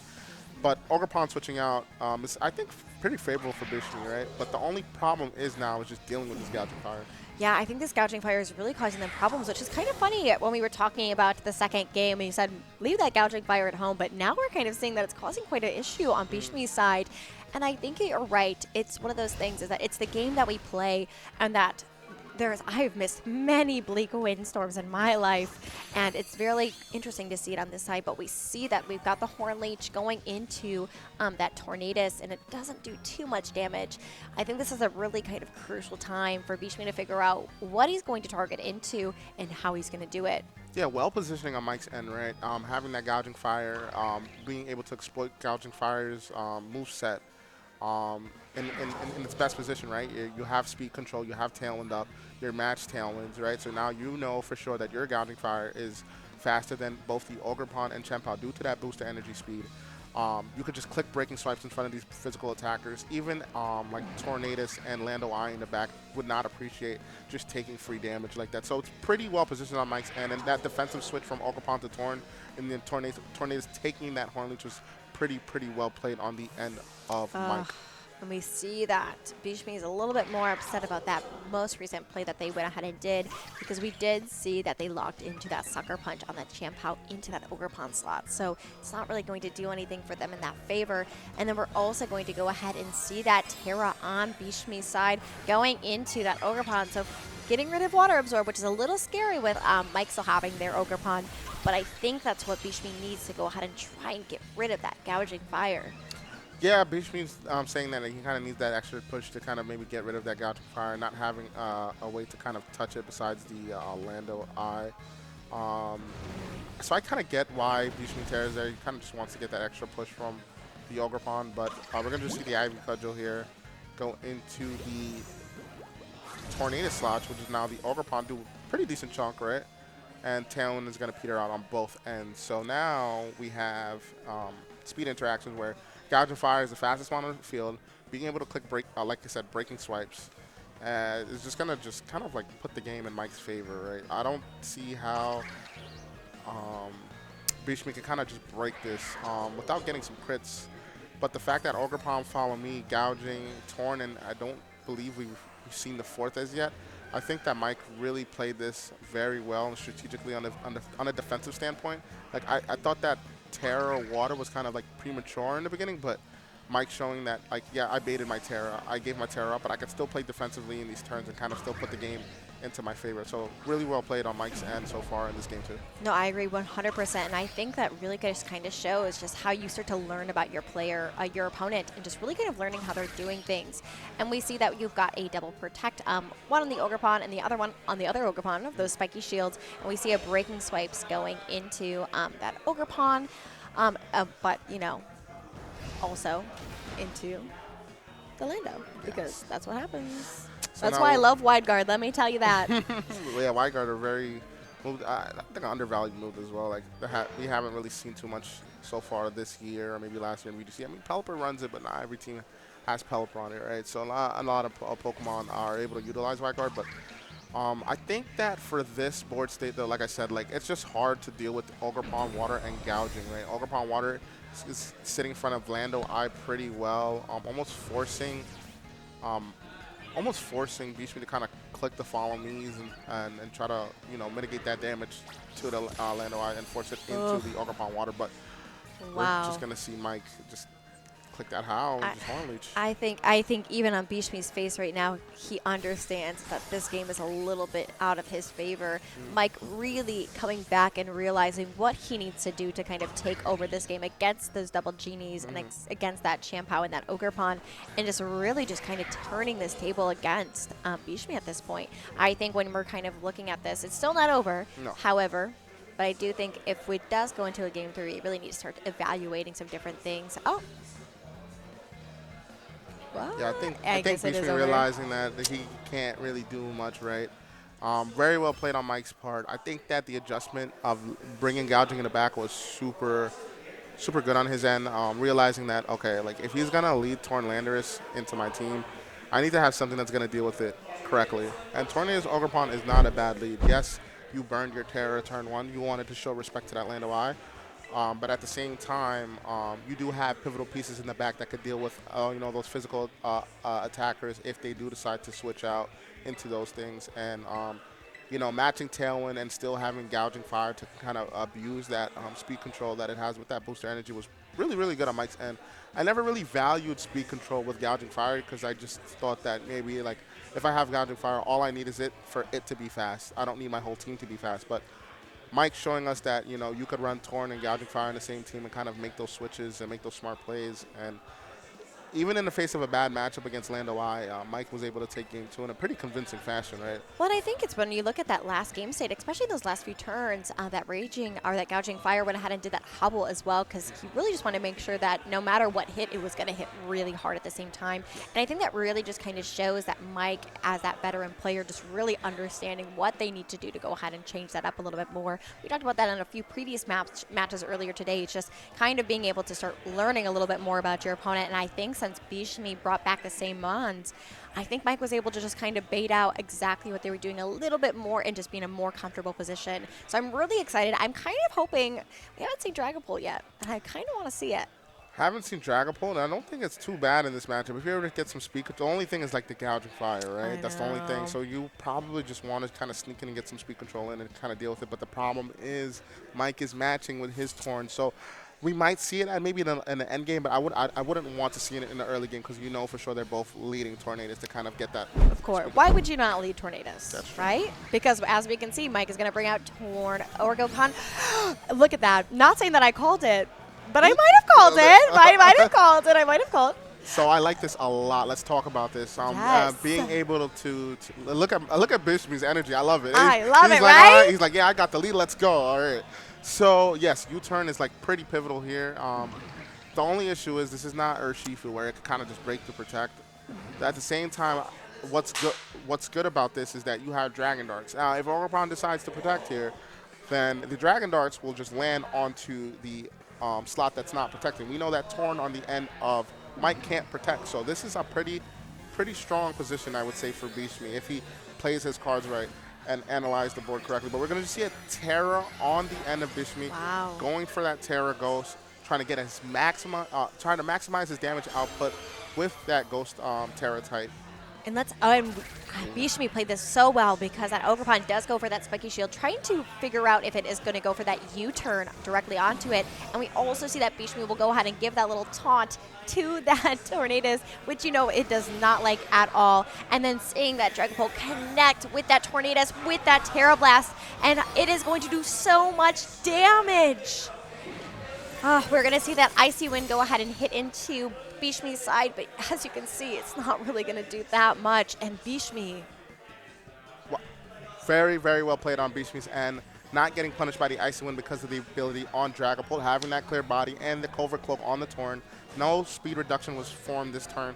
Now, if I'm Bishmi, you're kind of sitting in the driver's seat a little bit, but you still got to get some turns correct, right? Now, I think Mike's ability to set up Tailwind is obviously, I think, his only way to kind of do anything with Torn right here. but he's taunted. Oh, but he is taunted. That is He's correct. taunted. It's in that. So Mike has to switch out that Torn if he wants to survive and put up that Tailwind at a different time. Oh, you're right. Bishmi put up a really good turn 1 with that taunt. And especially with that Terra Blast, Bishmi knew the moment that he led those mons and seeing that Mike's led Torn Ogerpon, it was just such a good thing in his favor. Yeah, that was a good taunt turn 1. I didn't pick up on that. That's super smart on the end of Bishmi saying like, okay. Oh my gosh. And we're going to see the double Bleak Wind Storm Look connect. at Bishmi. He Yes. knows that was such an amazing turn. Not only Terra blasting into that Ogerpon, but also getting that double hit on that Bleak Wind Storm. And honestly, Bishmi, Bleak Wind Storm might be his favorite move ever because that move has not missed so far for him. And so Mike is down 2 Pokemon, and Bishmi is sitting in such a good position. But we do see the Ursh Dark switch in and the Gouging Fire. This could get a little crazy. I mean, at the same time, I think that what Bishmi needs to watch out for is the sucker punches, right? You could definitely pick up the knockout onto the Gouging Fire. But at the same time, you want to respect the sucker punches, but the Gouging Fire as well, just able to click how I would not want to sit in the face of a Ursh Dark with a +1 attack clicking wicked blow. That's I think like almost that my sounds like disgusting. Sounds like King Gambit. Yes. Honestly, it's one of those things that I always get scared of anytime I see any of those mods, and thinking that it's going to even just get another attack plus is just insane to me on that side. So I think Bishmi, even though they are up 2 mons over Mike, they still have to be very careful and strategically move these Pokemon around. And we see that they're going to go ahead and bring out that Chiempao, which we all know that I love Chiempao. So I'm really excited to see that, and it's going to go ahead and, Burning. wow. And I think we're going to see what this Urshifu does onto Bishmi's side. See the Tailwind put up on Bishmi's side as well, making sure that everything's just a little bit quicker. And see that Sucker Punch. Yeah, Bishmi is Bishmi realizing, oh my god, Bishmi realizing that, yeah, you don't want to deal with Dragapult. I'm going to switch out of here. I'm going to switch to my Chiempao. I'm going to get my Tailwind up, and you're going to have to figure it out from there. And I really like the fact that Bishmi is just able to analyze what his opponent needs to do, right, in these board states. It's kind of showing, you know, I've been playing for, you know, maybe over a year or so, but I kind of get what's going on. You know, I kind of get what you need to do. And it's really good to see, like, we've seen a lot of, like, newer players today that's showing that, you know, they can keep up with people that have been playing for quite a while, which is really, really amazing to see. And Bishmi, I think, is in an advantageous position, but it's still a little tricky, right? You're still dealing with 2 Pokemon that could hit super hard. But do you see that Icicle Crutch going into that Gouging Fire in that Bleak Wind Storm? Is it going to connect? And it is going to connect onto that Gouging Fire, bringing it down to an acceptable range with that Icicle Crash. But we do see the Howl. And as we know, we don't really want to see that in that Urshifu's favor. So I think this is going to be a really interesting game state for Bishmi. He's really got to play this correctly. But like you were saying, it's one of those things is that these new players, they're here to play. Yep. Truly. That you got to be worried about that. Yeah, no, trust me. I've seen it at regions a couple times, and I have had very bad experiences with a lot of the newer players because I can't get a read on them. They're really good. Like, I just can't do it. But it's good to see that. I mean, it's healthy for the game, right? You don't always want to just see the players that you know been seeing just do well. You kind of want to just see a variety and mix of players in. And we're finally seeing Bishmi's Bleak Wind Storm missing on the Gouging Fire, but that's not really the mon he was worried about. So he gets the knockout on that Urshifu, and now it's just Gouging Fire staring down 4 Pokemon in Bishmi's corner. What an amazing game done by Bishmi. Truly. Whoa. Okay. We were a little. What's going on? We were a little. Bishmi? I don't know. But okay. As long as he doesn't forfeit, I mean, he as should win this game, right? Sorry, we're a little taken aback. But oh wow, you see it. Gouging Fire survives that. But no, and it missed. Look at Bishmi's face. It was like our exact face when he almost like forfeit. But we see that Gouging Fire just survives a little bit on that side, which, you know, it happens. It's the game. But Bishmi is still in such a strong standpoint, even though the Tailwind is petered out. But that Sucker Punch is still being there. We still have that Dragapult, and then also that Ogerpon in tow as well. This is a really interesting game. So now, I think if I'm Bishmi, I'd kind of preserve the information on the Dragapult because I believe there's a way that Dragapult could outpace this Gouging Fire. Dragapult is a very fast Pokemon, and I know that the Gouging Fire is not on the fast end, but obviously with that booster energy speed, it's able to outpace a lot of the meta. The only thing is, you know that you're going to play each other in Top Cut most likely. You could probably just kind of preserve that speed stat on the end of your Dragapult and still kind of win this game. I just kind of click and Sucker Punch, but that's just me. I usually used to do that a lot at regionals. If I know I'm going to see somebody in Top Cut eventually, I probably wouldn't give out all the information in terms of speed. Yeah. But we're just going to see Sucker Punch here, so nothing's going to be revealed. And I think that's a really amazing advice, Josh, because it is one of those things as new players come into the scene. It's to know those little knickknacks is what I would call them. Just really understanding about preserving these certain stats, just to make sure that if you do go against them, especially in Top Cut, that you kind of have a little bit of a hand on what their team is, and that they don't know as much about yours. Yes. So it's pretty good to see, a player with, like I said, a little over a year of playing time, just doing well at a New York MSS with a decent attendance too, right? This is where it all starts. Starts in your local scene, and shout out to all the judges and professors that are hosting all these locals, because this is where it starts. This is how we all got into VGC for the most part, just playing at our local scene and then branching out from there. And amazing performance on Beachme's and adjusted well game 3. Game 2, Mike played an amazing game. Ogerpon Torn was definitely the lead for game 2. But then I think that with the adjustment on Beachme's end, he just said, okay, I know your best lead is Ogerpon Torn, so I'm going to find something that's just going to deal with it. And I know you're scared of Lando Y and stuff like that, so maybe I might not bring it this time. I might just, like you said, try to Dragapult down and see how it goes. And Dragapult put in a lot of work. Let me tell you, I was so excited to see that Dragapult, and I think Bishmi really tried to figure out that game 2 and figured out what they needed to do to go ahead and kind of counteract Mike. I do think Mike played an amazing game 2, but just really couldn't kind of figure out that way into that game 3. And as we know, the game has a lot of RNG, and those Bleak Windstorms were just hitting for that Bishmi. game 1, woof, yeah, I need that card for tournament. I need that card for tournament. If I could just click Bleak Wind and Sandtree Storm without setting up rain and hit my moves, that's a good day for me. So, we take those. I love that. I love that. We take those. Listen, I don't complain. With the game want to honor me and give me what I need, I'll take it. Open arms. So. Same here. Trust me. But that was such an amazing round 6, and we are going to go ahead and go grab Bishmi to do this little winners interview. But we will be back with Top Cut in just a little bit, and as well with Bishmi.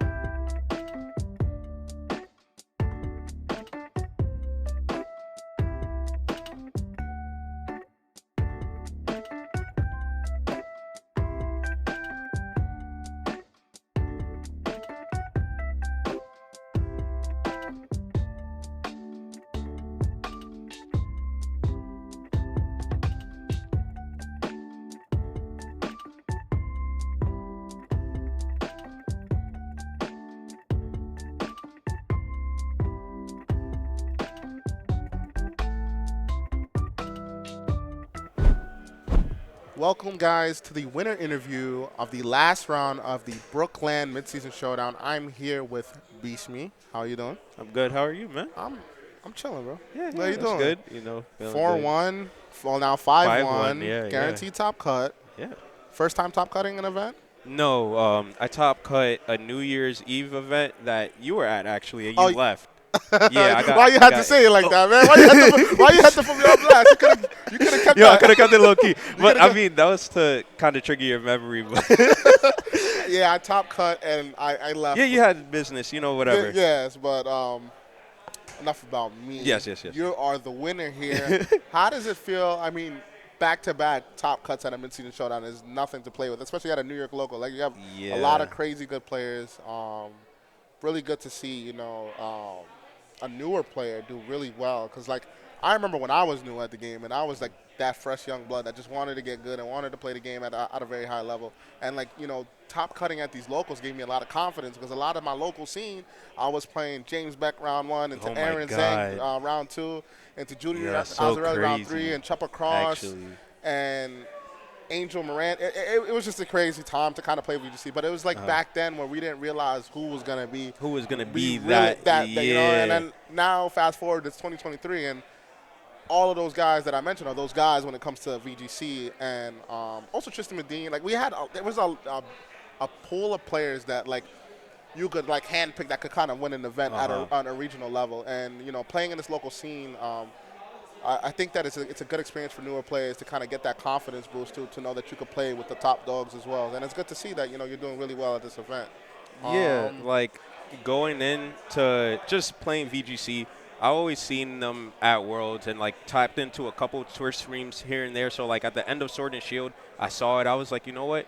Like, I think I could do that. Me and my friend group, we were like, you know what? We're sitting there making the plays. We're like, no, they should have done this. And he was like, you know what? Let's put our money where our mouth is. Yeah. And let's go and compete. Yeah. So I don't know if you seen, but that's what I was saying. I started competing last year with Scarlet and Violet. Yeah. I didn't really tap in too much. I went to Hartford. I went to Orlando. Then for this season, I started going hard, going to Pittsburgh, Toronto. I was at You Charlotte fell and in love with Portland. the game. It's all Yeah, good. It you happens know? to all of us. Once you get into playing, you kind of just want to keep going because you know you're at that level to kind of Yeah. play with the Yeah, the like I dogs, always but had an insight in like playing Pokemon, so I was like, you know what, I really think that I could do that in person. And then, you think about the tri-state area, like you said, there's so much of big names and people who are really good at the game. Yeah. So like just constantly going out and competing and getting better and learning from the losses, it's been a great experience. Yep. And I'm glad to, be here at 5-1 at Pretty That's Stack good. Local. So we'll definitely see you again here in Top Cut. Let's talk a little about the game now. Let's focus on Game 1. I think that you realize how much pressure Lando I puts into Gouging Fire. That's and what you I definitely put the pain recognize. in Game 1. Yeah. You definitely was hitting them moves. I need to learn a little bit about your card. I need to go check it out and inspect it. But, like I was telling Courtney, I was saying, like, we take those. You know what I mean? Yeah. I mean, you went for the the risky play of going for the moon, but you got rewarded and it hit, and it definitely helped you a lot to win in Game 1. Game 2, let's talk about your loss. How did you feel your opponent played? Because I felt like they adjusted very well with that torn Ogre Pond lead into your torn Lando I lead. Lando, yeah. So like Ogre Pond was a very like tough mon to deal with, like with my lead. When I looked at it, I was like, well, I can't really touch it, especially if it terras, which I assumed he was gonna terra, two special attackers in front of you. So I tried to play around it by going into my Ogre Pond myself and waiting to set my tailwind because I'm like, okay, now he could set the tailwind. So I didn't want to be behind. So it was definitely tough, like playing into it, and then like as the battle went, he like started gaining momentum on me, and as you seen, like I started making like scared plays. Yes, and he was playing to your plays too, Yeah. which was really cool to see that he basically said, I could play like Yeah, this too. yeah, pretty much he checked me. Basically said respect me, which was really good. It's good to see that, you know what I mean. And then Game 3, like I figured I brought out the Dragapult. You brought the Dragon Ball lead because you kind of figured like Torn Ogre Pond is his best lead into you. Yes. That's the one issue with Gouging Fire teams. I think that like you can't lead Gouging Fire into a Lando I team because especially with a 3-attack Lando I, right? You have that Sentry, so you have that ability to kind of hit that super swing and swing. Yes. And even if Ogre Pond Water Terrors, it's still gonna do a lot, right? Yeah. So it's just interesting to see your adjustment Game 3. I think I really liked it. I think I really liked the way you played. The one thing I will say that really caught me off guard was the damage on the Dragapult with that Terra Blast. Terra Ghost. I was surprised that the Tornadus lived. Really? Yeah, I was surprised. I usually kill those things, so Really? I was surprised. And then he spiky Without shielded. Tempo on the field for real? Wow, Yeah. Okay. Yeah. That's good to know. Usually, well, back in the day when it was Arcanine, it usually like Dragapult torn for me, torn Arcanine, and then I'm like, all right, I'm gonna just Terra Blast the Arcanine. It doesn't kill, but it does like 95%. Okay, nice. So I'm just used to like always going for that damage, and like that's what I like about the team, just like clicking buttons, but like also like doing the damage and getting the KOs. Yes, I see what you mean. So I'm guessing you're not a fan of like a balanced archetype. You kind of just want to hit hard. I can't, man. I respect it. I tried it and it just didn't work. But shouts out to the people who have been using Dragapult at regionals, at World Finals. Dragapult was like second, so like it was just a mon that I gravitated second at World on. Finals, and it also won an Internets. At, NAIC with Alex Gomez. So a very, I want to say, undervalued combination right now at Reg F. Like, since we're in that exploration stage in the beginning of the format, I feel like you using that, like, it probably opens up doors to other players that are watching this stream. Like, maybe Trump Out Dragon Ball is good. Maybe might add this to a 4-mon team and make it a 6-mon team with that duo. And it can work with a good balanced core. Yes. Not saying that, my team, it's hyper offense. That's just because I struggle to play the balance. Yeah. But I definitely have seen it work with a balance, with a Ensign, Among Us, Rillaboom, like that. It could I think to just kind of highlight on like balance teams, the thing about balance is you need a lot of brain power, and I think I understand a lot of people on why not to run balance at a regional level event, or maybe even season showdown, is because sometimes you just want to click those buttons because you kind of lose steam after like 8, 9 rounds of thinking. All right, it's a lot of brain power. Not just saying that you guys aren't thinking, but it's like, I feel like with balance teams, it's more pivotal and crucial turn by turn. For like positioning, yes, like constantly struggling for that position. Yes. So like using we could say like a form of HO, right? We could go with that analogy. So I think that HO, I've been playing balance. Like I think my whole VGC career, I've used HO. Like I got top 16 at Hartford with HO. Oh, really? Yeah. Actually, yeah. I used was it Torn Flutter Sun with Yeah, with Chiyu. no, No. yes, I think I had Yeah, Chiyu yeah, on the team. like that's fun. Yeah, it was fun. I was like, wow, I'm just clicking buttons and winning. But then I'm like, at the same But- time, it's just like my losses that I lost. I had no control and like Yeah, defensive pivoting and stuff like that. that's So I very think that's key. the weakness in a lot of these HO teams. Is like if you get the lead wrong, it's kind of easy to You punish start on them. the back foot. Yeah, Yes. that's what like you saw. You seen And in so game game 2. two. Yep. You know, I got a bad lead, and so you're already starting from behind. Yes. With a team like that, you kind of like gotta hit the ground running. Yes. You know, if you start with a bad lead, you're kind of forced into trying to pivot around. And as you've seen, you know, I was trying to still find my footing, and every time I tried to get it, he checked me Yeah, on and, it. and they have more ability to punish you as well. Yeah. To punish you as well. So that's interesting with HO. So I would say I'm just in favor. I could play both. Like I don't have an issue with but I feel like in a regional setting, I feel like for me, just personally, just right? that balance. I like that balance because I'm able to make a little bit. I make a lot of mistakes when I play. I'm not Yeah, perfect, yeah, you know what I mean? So yeah, it's yeah, like yeah. I just feel comfort with that. But I like HO. You got me digging HO. Lando I like Lando I a lot. Yo, Lando Eye is so fun. It's man. really, really good. I think that it's a very strong Pokemon. I always felt like 3 attack was always better than the subset. Then the sub. But that's just me. That's just how I always felt. Like people are like, oh no, you need sub for Amoonguss. But I'm like at the same time, like I got follow me wasted. redirection Yeah, with yeah. Ogerpon. You like, literally have an Ogerpon there. Follow me this board, you know. yeah, and you get know. it. So like Yeah. that was my issue behind it. What I will say is before on the team, instead of Lando, I had Fluttermane. Okay. It was like a booster special attack bulky Fluttermane. Okay. And it was cool until Regulation F hit and people started using Archelodon. Yeah. And then they started tearing the Archelodon. I had no way to deal with it. You Yeah. know, like I'm like four physical attackers, a Torn and a Flutter. Yeah, like Arch it loves wasn't- to see that. Yeah, it wasn't enough. So that's why like Lando Eye has been a great fit onto this team. Yeah, the thing with Lando Eye is like if you're able to exploit its, ability and its 3 damaging moves, it packs a punch, right? And you gotta hope to hit. Like I will say, luckily Tornadus did not fail me with the Bleak Winds Today? until it didn't matter. You know, he missed the Bleak Wind. It didn't matter. But when I needed it to hit, it hit. Yeah. That's the games you play with Torn, yeah. right? That's the games we play with Torn. But I'm excited to see you in Top Cut. Top Cut will be beginning probably in the next maybe 10, 15 minutes or so. Just waiting to see on who kind of made it, and then let the judges do what they got to do, and then we'll proceed with Top Cut. But hope to see you win this tournament. I do think you have the team that has the ability to kind of win a tournament like at this event today. Torn Lando Eye. Like I didn't even pay attention to that duo, and I didn't realize I'm Torn Lando T. You know what I mean? I'm intimidated. Oh, You know? yeah. You want to intimidate Scarf. I want to intimidate the U-turn. Yes, come back I'm in that with another guy. month. I'm that guy. My But like I goodness, said, I bro. do like Lando. I see the vision. I'm Yeah, not yeah, gonna yeah, deny yeah. the vision. I see it. It makes sense. Rain Dance, Sandstream Storm. I like that. Yeah. Tailwind, Icy. Oh, Summer Running, Icy Wind. I like that. I think that's cool. I dig it. Yeah. But I see that a lot of players here have been just running that duo. So I gotta take a look and see what's going on you gotta with tap that in, combination. bro. And kind of, What- I might have to add an Ensign on the team though.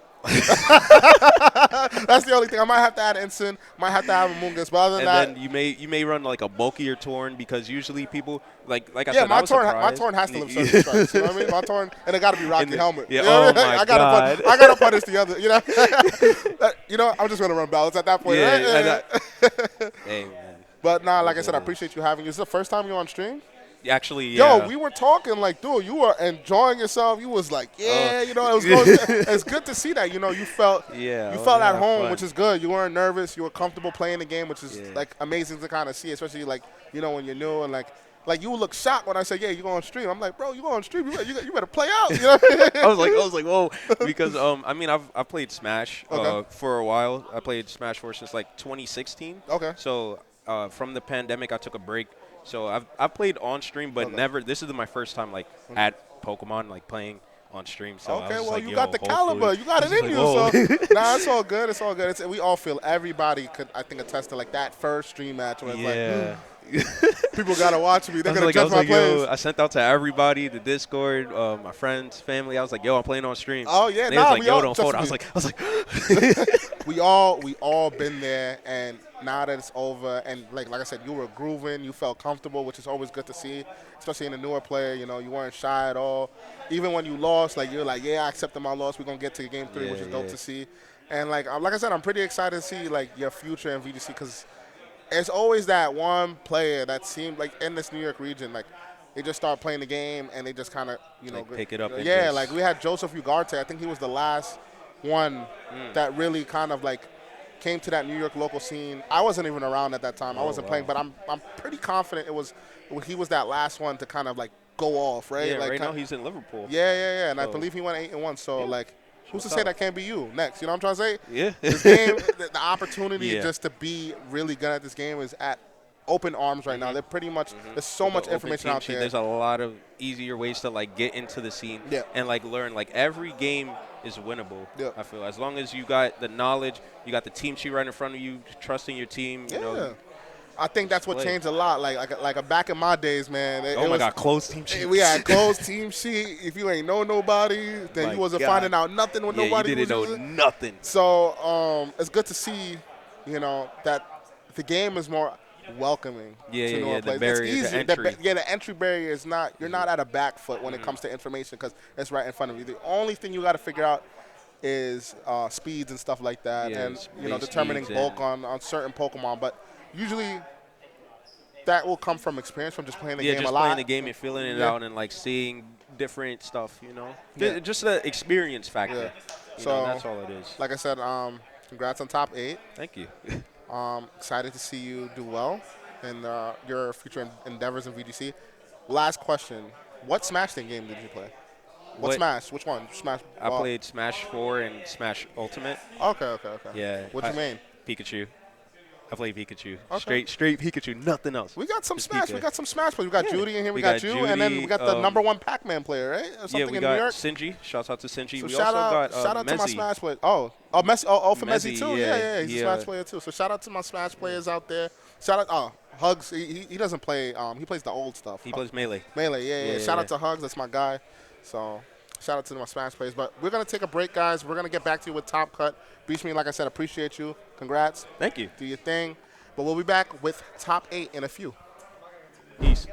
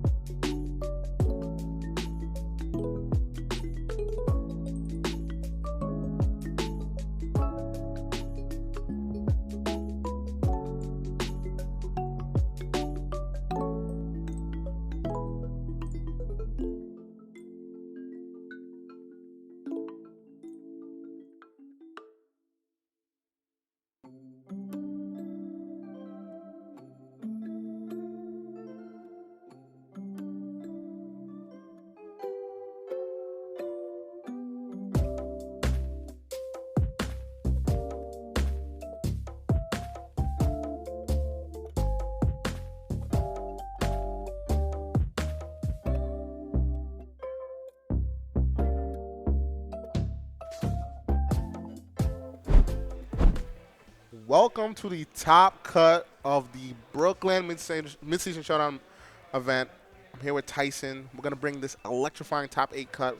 We have two players, Ofemezi, who people know have had a killer year last year, top cutting, I think, 3 events. I want to say 3 events, right? Yeah. And David, I'm not too familiar with his accomplishments, but we've seen on stream that, yeah, he could play this game really well. So I'm pretty excited to see this. Very interesting enough, both players rocking that Instant Amoongus on this team, going from the EU stream and now, watching this stream. We've seen that duo, Instant Amoongus, pop up frequently. Any thoughts on that, Tyson? Yeah, I mean, Instant Amoongus, right? We've seen it all day. Are in an insane duo, just being able to fake out Spore. We kind of saw how in David's game versus Darsh, they're able to position their Amoongus and their Incineroar. And as long as you have like goggles or tools to deal with the opposing Amoongus and Incineroar, which I mean we see both these players here have, where both these players, that being Ofemezi and David, both have safety goggles on their Incineroar. Amoongus has Rocky Helmet. Doesn't have Citrus Berry like David's does, but something like the safety goggles on Incineroar having counterplay to opposing Incineroar Amoongus is like super important, I think. But there's still like lines like knockoff into Spore and things like that each player has opportunities to. But what's really interesting to me is more than the Incineroar and the Amoongus is the Golden Go that we've seen on the Messi side. I don't think we've seen a single Golden Go all day today, but I do think it has a place in this meta for sure.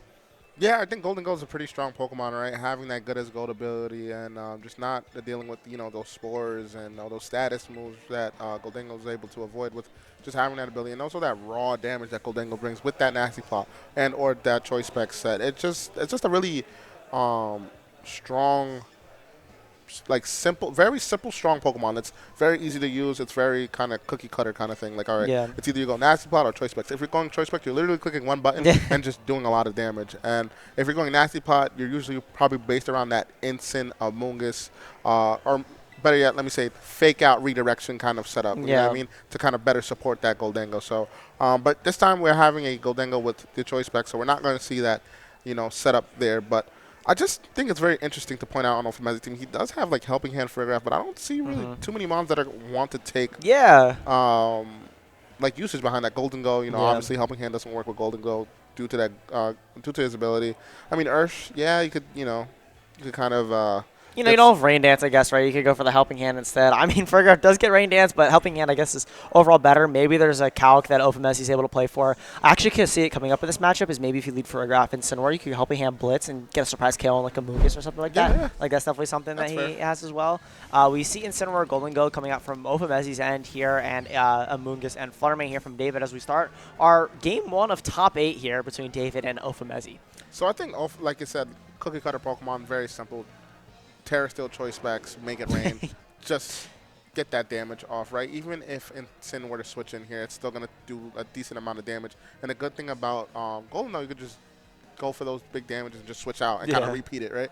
So we know that the Choice Specs on the end of David means that Fluttermane can't protect in this scenario. So it's either wants to stay in or make it rain and or just maybe just switch out.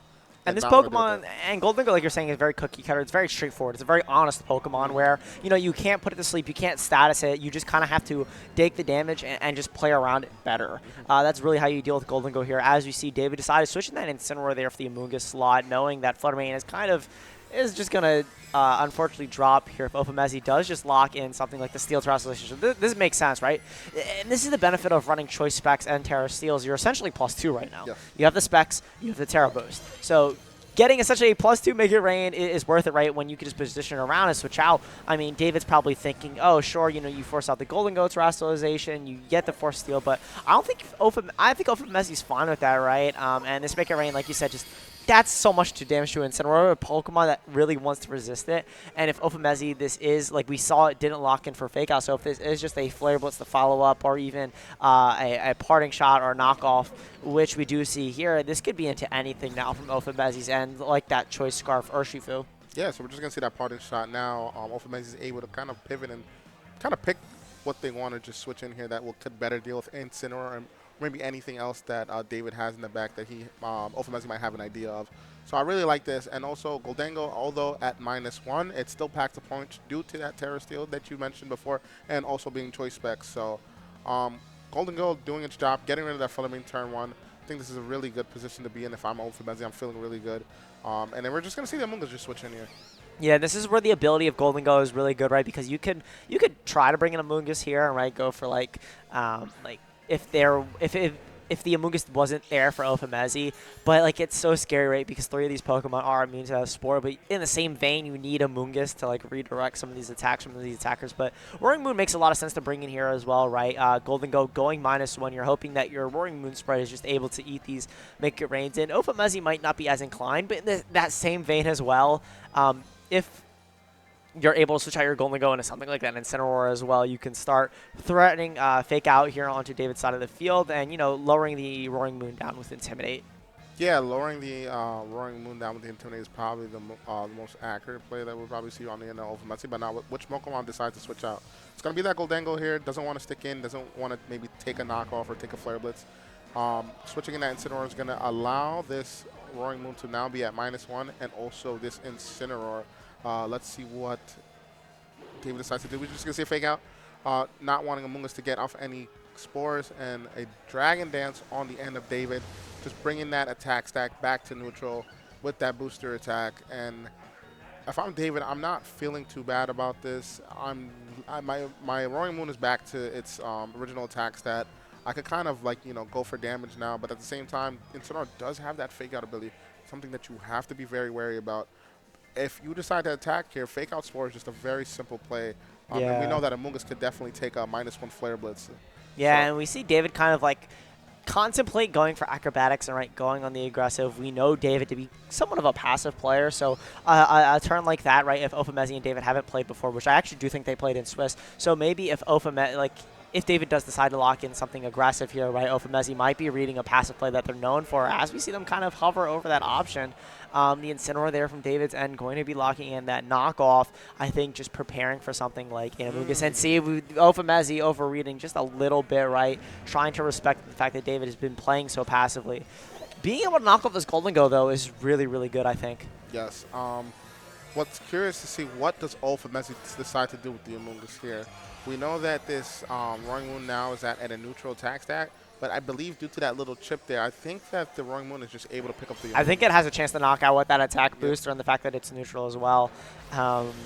It could, there could be super bold, but Amungus does just drop to that acrobatics, and with this knockoff as well, following up from this Incineroar, if it's able to pick off in this Golden Go, that could be super dangerous there as well. And I mean, the +1 speed on this Roaring Moon is super valuable as well if Ofamezi does have something like the Flutter Mane in the back for them. So, the Flutter Mane or even the Scarf. Ofamezi switch out there, right? Let's talk about it. I think that Ofamezi was probably like overreading the attack target. Definitely just banking on maybe David just to attack that Incineroar slot and Amungus protecting. I think that's the play that Ofamezi kind of saw. Like you said, they definitely played in Swiss, so this is not like a fresh game. Yeah, there's so many levels to it. Yeah, so they definitely have a read on each other. It's just all about positioning right now. Like who could just play better in this Incin Amungus type mirror, just with two different components.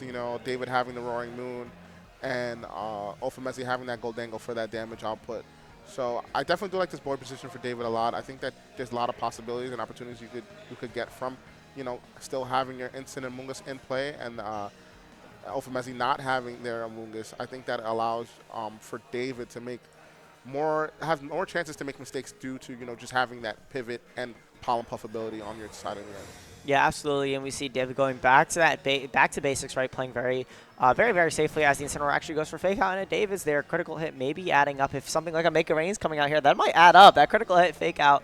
I do think without the specs though, the Incineroar should be able to live this attack, but I'm always happy to be proven wrong by Golden Go as it does. So that fake up, that critical hit fake out, not saving Ofamezi there, but I think though if I'm Ofamezi, this is not like the worst position, but nor the best, right? Roaring Moon's at -1 now. You're able to parting shot now. You have the ability to kind of switch out, but what do you have in the back here is the big issue. What does Ofamezi have to deal with this combination of Roaring Moon, Incin, and Amungus? Yes, you got that turn 1 and got rid of the Flutter Mane, but it seems like the core, like we've been talking about, Incin, Amungus, and just having that one physical strong mon or special attacking strong mon, it's just kind of just hard to break, right? Yeah, absolutely, and I think you really need a Golden Go if you're Ofamezi, but it took too much damage that I guess it didn't feel worth it to really switch out, right? Because if you are switching it out there, then you're preserving like a 2 HP Pokemon anyways. Like Golden Go is not eating any attack from any of these Pokemon here on David's side of the field. Parting shot going off into Ofamezi's Incineroar, switching out back into that Amungus, and it's exactly that board state they were talking about before, where it's just the Amungus and the Roaring Moon next to each other, able to Pollen Puff. The Incineroar now stuck on Ofamezi side of the field, or excuse me, after this parting shot is going to come back and then be stuck on the field, and is only going to have one more turn to fake out as Ofamezi does go down to their last 2 Pokemon. And I'm really curious what this last Pokemon is. If it's Flutter Mane, I think there's maybe a chance. It's not a good chance, but I think Flutter Mane coming in here, but instead it's Urshifu, and being choice, Scarf is not what you really want to see in front of an Amungus and a +1 speed Roaring Moon. Yeah, being Choice Scarf in front of an Amungus is like the worst scenario, but we do have the ability of Fake Out.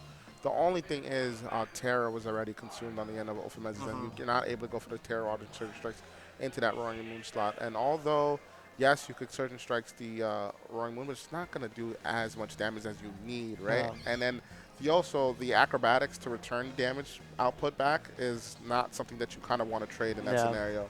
And something funny as well is that Opamezi actually has Ice Spinner, but even that I don't think bails you out here. The Amoonguss, assumably is able to live a lot of the attacks that Urshifu could fire off, especially a same type attack bonus. Ice Spinner, Urshifu isn't an Ice type, right? So it's not going to get the Ice Spinner going off there.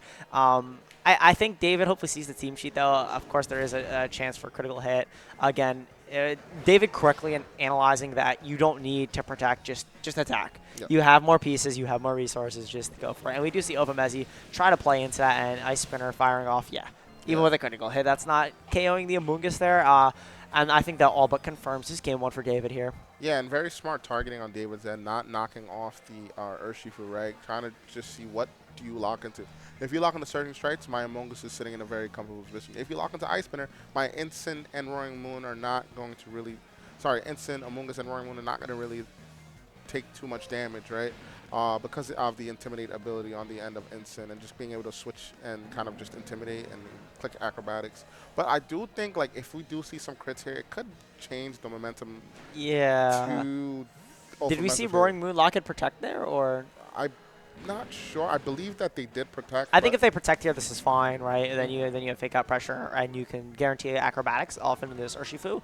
But otherwise, if you don't protect there, it could be a little scary. I mean, but acrobatics does go off first, right? It is -2 there, so the Urshifu might be able to live, which it does. Showing Ofamezi's bulk can lift that very comfortably, right? So if a critical hit does come out here, this could be very dangerous. And I think maybe Ofamezi actually went for a Flare Blitz as well, maybe. Oh, but it's into the Amoonguss slot there. I think if you doubled into that Roaring Moon slot, there was definitely a game there. So I don't think Ofamezi's out the game just yet, right? I think Amoonguss has too much HP. It would need a double crit, I think. Yeah. But that's like... Because you're taking Blitz damage. I mean, I guess Incineroar is pretty healthy, but I would think you're able to, and Roaring Moon is faster than the Urshifu, as we've seen in so you just kind of guarantee that KO. You can't even spinner it. You need like a Blitz crit, and even then, Incineroar is obviously not going to have a lot of attack investment. Unless Ofamezi does, then by all means prove me wrong. If Ofamezi wants to be the only adamant Incineroar or something, it goes for a Blitz and just knocks it out. Like, shoot, take the game. Like, you deserve it at that point. You deserve that win. But we're just going to see the acrobatics. We're going to see this Roaring Moon move first, knock out this Urshifu, only allowing Ofamezi to have one Pokemon left. It's Incineroar versus the world at this point. Roaring Moon and Amoonguss just sitting comfortably here. Amoonguss getting that Flare Blitz, just eating it up. I think he needs to blitz the Roaring Moon there. Yeah, I think that in terms of targeting, I think Ofamezi definitely needed to, like you said, target that Roaring Moon. If you crit with Blitz, you kind of just win the game, right? So, because Amoonguss cannot handle a 1v1 with Incineroar, but I think that this set is still winnable on the end of Ofamezi. That turn 1 was like really cool, right? You got rid of the Flutter Mane, but it was cool to see that David understood, like, okay, I can get a Shadow Ball off, and I'll trade my Flutter Mane for that damage into your Goldango, now allowing my Roaring Moon to put your now allowing my Roaring Moon to knock off and put you in range to get knocked out, right? Which is really good to see. So David showing that he understands the components of his teams and allowing himself to also just sack mons if he needs to, just to get certain pieces in at pivotal times. And that Roaring Moon switch after the Flutter got knocked out was really, I think, the pivotal point for David's positioning and just allowing him to kind of just steamroll from there. But like I said, I do think that this game is still winnable on the end of Ofamezi. Oh, 100%. I think if Ofamezi has a little bit better time positioning, maybe the Golden Go, I mean, like, as you saw, it did, like, no damage to the Incineroar, but I think if you are able to position it, even in front of something like the Roaring Moon, maybe next to something like your Amoonguss, with the Rocky Helmet chip, and Terra Steel choice specs, Make It Rain, you probably have a chance to KO this Roaring Moon. But it can be a little scary, right? Because into something like, David has the option to bring Archer-Ludon. I think Archer-Ludon would really shine there with something like Snarl and Assault Vests. You're forcing the Golden Go to lock into something like the Shadow Ball there. I think David did a really good job that game of knowing when to switch on and off in terms of play style, where they were very aggressive some terms and then went back to the passiveness. And they were able to call turns correctly and very accurately play to their board state. And I think if Ofamezi tries to get a read on them. Like, again, they did play in Swiss. So if they're able to figure out, if Ovamezi is able to figure out kind of how David wants to play this matchup, I think Ovamezi definitely has a chance to bring it to a game 3. I think if I'm David, though, I don't make any changes, right? I think that Roaring Moon into the Mungus is just super strong into the team. Maybe a 4th component could probably change, but I think that the core of, like, Roaring Moon into the Mungus is just super good, especially in a balanced mirror with Instant and Mungus. As long as you're able to parting, get those spores off into certain mons that you need to. I mean, Golden Goal was there, but we saw that David did not even really care about Golden Goal too much. Just kind of traded damage and got his Flutter knocked out to bring that Roaring Moon in and kind of steamroll the game from there. If we could have like a similar game 1 again on the end of David, I don't see how Ovamezi could really just deal with the Roaring Moon, because due to his Flutter main being like the Calm Mind, Moonblast, Shadow Set, it's kind of just hard to touch this Roaring Moon unless you commit to Terror with Flutter, right? Yeah. And that means Terror Grass. And if you Terror Grass... Acrobatics, exactly. So I think this is just... I think that David has the matchup in terms of having that Roaring Moon, but I want to see how Ovamezi could kind of show that, you have like good components in my team, but I could still win the set. Yeah, absolutely. Here, as we see from David's side there, the Urshifu there. Also important to talk about is that David's Urshifu is also Choice Scarf. Okay. So, if we do get to see that speed play out later in the game, that's also important. But this is a decent lead from Ovamezi, I'd say. You are worried about fake out Surging Strikes from David's end here, but, Golden Go is not in the worst position. I would assume the Golden Go is eating a Surging Strikes, right? You do have to be careful about the Amoonguss. We see David here kind of contemplating how their game plan wants to play out. I like the Golden Go Amoonguss a lot from Ovamezi, though, because if there was something like the Fluttermane Elite again, this plays a lot better. So I do like the pressure that Urshifu puts on a lot more. So I see the targeting that David went for. I did like the Flare Blitz and Surging. He's thinking about it. And we're just going to see a Rage Powder. So I did like Flare Blitz and Surging, which said I should just pick up the knockout here on Amoonguss. But I think that on David's end is that he did not want to take too much damage with that Incineroar and kind of put it in range for maybe a knockout with another Make It Rain if Ovamezi decides to go for Terra Steel, Make It Rain twice. So I get that play. But Surging Strikes is going to go into Amoonguss. We're going to just see that Rocky Helmet chip kind of just put away this Urshifu into a range where potentially Shadow Ball just might just knock it out. Oh, a Choice Specs 100 times over as the Urshifu just drops to the Shadow Ball. And it's kind of funny, right? Because I think David's still fine with it, I think, which is really, really funny to me because we see the knockoff go there to the Amoonguss. That's going to be most likely in range of a Flare Blitz there. Most definitely is in range of a Flare Blitz. But I think it's the same idea, right? Is you still have those 3 Pokemon, the Incineroar, Amoonguss, and the Roaring Moon. And we see the Roaring Moon just come back in here. But it's the same thing as Game 1, right? David's okay with sacrificing a Pokemon, that being Urshifu or Fluttermane, to either beta Terra out or find out what Golden Go wants to lock into. It's like once you figure out one of those 2 options, you can bring in Roaring Moon safely and then play around Instant Amoonguss. And I think David has correctly identify that win con right now because you're threatening Acrobatics into the Amoonguss. You can Dragon Dance. You have a lot more flexibility with Roaring Moon in the field now. And like I said, you could even Flare Blitz the Amoonguss here. And Ovamezi is almost forced to bring in Incineroar. And it's the exact same game position where you found in Game 1 where David could just go for a Dragon Dance now too. And it's very, very safe. Yeah, I definitely like the targeting there on David, right? You go for that Dragon Dance and you go for that Flare, but just to cover if that Amoonguss decides not to protect. Basically saying, all right, I'm getting this Dragon Dance off by any means necessary, and I'm going to cover that Dragon Dance by going for that Flare Blitz to kind of knock out the Amoonguss there. But we're just going to see the instant switch on the end of Ovamezi. Doesn't want his Amoonguss to stay in and get knocked down, and definitely get that regenerated boost on the end of Amoonguss. And Dragon Dance is going to be on the end of David.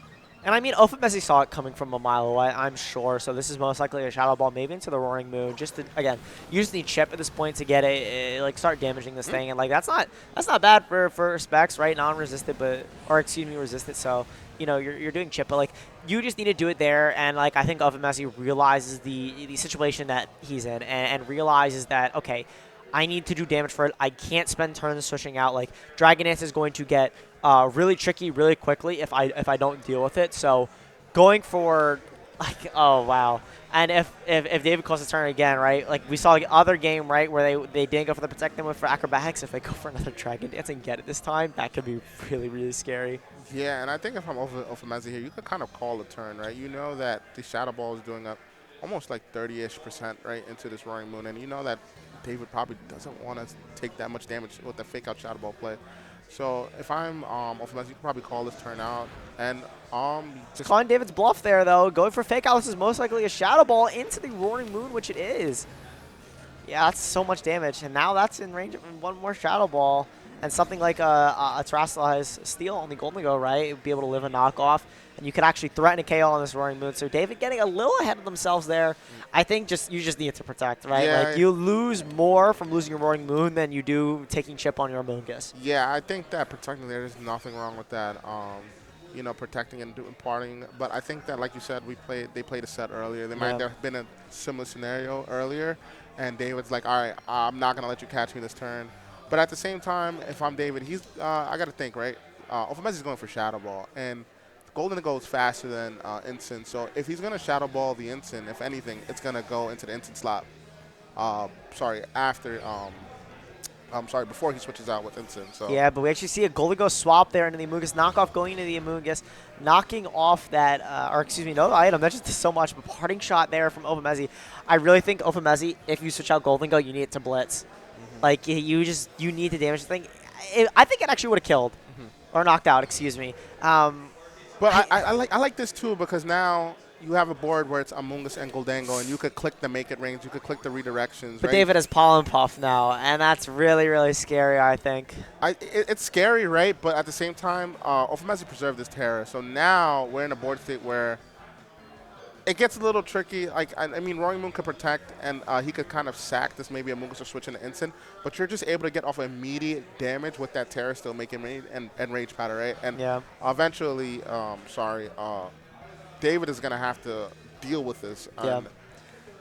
Instant coming back in might help David a little bit. You do have to get this turn correct, right? Because Ophimus has the option to Terra Steel and switch an Incineroar for the Amoonguss slot. That's a very possible option as well. You could, of course, protect the Amoonguss on Ophimus' side, calling like a attack there. But I think David's best play is probably just clicking knockoff and switching in Incineroar.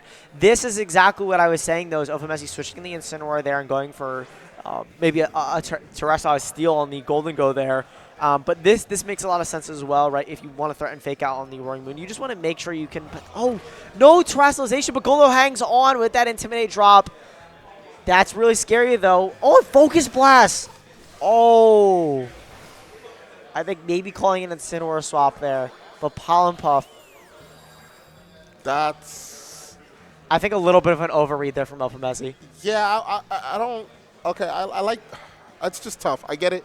But, like, I don't know if I'm Specs, right? I think that, like, redirection, make it, like I was saying, redirection, make it ring. Make your opponent respect that. Because if they don't, then they just get knocked out, right? And we saw David was not respecting in game one. Yeah. Like, so I would think you would click it again and force them to respect it. Like, even if the Incineroar switches in, you're threatening so much damage on the Amoonguss and the Roaring Moon that it's your best option to click it. And now, see, like, David, it just has so much leverage, I think. And, I mean, we see them hovering over Acrobats to click it and hold it, but that momentum swing was pretty huge, right, for David, right? If I'm David, I'm feeling really happy. I'm feeling really good. Getting that chip on the Goldango, and now the Amoonguss switch in. If I'm David, I'm like feeling really good about this because it's like you don't have really nothing to touch my Roaring Moon now. Yeah, and I like. This is so rough because Incineroar comes in here, right? David honestly could click Dragon Dance for all he cares, right? Like, it's the fact that you've been able to heal up and you've knocked off the choice specs, like, that's so big. Fake out just going off from the Roaring Moon, though, it makes a lot of sense. You're able to reposition your Amoonguss, but it's so dangerous here. Like, if you don't get these next turns correctly with from Ophimus' end, it feels really, really bad, right? Golden Go and Amoonguss not being able to take a Flare Blitz. Of course, there is that last Pokemon, so if it is that Urshifu that Ophimus had game one, that is a switch in, of course, but, you know, Blitz can burn as well. Yes, and I like the targeting on the end of David, right? Going for that Dragon Dance, going for that Flare Blitz, basically trying to make Ophimus commit to a Terra. It's like, okay, if you don't commit with Terra, I'm going to get a Dragon Dance off.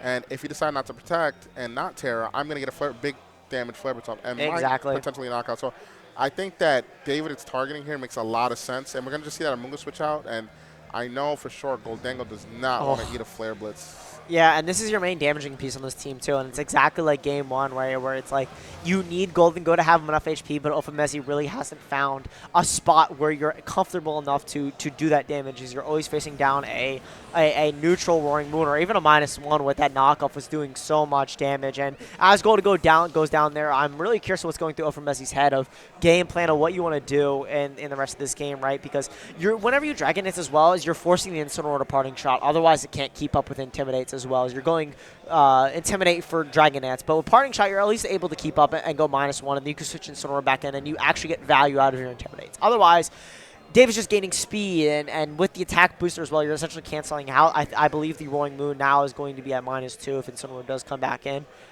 So, like, Ophamesi's not out of this, but again, losing Golden Go just like Game 1 is really, really rough, and it's an uphill battle. Yeah, it's an uphill battle. It's just the fact that you really don't have any strong damaging moves into the Roaring Moon, right? And the fact that David has redirection and fake out still with this Roaring Moon, it just makes it tough. It's going to be a longer game, but I think that with the pieces and tools that David has on his end, and this Flutter being not being like a spread damaging Flutter, it just allows the Roaring Moon and Mungus instant combination to thrive. Because if you don't Terror, then you're kind of just weak to everything out of neutral damage. Flutter doesn't have the best defensive stats, right? But if you do decide to Terror, now you're weak to Flare Blitz, now you're weak to Acrobatics, and now you're weak to even Pollen Puff. Like, it's just a tough position to be if you're Ophamesi. But like you said, he's definitely not out of the game. It's just, how do you surpass this Roaring Moon Instant Amoongus combination we've been talking about? Yeah, and it's really scary, right? Because so the Flutter revealing speed booster there, it makes a lot of sense with the calm mindset that Ophamesi is opting in for, right? You have to still play this very safe if you're David, right? You have Terrestrialization, but the fact that Flutter Mane is still doing damage to you with Moonblast, it feels kind of telegraphed here. And the fact that Amoongus most likely, I don't think it eats a Acrobatics plus Flare Blitz, but of course Incineroar can switch in for that slot. I could even see a line where you switch Incineroar in for Flutter Mane and then like Pollen Puff S-Law or go for a Protect and reposition yourself, where you can go for Fake Out Spore if you call that correctly. But like you have to call these turns correctly, and that's the problem, right? Where in Game 1 we saw Urshifu from Ophamesi's end and there was no Protect, but at least Flutter Mane gives you now an option where it's another level where David really has to think of Protect. But no, Ophamesi goes for the straightforward play, which makes a lot of sense as well. Incineroar coming in here, and I think Ophamesi's trying to force out a Terra from this Roaring Moon, which is kind of forced, right? You don't want to be taking a Moonblast and just losing all your progress. But we do see a Terrestrialization from here, from David, which makes a lot of sense. So we're going to see the Terra. It's definitely going to be the Terra flying, get this Roaring Moon to have this flying stab now on Acrobatics. Even though I'm -2, like Roaring Moon. Chip is chip. Chip is chip, and we'll take it for what it is, right? I'm definitely like this positioning on David. Basically saying, all right, you got to respect this Roaring Moon now and have to target it, or else I'm going to. That is more than I thought. But we're going to just see Moonblast. It does a decent chunk. Yeah, but I think Ophamesi targeting correctly there, hoping that David is going to keep the Roaring Moon in the field, right? And if you're able to preserve Incineroar, you can get yourself in a position where Incineroar, Flutter Mane are able to take down Roaring Moon. So if you correctly Moonblast or Shadow Ball the Amoonguss switch in, right? If you get rid of that second supporting slot to the Roaring Moon, if you're able to get rid of it, then you can try to 1v1 this Roaring Moon that's been going down bit by bit, right? See, now David has to make the choice, right? If you do go for Acrobatics or you try to go for damage or Dragon Nets, you have to take that parting shot. It's exactly that trade we were talking about before, is you have to take that -1 or you have to Dragon Dance. And I think that's what Ophamesi's playing for here, because the Amoonguss on Ophamesi's end is actually relatively healthy. It's at full HP, right? So even if the turns, Fake Out there going off there, if this is a Moonblast into the Incineroar, I think we have a game. Yeah, Moonblast into Incineroar should do. Lives with a slither of health. Oh, no. And we're going to see the parting shot into We see the look on Ophamesi's face, too. Yeah. You needed that to KO. Definitely needed that to KO, but Instant showing off its bulk there, not wanting to stay in, going to switch out, get this Incineroar down to -attack, and bring the Amoonguss now. And now this is like a very great position. They're still not out, though. Still not out, of course. Oh, no, not at all. I think that if I'm David, I think Eventually, I think I want my Roaring Moon to kind of be switched right. Yeah, like -2. You're not. You don't need the boost at this point. You know you're already slower than the Flutter Mane. Like, Yeah.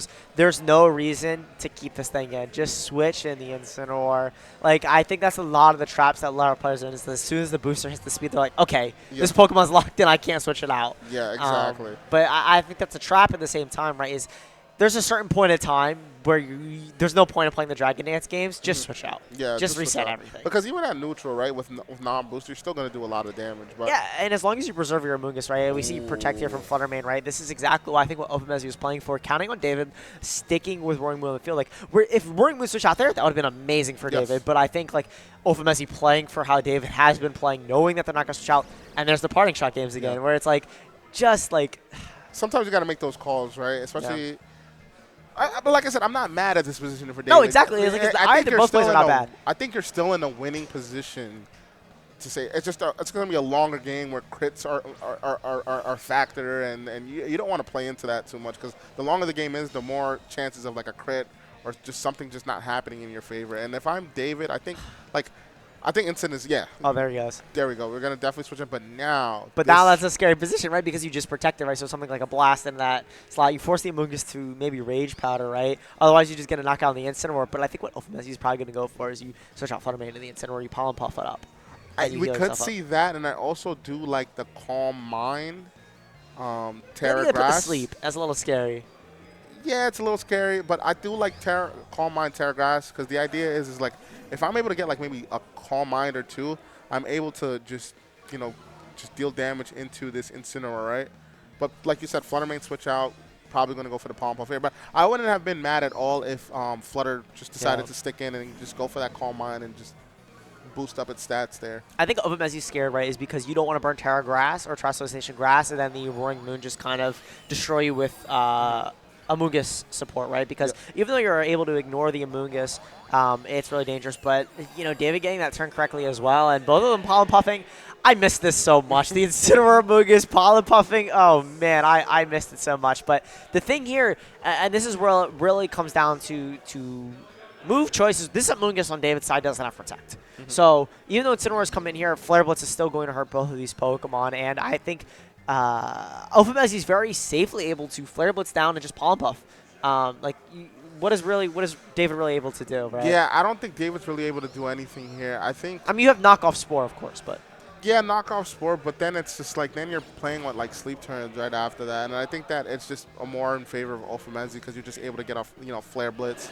Nothing in the back. Both go for it.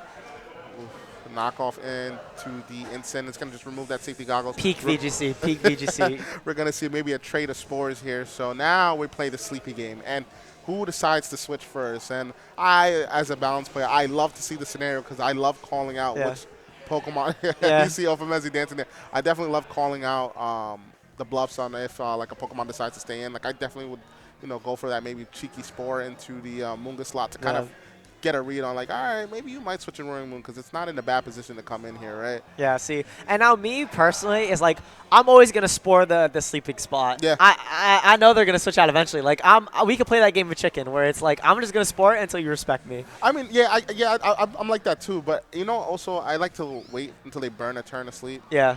And then I would spore the Grassmon because, like, who spores the Grassmon? Exactly. That's what everyone says. But we're going to just see the instant switch here for the Amoonguss. Doesn't want to stick in here. Incineroar on the end of David's going to take one turn of sleep. And we're going to just see a Spore on the end of David into the Sleeping Instant. So not too bad. I'm not feeling too bad here if I'm Flutter. But see, now you're playing the sleeping games. And this is where if you get the Terrestrializing Grass on Ophamezi's end and you get a Calm Mind up, that feels like it's game winning. Yes. And also to be wary, the timer had just popped up, so players need to probably pick and choose their moves a little quicker or get damage off because now we might be going to the wire when it comes to the timer here. 3 Pokemon remaining on both ends of both trainers, and we're going to just see the Terra on Ophamezi's end going to get that Flutter into that Terra Grass, and most likely going to see a Calm Mind here, right? Yeah, absolutely. I think if you are committing to the Terra Grass at this point, you need a Calm Mind so that you actually threaten damage on this Roaring Moon. And if this Incineroar, wait, just Moonblast straight up. That does so much. Incineroar stays asleep though on Ophamezi's end. I think maybe that was a blitz. Yeah, seeing Ophamezi's face, he's not too happy about that play.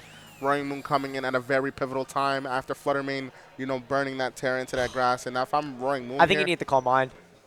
yeah, I like the Calm Mind too, but now, like... It's really scary now. Now you don't click it, right? Because you're staring down in acrobatics. And as you mentioned before, that timer popping up is both these players are... Incineroar Amoonguss, like, it's just peak VGC, I think. And if you're David here, no need to get greedy with the Dragon Dance, I don't think. Like, just click the damaging moves. Yeah, I see David going for Dragon Like, Dance, Overmezzi basically can't calling stop. the Fluttermane Protect. Yeah. So, I mean, I get it. But I don't see, even if at -1, I don't think you're going to, I think you'll be able to do a lot of respectable damage to the point where it's like you could click Acro and Pollen Puff at that point to just pick up that Fluttermane, right? Now it's just a matter of just picking up knockouts and maybe even just playing to that timer after you pick up that knockout. So, but we're going to just see David, Overmezzi here, just click that parting shot into the Ensign, going to get that attack stat back down to neutral. Ensign is going to pivot out into this Amoonguss here, and I don't know, if I'm... Like I said, if I'm again, none of these players are in a bad position. Yeah. That's the craziest thing is this game could go on forever, and like one of these players just needs to make an aggressive play. I think though the problem is there's 60 level. There's so oh my god, this is the best VGC. You have 3 almost full HP Pokemon, and Amoonguss and Incineroar are like at full. So this is I'm not too sure on the. Oh. Okay, I like the instant switch. No, and you Pollen Puff. Yeah. This makes a lot of sense. This guarantees you have the most HP at the end of the turn. Yes. But David has to acrobatics into a Amoonguss that can protect. That's super scary. But I like this play a lot on Overmezzi's end because you could fake out the next turn and Pollen Puff yourself, which is really good. When you see acrobatics into Amoonguss here, it's going to do a decent amount of damage, and then Spore. It doesn't matter though. 20 seconds left in the battle. Yeah. It's going to come down to HPs and stuff, but... I think, man. I think that David might just pull this one out just due to the fact that if Amoonguss decides to switch, it's going to be that Fluttermane, right? And Fluttermane is Terra Grass, so definitely there's seconds, though. You just protect. You just always protect. Yeah, you always protect and then let it come down to HP. But the timer's going to run out. And David does take it there, 2-0. Oh, yeah, I think that in terms of targeting, I think that David played really well. I think that one turn where I was talking about where Fluttermane should have Calm Mind. I think that was the opportunity to go. You needed to it. Yeah, just needed to go for it, and I think that you could see Overmezzi there just showing the margins and stuff like that with his hands gestures. But I think that it was just well played on David's end.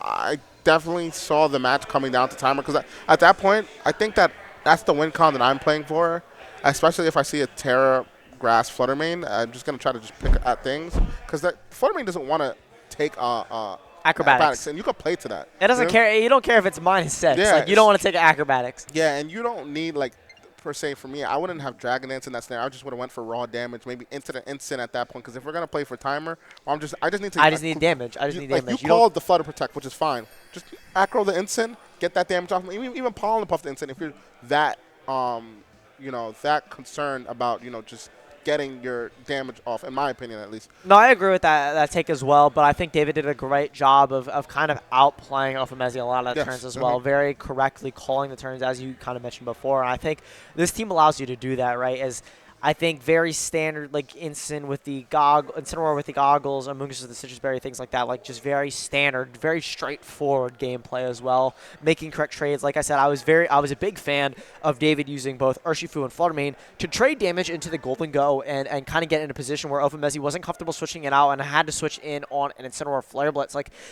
That gameplay from David, trading the Golden Go correctly and getting the amount of damage that you needed to it was really, really well planned, and securing Roaring Moon as an endgame piece, which was really, really well played. Yeah, I think that the pivotal turn was the turn where the knockoff went into the Goldengo slot and Goldengo going for Focus Blast into the Amoonguss slot. That was really rough. Yeah, it was really rough for Overmezzi. I definitely saw what he wanted to do, right? He definitely wanted to call a switch in and kind of punish it. Because if you do get the big Incineroar switch in, right, then that's just game. Yes. Then there's no more switching. That's just the Amoonguss Roaring Moon, and it's a lot more manageable. But getting that turn wrong, I think, meant that the game was going to timer. Yeah, and for everybody that's watching, I feel like a lot of people don't understand when you play somebody in a set prior it's kind of like It gets in hard. your head. It gets in your head, and you kind of want to make plays because like I did this before. There's no way he just allows me to just do this again. So that turn where I said like maybe he should go for the terror steal, make it rain. That's just me playing off like the first hump of not knowing anything. You know what I mean? And you know that they played before, so definitely well played on both trainers. I think that David has a really strong team.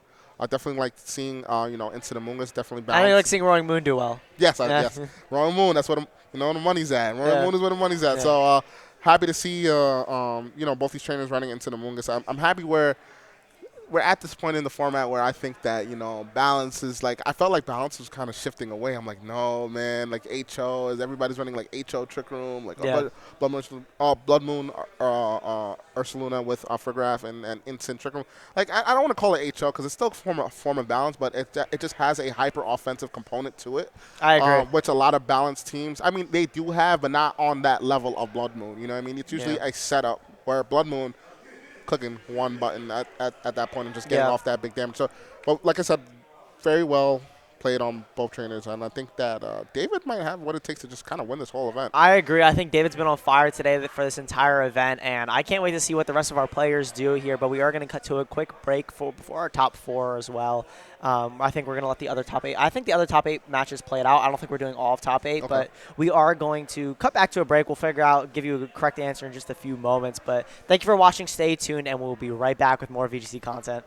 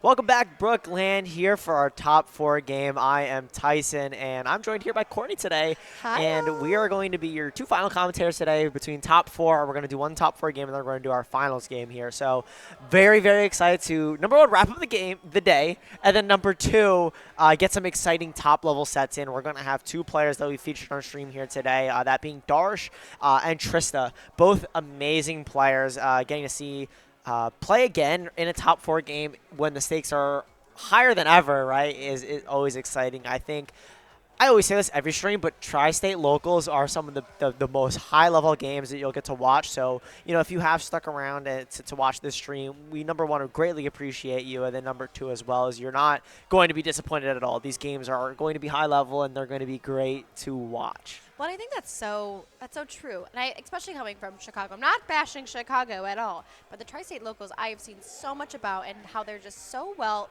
planned out. First of all, big shout out to the professors and the TOs. They run such an amazing event, and the people who are here are also so amazing as well. And I know we've got such a electrifying matchup with Darsh and Trista, especially after talking to Trista earlier. It's going to be really tough after looking at both of these teams together. And I'm really well, Darsh is on his phone, but if it were me, I would be a little worried, let me tell you, because it is going to be very interesting because they're both such legacy players. They're both so well seasoned at the game, and they both want to win this. Yeah, absolutely. I mean, winning this not only for the riveted title of the MSS, of course, there is a cash prize here, and as well as the clout, of course, yeah.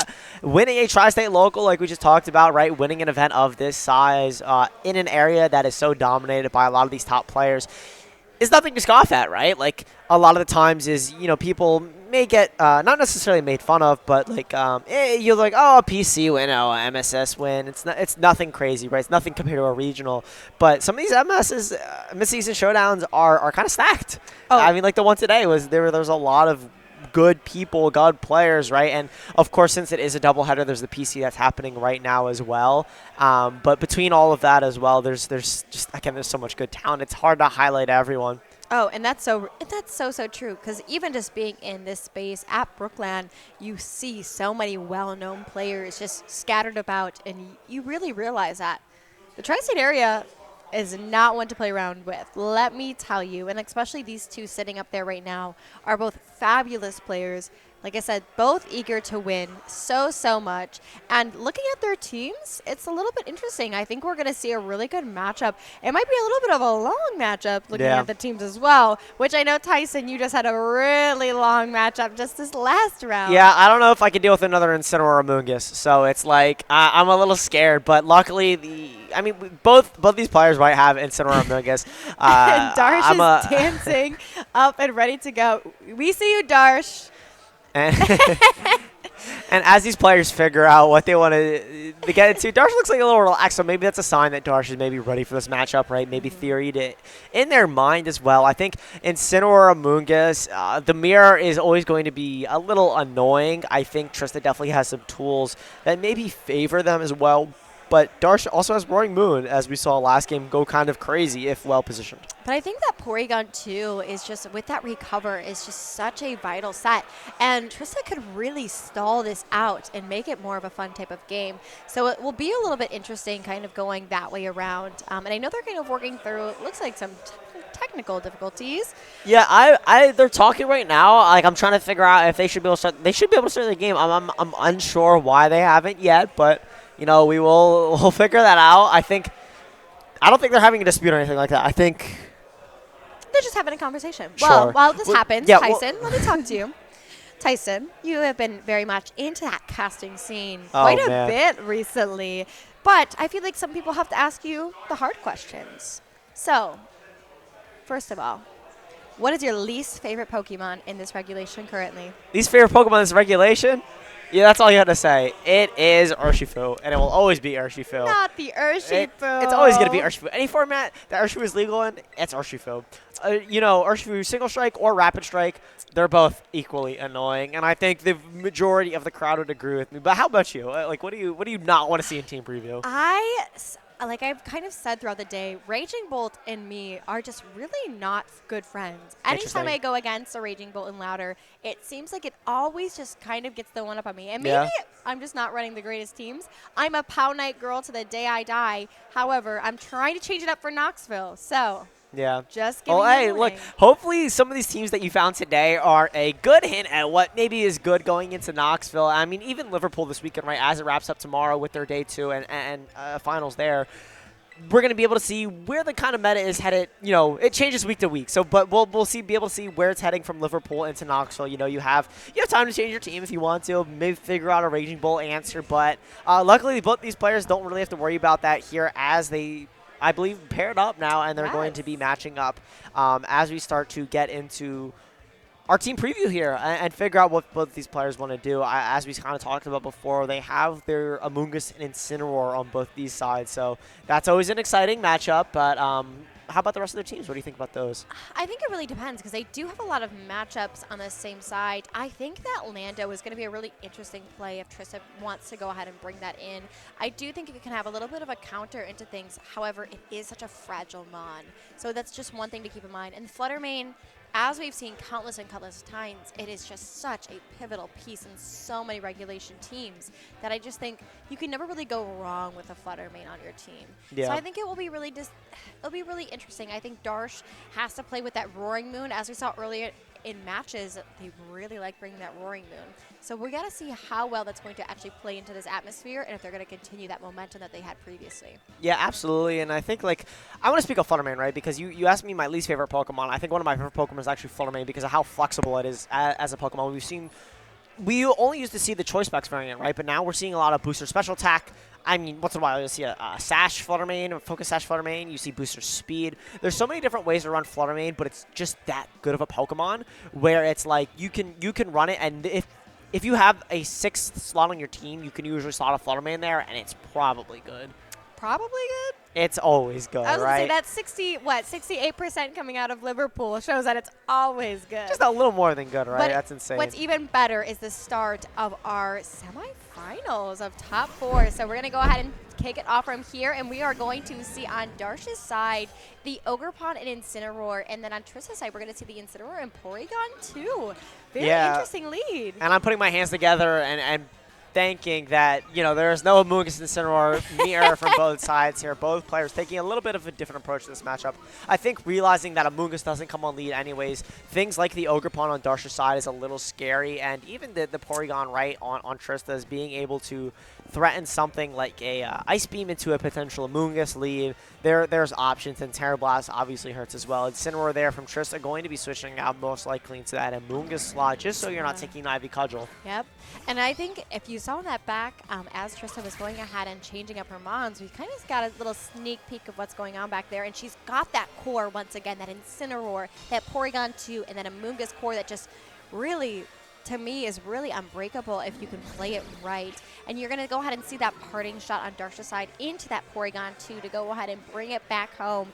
And I think it's going to be really interesting to see what Darsh has in the back to go ahead and kind of counteract what Trista has on the field currently. Yeah, absolutely. And P2 or Porygon 2 and Amoonguss here are kind of going to just be sitting in front of Ogre Pawn and the Amoonguss there. And this is the game where it becomes right. It's like, how quickly can you get rid of the threats that are immune to the Spore there from both sides? And Sludge Bomb and Trista's is something we talked about a little bit earlier in our stream as well, but I think Sludge Bomb is a super interesting move, right? Like Pollen Puff, yes, you do damage to Amoonguss, or to Ogre Pawn, excuse me, but Sludge Bomb does just that much more, right? You're able to do so much damage. Ogre Pawn here switching up from Darsh, though, realizing that threat as Incineroar comes back in on something like an Ice Beam from Trista's side or even a Tri-Attack, but mainly avoiding super effective damage from that Sludge Bomb. Well, and I think one thing is that we have to keep in mind about Trista's, like you were saying, that Sludge Bomb is such a pivotal move that not a lot of people run on their Amoonguss. So we see the Spore into that Porygon 2, putting it to quite to sleep. We've had a lot of sleepy Pokemon this tournament, can I just say that? Because as we see that the Incineroar also decides they want to take a nap as well. I think it's really interesting that this meta has been changing a lot, especially just from Portland into Charlotte, and seeing how much Amoonguss has really come and taken it back. Yeah, maybe NA overall doesn't really respect Amoonguss, but Tri-State sure does. Like everyone in CUT, I feel like, has used Amoonguss if you were to look at usage stats. They're Trista going for his switch there into Incineroar. I mean, there really is going to be no other safe opportunity. It's like, if Darsh does get the switch there, right, calling the Amoonguss swap out and Spore in that slot, it's like, okay, you deserve it at that point. It is going to be sleep games, I think. If the Incineroar does wake up here, you threaten things like a knockoff. But Spore going off in the wrong slot there. If that would have gone into that Incineroar slot, or into that Incineroar switch in, that would have been such an amazing play. Yeah. And that really would have changed the tides of things. But now we're kind of even going off that one turn to sleep. We're going to kind of see what wakes up, what stays asleep, and how this game is going to kind of progress from there. We see that Darsh will go ahead and take out that Amoonguss, bringing in that Ogre Pawn back. You know, it's just one of those really quick pivotal Pokemon. And then seeing that Terra on Trista's side, interesting. But I really like this, right, because Darsh is able to get Ogre Pawn in and reset that Intimidate drop, which does matter now. Or, excuse me, the Amoonguss comes out, and I think if you're Darsh, right, as long as your Incineroar wakes up, you're able to get out and potentially threaten Flare Blitz against this Incineroar that now decides to terrestrialize grass. Also very important as well is this Porygon 2 is faster than Darsh's, but neither of these sleeping Pokemon decide to wake up this turn there. They're Sleeping Beauty, that's for sure. And they are just waiting their turn to go ahead and kind of wake up. And we're going to see that Trista's debating on if I want to bring that Amoonguss back up or if they want to go kind of on the offensive side of things. And I think in these types of games, it's really hard because the long game sometimes can pay out, but sometimes you just kind of want to go for the gold and just kind of, you know? And it's really scary there because you saw Trista maybe want to go into the Amoonguss there. The thought process, I think, is if Porygon 2 wakes up, right, you go for Terra Blast into the Incineroar, and in combination with Rocky Helmet and Flare Blitz chip, that maybe the Incineroar knocks itself out if it does go into that slot. But you see Darsh there go for the Ivy Cudgel, and then the Amoonguss is doing small amounts of chip, obviously not taking Rocky Helmet, considering Ivy Cudgel is not a contact move, and Incineroar napping all 3 turns there, I believe. What an amazing cat nap. Get it? Yeah. You stole my pun. It's okay, though. But I think this is a really interesting game state. Both players still have really healthy mons. And even though that some are asleep, it's still just very interesting. It can be in either favor. And I think me and you kind of talking before this is that this will be an interesting long match, and there will be a lot of mind games kind of going through this and seeing what you're going to swap out, what are you going to go ahead and heal, and what are you going to put to sleep. Yeah, exactly here, and Trista just has to target correctly. We see Hornleash going off into Urshifu there, and Wicked Blow coming out from Trista's. That does so much. I think if a Sludge Bomb comes off in the slot, that should just be a knockout in the Ogre Pawn. Oh my gosh, what an amazing play by Trista. Just really kind of reading that and just saying, hey, as long as the Ogre Pawn doesn't switch out or doesn't Spiky Shield, I've got a shot. Yeah, and that knockout is super big as well, right? Because that's just one of those pieces where you maybe want that special defense boost with that Ogre Pawn's Wellspring Mask's ability. Getting that +1 to its special defense is super big, I think. Of course, you don't want to Terrestrialize in front of Amoonguss, but I think if you got rid of that threat, it's actually decently well. But not even having an option anymore from Darsh's end is going to help in this long game. Again, we see these Amoonguss Incineroar mirrors. It's a game of longevity, right? Whoever is able to position and preserve their HP. And I think Trista's done an amazing job of that so far. Well, I would love to pick your brain about how you feel about Darsh bringing in that Roaring Moon next to that Amoonguss, especially against what Trista has on the field currently. I think there's no better time than now, honestly. You need to start threatening damage in this Amoonguss and get it off the field. The Urshifu having its sash being broken against it, right? Trista really can't click close combat very safely into the Roaring Moon, even if it wanted to, but we are going to see a Terra flying here.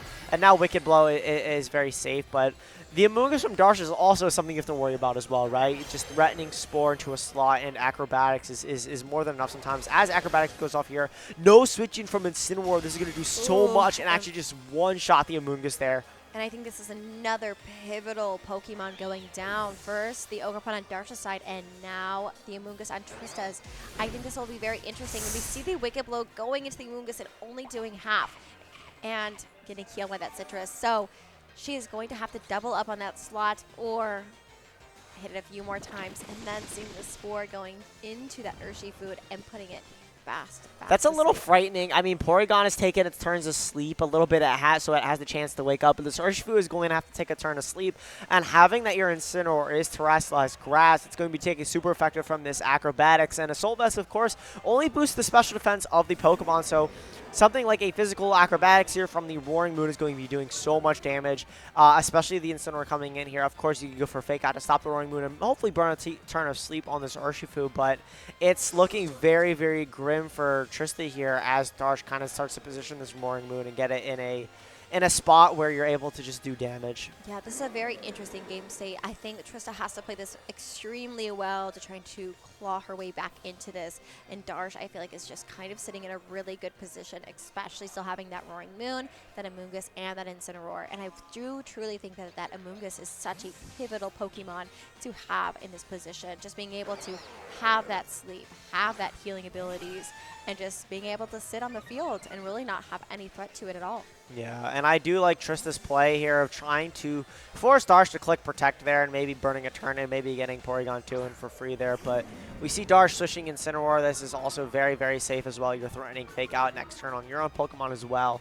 I think if you're Darsh, though, you just accept the fact that they're clicking Fake Out. You're forcing them on the field. But Acrobatics into the Porygon 2 slot instead of the Urshifu, I guess knowing you're faster, right, is probably fine. So Wicked Blow isn't as much of a threat, but now I feel like you're able to very safely click Fake Out Acrobatics or even Fake Out Knockoff into this Porygon 2. As we do see the Incineroar from Darsh there taking its full turns of sleep, knowing he's going to wake up this turn, and Acrobatics firing off.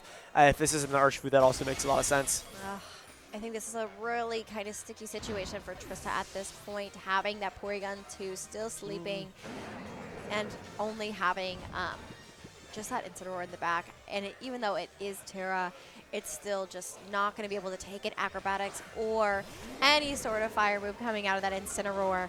I think this is just a really interesting match at this point, and I think Darsh really played around that Porygon 2 and that Amoonguss really well, realizing that it was a threat and that he needed to get rid of it. Yeah, but Trista's not out of this yet, right? With Porygon and Recover, there's always a way. Porygon's bulk never ceases to surprise me, and a full HP Incineroar as well. There's no Amoonguss here on Trista's side to really be able to Pollen Puff and keep this Incineroar alive, so Trista has to be very careful how she uses Incineroar's HP with those Flare Blitzes, with those knockoffs.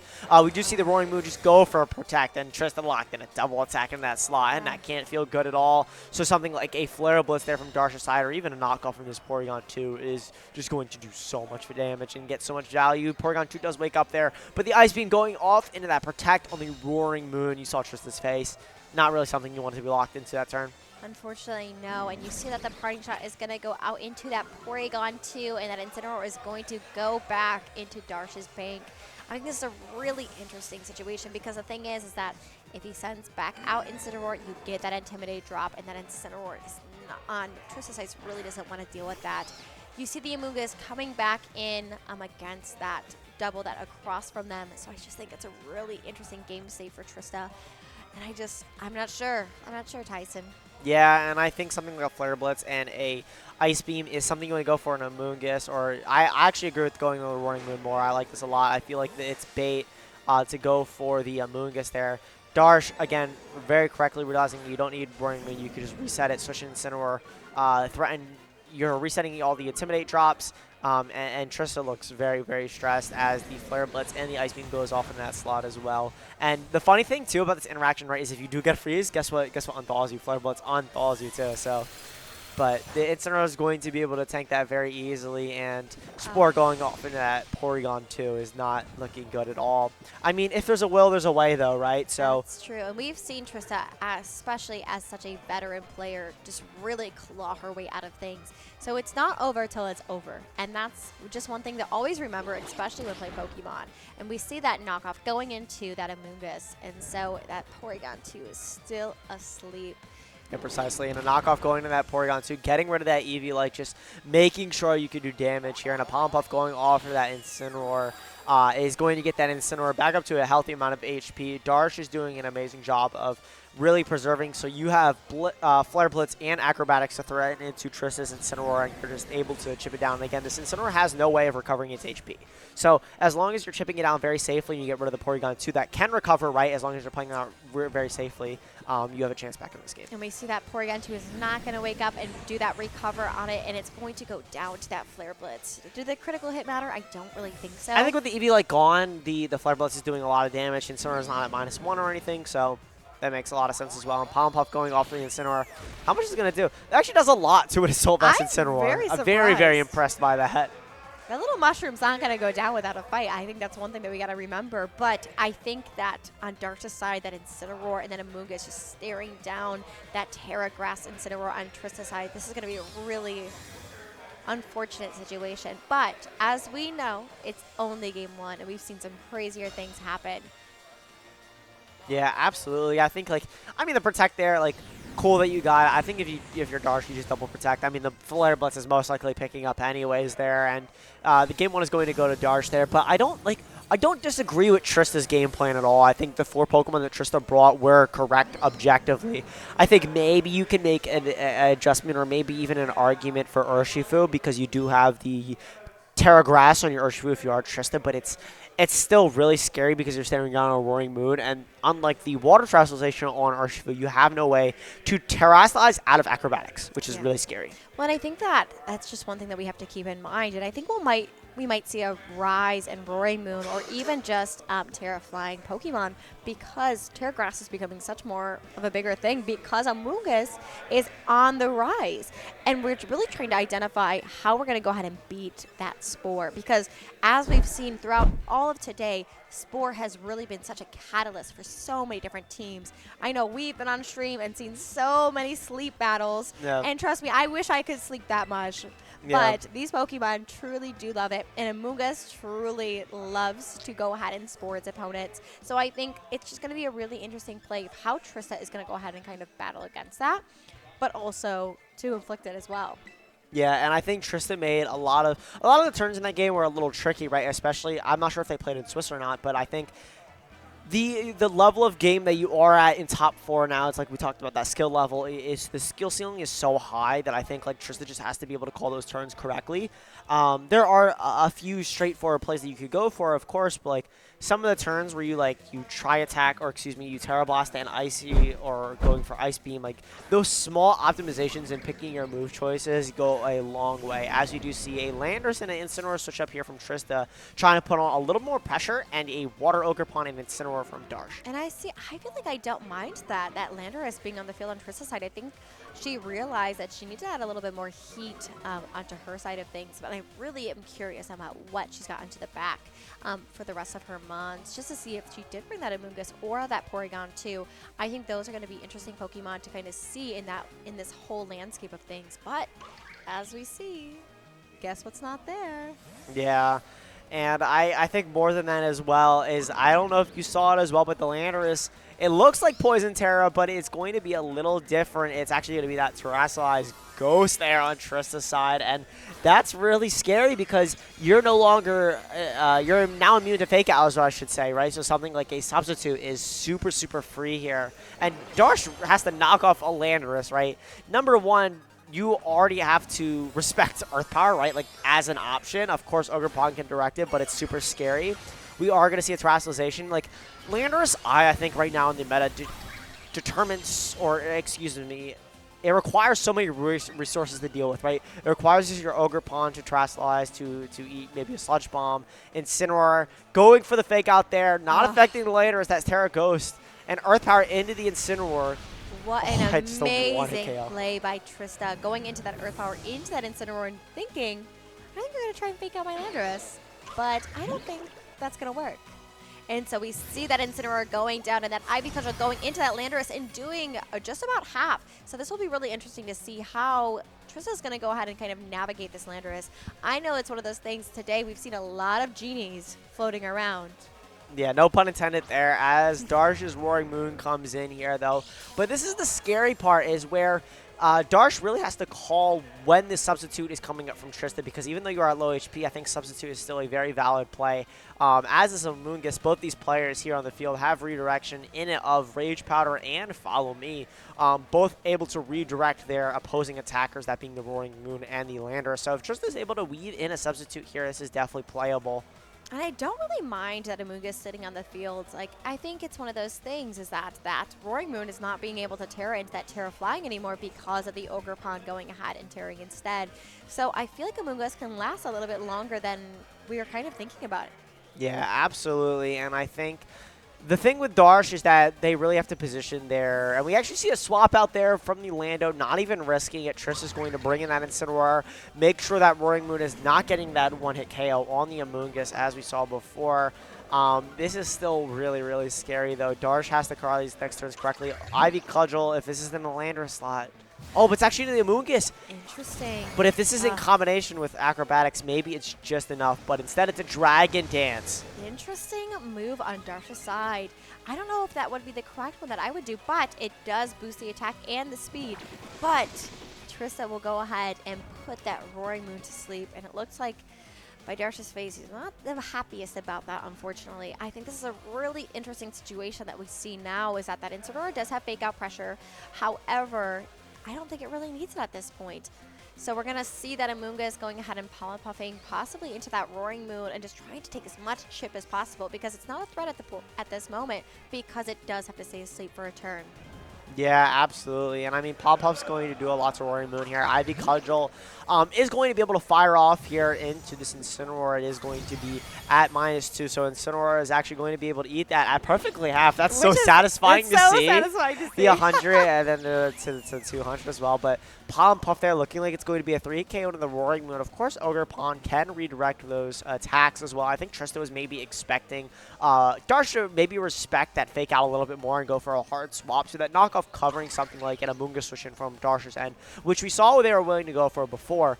The Pollen Puff here, though, I agree with this play 100%, though. There's no reason. Again, sometimes it's okay to not click Parting Shot. Sometimes it's like knockoff is your play, right? And Darsh has to respect the Amoonguss, right? You either are going for Rage Powder to redirect the Ogre Pawn Ivy Cudgel or you're palm puffing, and I think if Darsh is able to play around that, as we see here, where they're able to switch out, but Trista's also covering for that, and it's a two-player game at the end of the day. Yeah, and I think Trista's really playing this board really well, really realizing that she's not super afraid of kind of what goes in, and is going to go ahead and utilize that Incineroar as much as possible by going on that knockoff onto that Amoonguss, getting rid of that Citrus Berry, which we have seen time and time again today is so pivotal, especially when going against it. And then we see that Palm Puff going back into that Roaring Moon, and it's still sleeping.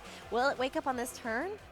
Yeah, I think it needs to, right? Because I'm not sure if you eat another Palm Puff, it might be very barely. I mean, we do see the wake up, though. Acrobatics is going off into the Amoonguss, and Amoonguss hangs on with 8 HP.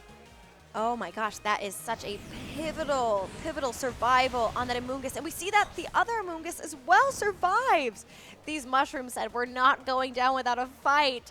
But we see that Darsha's Amoonguss does get burned.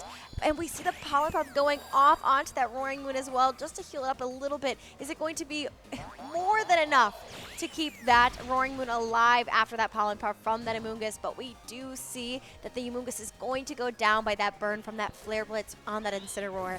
But a very crucial Pollen Puff onto that Roaring Moon for them, just so that they could get enough healing boost to survive the Pollen Puff from Trista's side. Yeah, and that terrestrialization, not terrestrialization. I think that turn, the Amoonguss revealing that it was faster than Trista's, is super important.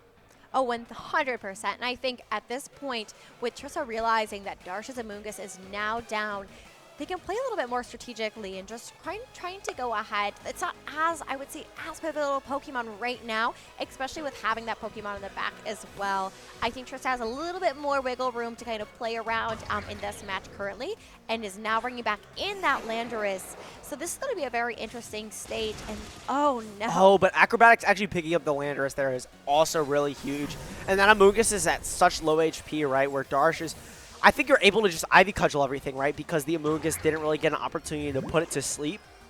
The fact they're able to just threaten so much damage here on the field, the Amoonguss obviously is going to drop to that. This is looking, again, scary for Trista again, and where it was fine before. And I think that's one thing that we do know about Ogerpon, is that Ogerpon loves to Ivy Cudgel. And I think this is going to be really hard for Trista to kind of maneuver around at this point, with the Incineroar being only at 50 HP and having that Flutter Mane in tow. It's going to be just kind of a really interesting matchup to see if she can kind of pilot these Mons to go ahead and take out all the ones that Darsh has in tow. Yeah, and the scary part is that Darsh has access to Incineroar in the back as well, right? We just do see... This is interesting as well. Protecting the Roaring Moon, I'm a little curious, right? I would think you maybe you're okay with sacrificing that piece. Yeah. And then getting a free swap into Incineroar, but instead we're just going to see if it got into that Spiky Shield. Which is not always the best, you know. Any chip is chip, as I keep saying throughout today. And then seeing that Dazzling Gleam going into both of them. So Darsha's really kind of seeing what Trista's going to do and get a little bit of chip on that Incineroar from that Spiky Shield. I think this is just a really uphill battle for Trista at this point, and I think it's been really well played on Darsha's side, really understanding what Trista is kind of maneuvering around and how she's piloting her Mons currently. I think it's a tough battle. Yeah, it really came down to the Amoongusses, right? I think if Trista's Amoonguss was just a little bit faster than Darsha's, then you'd be able to put the knockoff going in there and the Flutter Mane that does so much damage. And, you know, before you had the option with maybe Choice Specs, Dazzling Gleam, Critical Hit, but with that off the table and the Choice Specs just being completely gone, Ivy Cudgel was going to fire off here into the Flutter Mane and just knock it out. And Incineroar cannot win this 1v1 if it came down to that. And that's such a interesting side to see, because I think it's one of those things that Darsh really understood, that if he could go ahead and get rid of that Amoonguss and really kind of narrow down on Trista's Mons, that he could make this back. He could come back and really take this over. And as we've seen, he has just been playing so well today and knocks out that Incineroar. And Darsh Patel is going on to the finals. Yeah, and with a very convincing 2-0 as well, nonetheless, against a player like Trista. I'm sure he's super excited, as we see there on stream. Pop-Off. I mean, Pop-Off King, right? You just made it to finals of another stacked MSS, right? So really well played set from both players there. I think I think Darsh had a great display skill where using Roaring Moon to its most effectiveness and being able to effectively position it and find a line where Roaring Moon is able to set up and click acrobatics. Well, and I think that's just such an enlightening thing for me to see as well, because coming into this MSS, I wouldn't have even thought about Roaring Moon. Yeah. But I think it's one of those things, and I think with this regulation that we have to identify is that you have to respect some of these mons. And Roaring Moon has not been on my radar at all, but now I'm a little worried about it, especially going into Knoxville. Yeah, absolutely. I think like a lot of the format right now revolves around what dragon type you want to play, whether that be Archaludon, sorry, bias, Roaring Moon, Raging Bull, even I said Roaring Moon. Dragapult. Dragapult, even we saw one on earlier yes. on stream. There are so many dragon types in the format, which is really funny, right? Because we were just talking about how dominant Fluttermane is. Dragonite. And Dragonite. How did we forget? Dragonite's a fraud. It's okay. He's like, in terms of the meta, right, it was good very early on when people didn't have their Dragonite Chanpout answers, but now that people have started to figure that out, and Frigoraph is at an all-time high usage, top 12 Pokemon, it's like, okay, Dragonite, you can take a seat back. We'll bring you back in another regulation. That is very true, and we do know that in VGC, the giraffe is not liked too much, especially by some players in general. And so I think this is really such an interesting regulation because it is just so diverse and so rapidly changing. I think when the last regulation, we did see a lot of Torn Ursh, but now it feels like they might be sleeping a little bit. Yeah, well, I mean, so Torn Urshifu or Tornadus and Urshifu are a really good combination of Pokemon, I think. You saying surging, right, or how swiftly the format is changing and things like that. It's really interesting, right, because we see the single strike Urshifu from Trista there on their team. And no Urshifu on Darsh's team as well is very important. Yes, and I think that's something so interesting. But I think consistently throughout the day, one Pokemon we have seen rise above them all is Amoonguss. And I think that is just going to be the Pokemon to beat going into the next regional. And especially after seeing the statistics from Liverpool, I think we just need to be really cautious about it and make sure that even if you don't like mushrooms, you've got to respect them. Yeah, and I think like even if that's a terrestrialized grass on one of your Pokemon or safety goggles somewhere on your team, I think it's definitely necessary going into Knoxville, going forward to any of your regionals as well. But I'm very excited to see Darsh in finals. We are going to take a quick break before our final set, but stay tuned. You're not going to want to miss the finals here, and we'll be right back.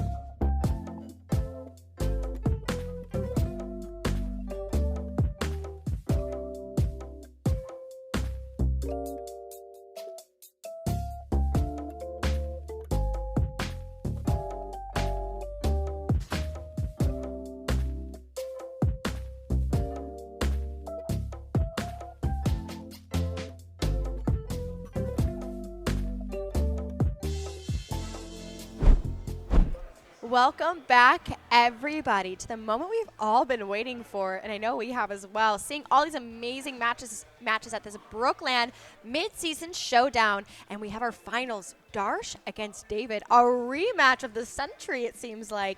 I am so excited for this match. How about you, Tyson? Yes, I'm very excited to be joined by you, Courtney, again for finals. I wouldn't want it any other way, to be honest, right? So the fact that we're here on the mic, getting to cast the finals of what a stacked event, right? BrookLAN is always great. So thank you, shout out to BrookLAN as well for production and TOs and the judges and everyone involved as well for setting us up this event in the first place. But to be able to cast here and actually sit down and get to watch these matches from an analytical point of view and actually really be able to sit down and see the game from a perspective that a lot of people miss out on and be able to provide that commentary to you all is it's heartwarming. So Well, not only that, but for everybody watching at home, I know myself, I've received so many wonderful texts and messages just from everybody who's been watching, and it's just truly been the most heartfelt thing ever. So really, shout out to every single person watching, every single person that has helped on the production team, and every single player for being here, because it is a long day, and for them to play Pokemon all day and still be in such amazing spirits and have such a great attitude about everything, it's so beautiful, and I'm just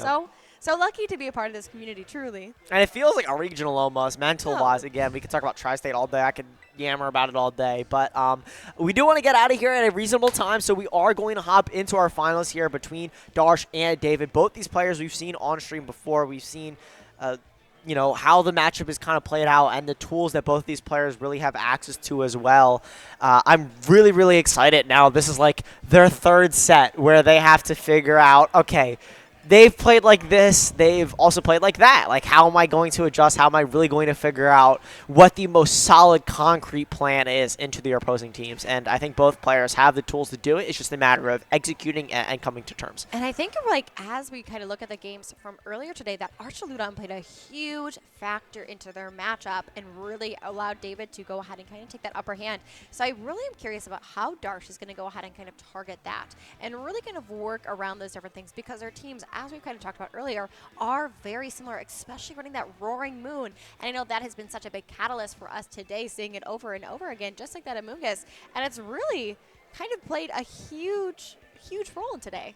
Yeah, if you told me 2 Roaring Moons were going to be in the BrookLAN MSS Finals, I would have laughed at you. I would have been like, okay, Roaring Moon, you're joking, right? Like, that guy's washed. He's not that guy anymore. But seeing both in finals joined with Incineroar Amogus warms my heart, my VGC heart, just a tiny bit, right? It's so nice to see, I think. Incineroar Amogus, right? A lot of people may look at it at face value. Oh, this is so boring. Everyone's leading Incineroar Amogus. They're just pressing Spore and then Sleep turns. But I think in the same way that Tornadus Urshifu was very skill expressive in the mirror specifically, where Incineroar Amogus feels like the same thing. It's like it's very skill expressive in terms of items and spreads, and each player really gets to shine and determine of who has the better spread, how do they position their Pokemon, who's managing their pieces better, as we see our leads here as we get into the BrookLAN MSS Finals between David and Darsh here. Yeah, and we see on Darsh's side that Incineroar and Flutter Mane lead, which I think is actually really good. I know we saw it at an earlier match today, and seeing on David's side that Incineroar and Amogus, as we were just talking about, just kind of those mind games at this point, I think that Flutter Mane is a really pivotal part of Darsh's team at this point, and really being able to navigate that around David's team is going to be really important. I'm really curious to see on what David has in the back, especially if there is that Archaludon. I think that is such an important player of that team, especially if it does go ahead and tear it into that Grass Terra once again. I think we'll have to kind of see how this all plays out in this, especially this first turn. I think that will tell us a lot of different things and how these players are going to play today. I mean, it's so uphill as well, right? Because already, like we talked about before, that Darsh's Incineroar has to terrestrialize grass to avoid a Spore, which is really, really annoying. And we already know from the last game as well that David's Incineroar is faster. I mean, it does take that Moonblast and the special attack drop, maybe not affecting it too much. And the Spore going off in the Flutter Mane there. It's so scary, though, because knowing that David's Pokemon are faster than yours in that sense, and that Incineroar is very scary. You have to be able to call those fake out turns correctly. And David just has so many tools at their disposal and so much information on their side that they're able to use it against Darsh very effectively, I think. And in this Roaring Moon mirror, having any leg up, even if it's your Incineroar being faster than the other, is a leg up, right? 100%. And I think this is going to be an interesting way that Darsh navigates that, and they decided to keep the Flutter Mate in to try to go ahead and try to burn off of that sleep. And we see that on David's side, they go for that parting shot onto that Incineroar just so they can kind of go back home really quick. I think that's not a bad play on David's part, especially knowing that there's a little bit faster and they can get that off from the preamp. But we also see in the back now kind of David's bread and butter, especially kind of talking about the earlier match between Darsh and David, is that Roaring Moon and the Archaludon. And we know, as we saw earlier, that Archaludon doubled with that Bullet Seed Amoonguss, which was, I know, a little crazy for us earlier, is such a threat going into it. Yeah, and I think it's very funny as well because Darsh actually preferring to have the slower Incineroar there, getting the parting shot after the other Incineroar being able to get in essentially a free Pokemon here. I would assume it's something like the Amoonguss or maybe the Ogerpon Wellspring here to be that Spore immunity, knowing that, you know, that's a key matchup here. It mattered a lot in that other game as well. We see Darsh nodding their head kind of in affirmation of, hey, this was correct there. But the problem, right, is you bring in Ogerpon, it's still not doing anything to this Fluttermane, and very safely is Darsh able to go for Follow Me here, redirecting those heavy slams, but you have to respect, as Fluttermane takes another turn of sleep, it seems like Darsh's game plan is play the sleep games with Fluttermane, which isn't the best. Unfortunately, it's very, very scary in this Arch. The Roaring Moon's already a hurdle, but on top of that as well, this Archaludon is just doing so much. It's just a wall. Well, and not only that, but that we all kind of know, and as Fluttermane has gone through the regulations, is that it's rather frail as a Pokemon, and in a lot of different ways, and that Heavy Slam is just not a good thing that Darsh wants to see, especially from that Archaludon. This is going to be a really interesting play. It's going to be kind of an uphill battle for Darsh at this point, and especially kind of navigating around those different things. One thing I do want to note is that Archaludon, its little feet kind of look like the Eiffel Tower. Random thought, but I was just looking at it. Kind of looks like it. Yeah, and we do see the Ogerpon go for Follow Me. Like, this is unfortunately the sad thing is that Fluttermane is another turn to sleep, unfortunately, there. I'm not sure how much it's going to, like, of course it adds up, but even if you are able to Moonblast, it's like the Fluttermane is at -1, right? And with a Amoonguss on the field, you have no pressure into it at all. So the fact that you're just able to Palm Puff in front of this Arch, like, it sucks that the Fluttermane's asleep, but at the same time, you have no way to break this. Exactly. And we did see that David did not go for the Palm Puff into that Ogerpon, because if David would have done that, that Ogerpon would have gone down, which would have been a really interesting play on their part. But they did the safe play about going to that Spore just to make sure. But we do see the Fluttermane wake up, go for that Moonblast into that Amoonguss, and not doing barely any damage. That Body Press going into the Ogerpon, and it's living, surprisingly, and that Spore going into that Ogerpon spot. Interesting play on David's part, and also on Darsh's. Yeah, so funny enough there, I actually think they preferred the fact that the Ogerpon wasn't KO'd there, right? Because now you're able to reset the Spore on the Fluttermane if you get it, right? If you go for a Heavy Slam and a Spore into that slot, that's relatively safe as well, considering there's no switching unless there is the Amoonguss in the back there for Darsh. But I think, like, you really need a way to break through this Archaludon if you're Darsh. Otherwise, the matchup is looking very, very rough. And I really like Archaludon in the mirror where you're able to kind of wall out the opposing Roaring Moon, where otherwise it could be very annoying. Heavy Slam going off there, picking up the KO on the 1 HP Ogerpon there. If this is a Spore from David, you've just reset the Spore turns and Darsh has to play that game again. What a tough matchup, as we've kind of see, and you see that the Bullet Seed is going to go into that Archaludon, and something that we saw in an earlier match, and that defense boost is just going to keep climbing up and up and up. It's just going to be such a hard battle for Darsh to come against this, because we saw that Fluttermane really couldn't do that much damage onto that Archaludon. So how is this going to be played out? But we do see that Darsh is going to go back into that Roaring Moon and kind of see if that can take a little change in the game. Yeah, and the scary thing is here, right, is now that you unfortunately do have the Roaring Moon on the field, is you have to be very careful of when you Terastallize your Archaludon. I mean, there's no need to Terastallize it, right, because there's no Amoonguss staring you down this time. But it's like knockoff plus Moonblast. I think David did a good job of snarling down the Fluttermane. I think maybe that was kind of Darsh's game plan, is where you're able to just chip, force them to Pollen Puff themselves, maybe instead of putting things to sleep. And if you can get yourself in a position where Archaludon is chipped enough and you can threaten with a Moonblast and maybe a knockoff, knocking off that Assault Vest as well, that could be super big for Darsh. Yeah, I think this is going to be an interesting play, especially with that Flutter Mane and that Roaring Moon, and seeing if that Darsh is going to bring any of them back, because it seems like a lot of things are in David's favor right now. We do see that Flutter Mane returning back to Darsh, and then Incineroar coming out to get that Intimidate drop on those Pokemon across from them. It's still just such a tough matchup at this point, especially since that stamina boost has just gone like crazy on that Archaludon. It is just such a monster of a Pokemon at this point, and it's just truly so bulky. Yeah, and I think that Bullet Seed play is going to start paying out dividends for David there. Being able, the fact that you're able to be at such a high defense now you're not worried, I should say, as a from a knockoff plus a Moonblast, which I think is why we saw a swap there into Incineroar. So Darsh could guarantee that damage. The only downside of Assault Vest, right, is that you can't go for those protects. We do see Acrobatics instead, though, going off in them, assuming that Incineroar slot. Going to be picking up that knockout, but I think David is fine with that. You want the -1 on Darsh's Roaring Moon, and as Body Press goes off there, it's not super effective, but anymore. But you're doing damage, and you're able to get either your Roaring Moon or your Amoonguss in here for relatively free. As we do see, it's the Roaring Moon there from David. And I think we're kind of back to what we saw earlier, that Roaring Moon against that Roaring Moon. And like you were saying at the beginning of this match, it is very strange that we're seeing this kind of in this regulation, because it's truly not been something that's been brought up, but you can see that David is kind of dancing around with what they want to do, and especially if they put up this Dragon Dance, it will be a very interesting play. I did not mean to make it like that, dancing around, dragon dancing. Yeah. Very funny. But I think Darsh has just really got to play this strategically to bring this back, because there's so many stat boosts on David's side of the field. Yeah, the only problem there with sacrificing your Ogre Pawn in that game plan, redirecting your Heavy Slams and things like that, the scary part about that is that you do unfortunately have to lose that Ogre Pawn piece, right? So you have no redirection the rest of this game. So it does come down to positioning your Incineroar and see those bullet seeds are already paying off, right? That Body Press being able to one-hit almost that Incineroar from full HP nearly. The Flutter Mane is forced to come in, and we know it's choice specs, where it's going to have to lock into most likely something like Moonblast and knock off into these into this Archaludon. And you really have to make the correct choice here if you're David to make sure you're not getting immediately knocked out. I mean, of course, Darsh could call that out and go for an Acrobatics plus a Moonblast, but that's very, very scary looking down this Archaludon for sure.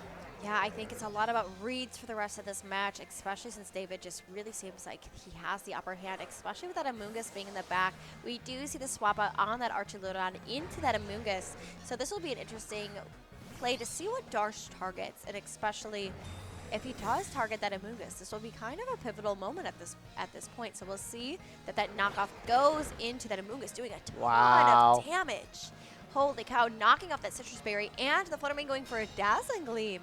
This is an interesting play by Darsh, and also I feel like very safe in my opinion. It does not knock out that Amoonguss, which is unfortunate, even with the crit, but I think that was really in Darsh's favor for that one. Yeah, for sure.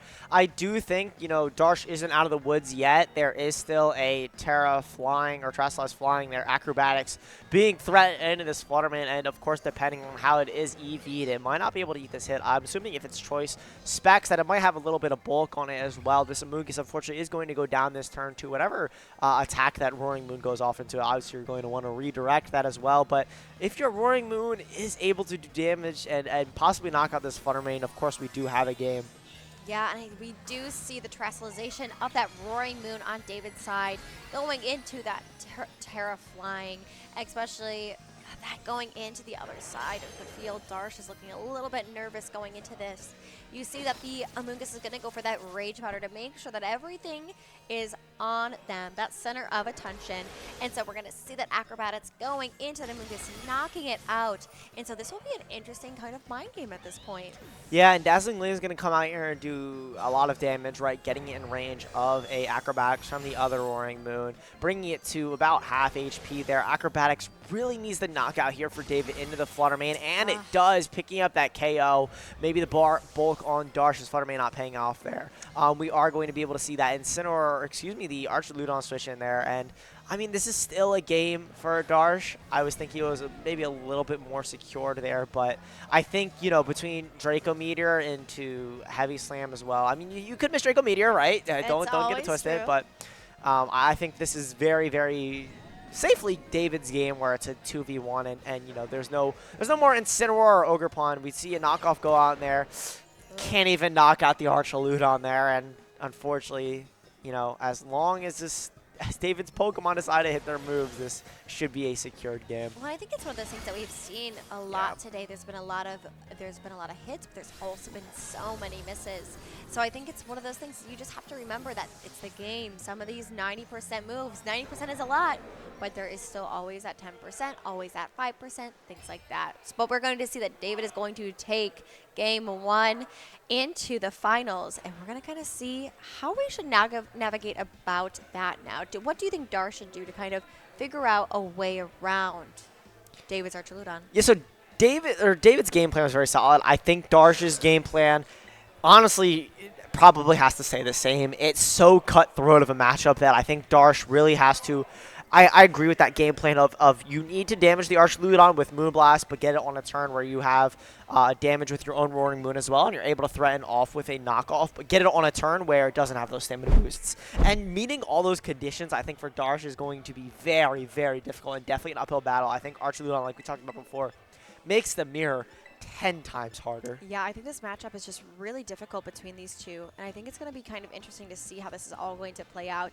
David has really been playing amazing Pokemon today, and so has Darsh, but it seems like the matchup is just a little bit more uphill. It's so uphill, but Darsh, as we've seen, has really been able to pull through as a player, and as we know, is just a very well-rounded player as well, but it is the Tri-State. Yeah. It is one of the toughest areas for Pokemon around. So it's really one of those things is that no matter how good of a player you are, you're still going to have all these different battles because everyone is so talented here. Oh, and of course, I mean, I think so.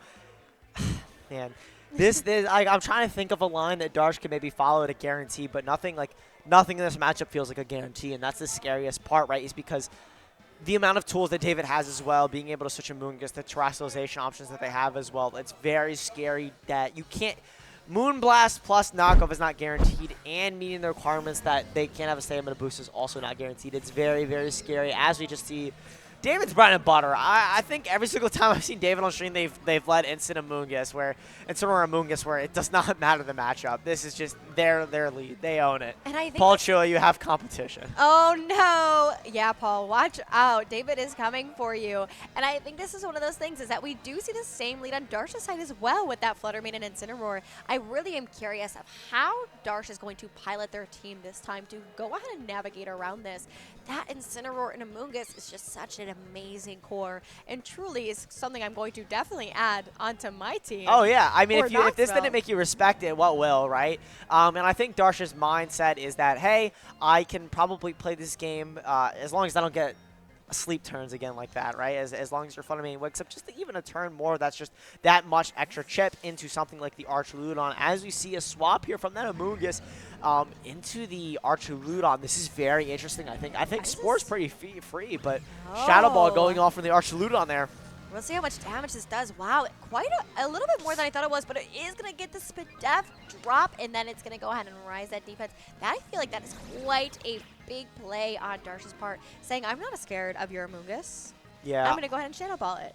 But I think that's what Darsh is okay with, right? Is Darsh is realizing that I'm okay with putting a Pokemon to sleep. I just need to roll better sleep turns. And this is one of those matchups where that's the case. And as long as you have Fluttermane and Ogerpon next to each other, the Archaludon actually isn't a problem. But we see a double up there into that Amoonguss slot, bringing the Archaludon to about 50%, but giving it another stamina boost is going to make it a little scary here. But that Shadow Ball will probably be able to KO that Archaludon if they do keep it out. It really will depend. It will be very close depending on the roll. But we see that Amoonguss is going to go ahead and try and heal it up to see if it's going to survive in that scenario. But also that Archaludon attacking into that Incineroar slot.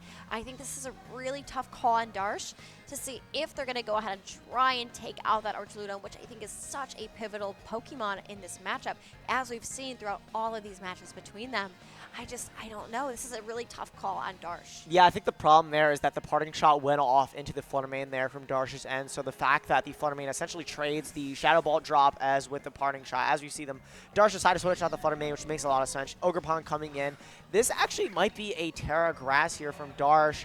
I think this might be what it means. This makes a lot of sense, right? You have 2 Spore Immunities on the field. You're not excusing to Amoonguss, and you're not weak to Body Press either, right? So you are able to do something like a knockoff, and you're setting up your Flutter Mane for a Dazzling Gleam or even a Moonblast. And throughout so many teams we've seen today, Incineroar is just not the cat to mess with, truthfully. And that Body Press goes into that Incineroar and does so much damage.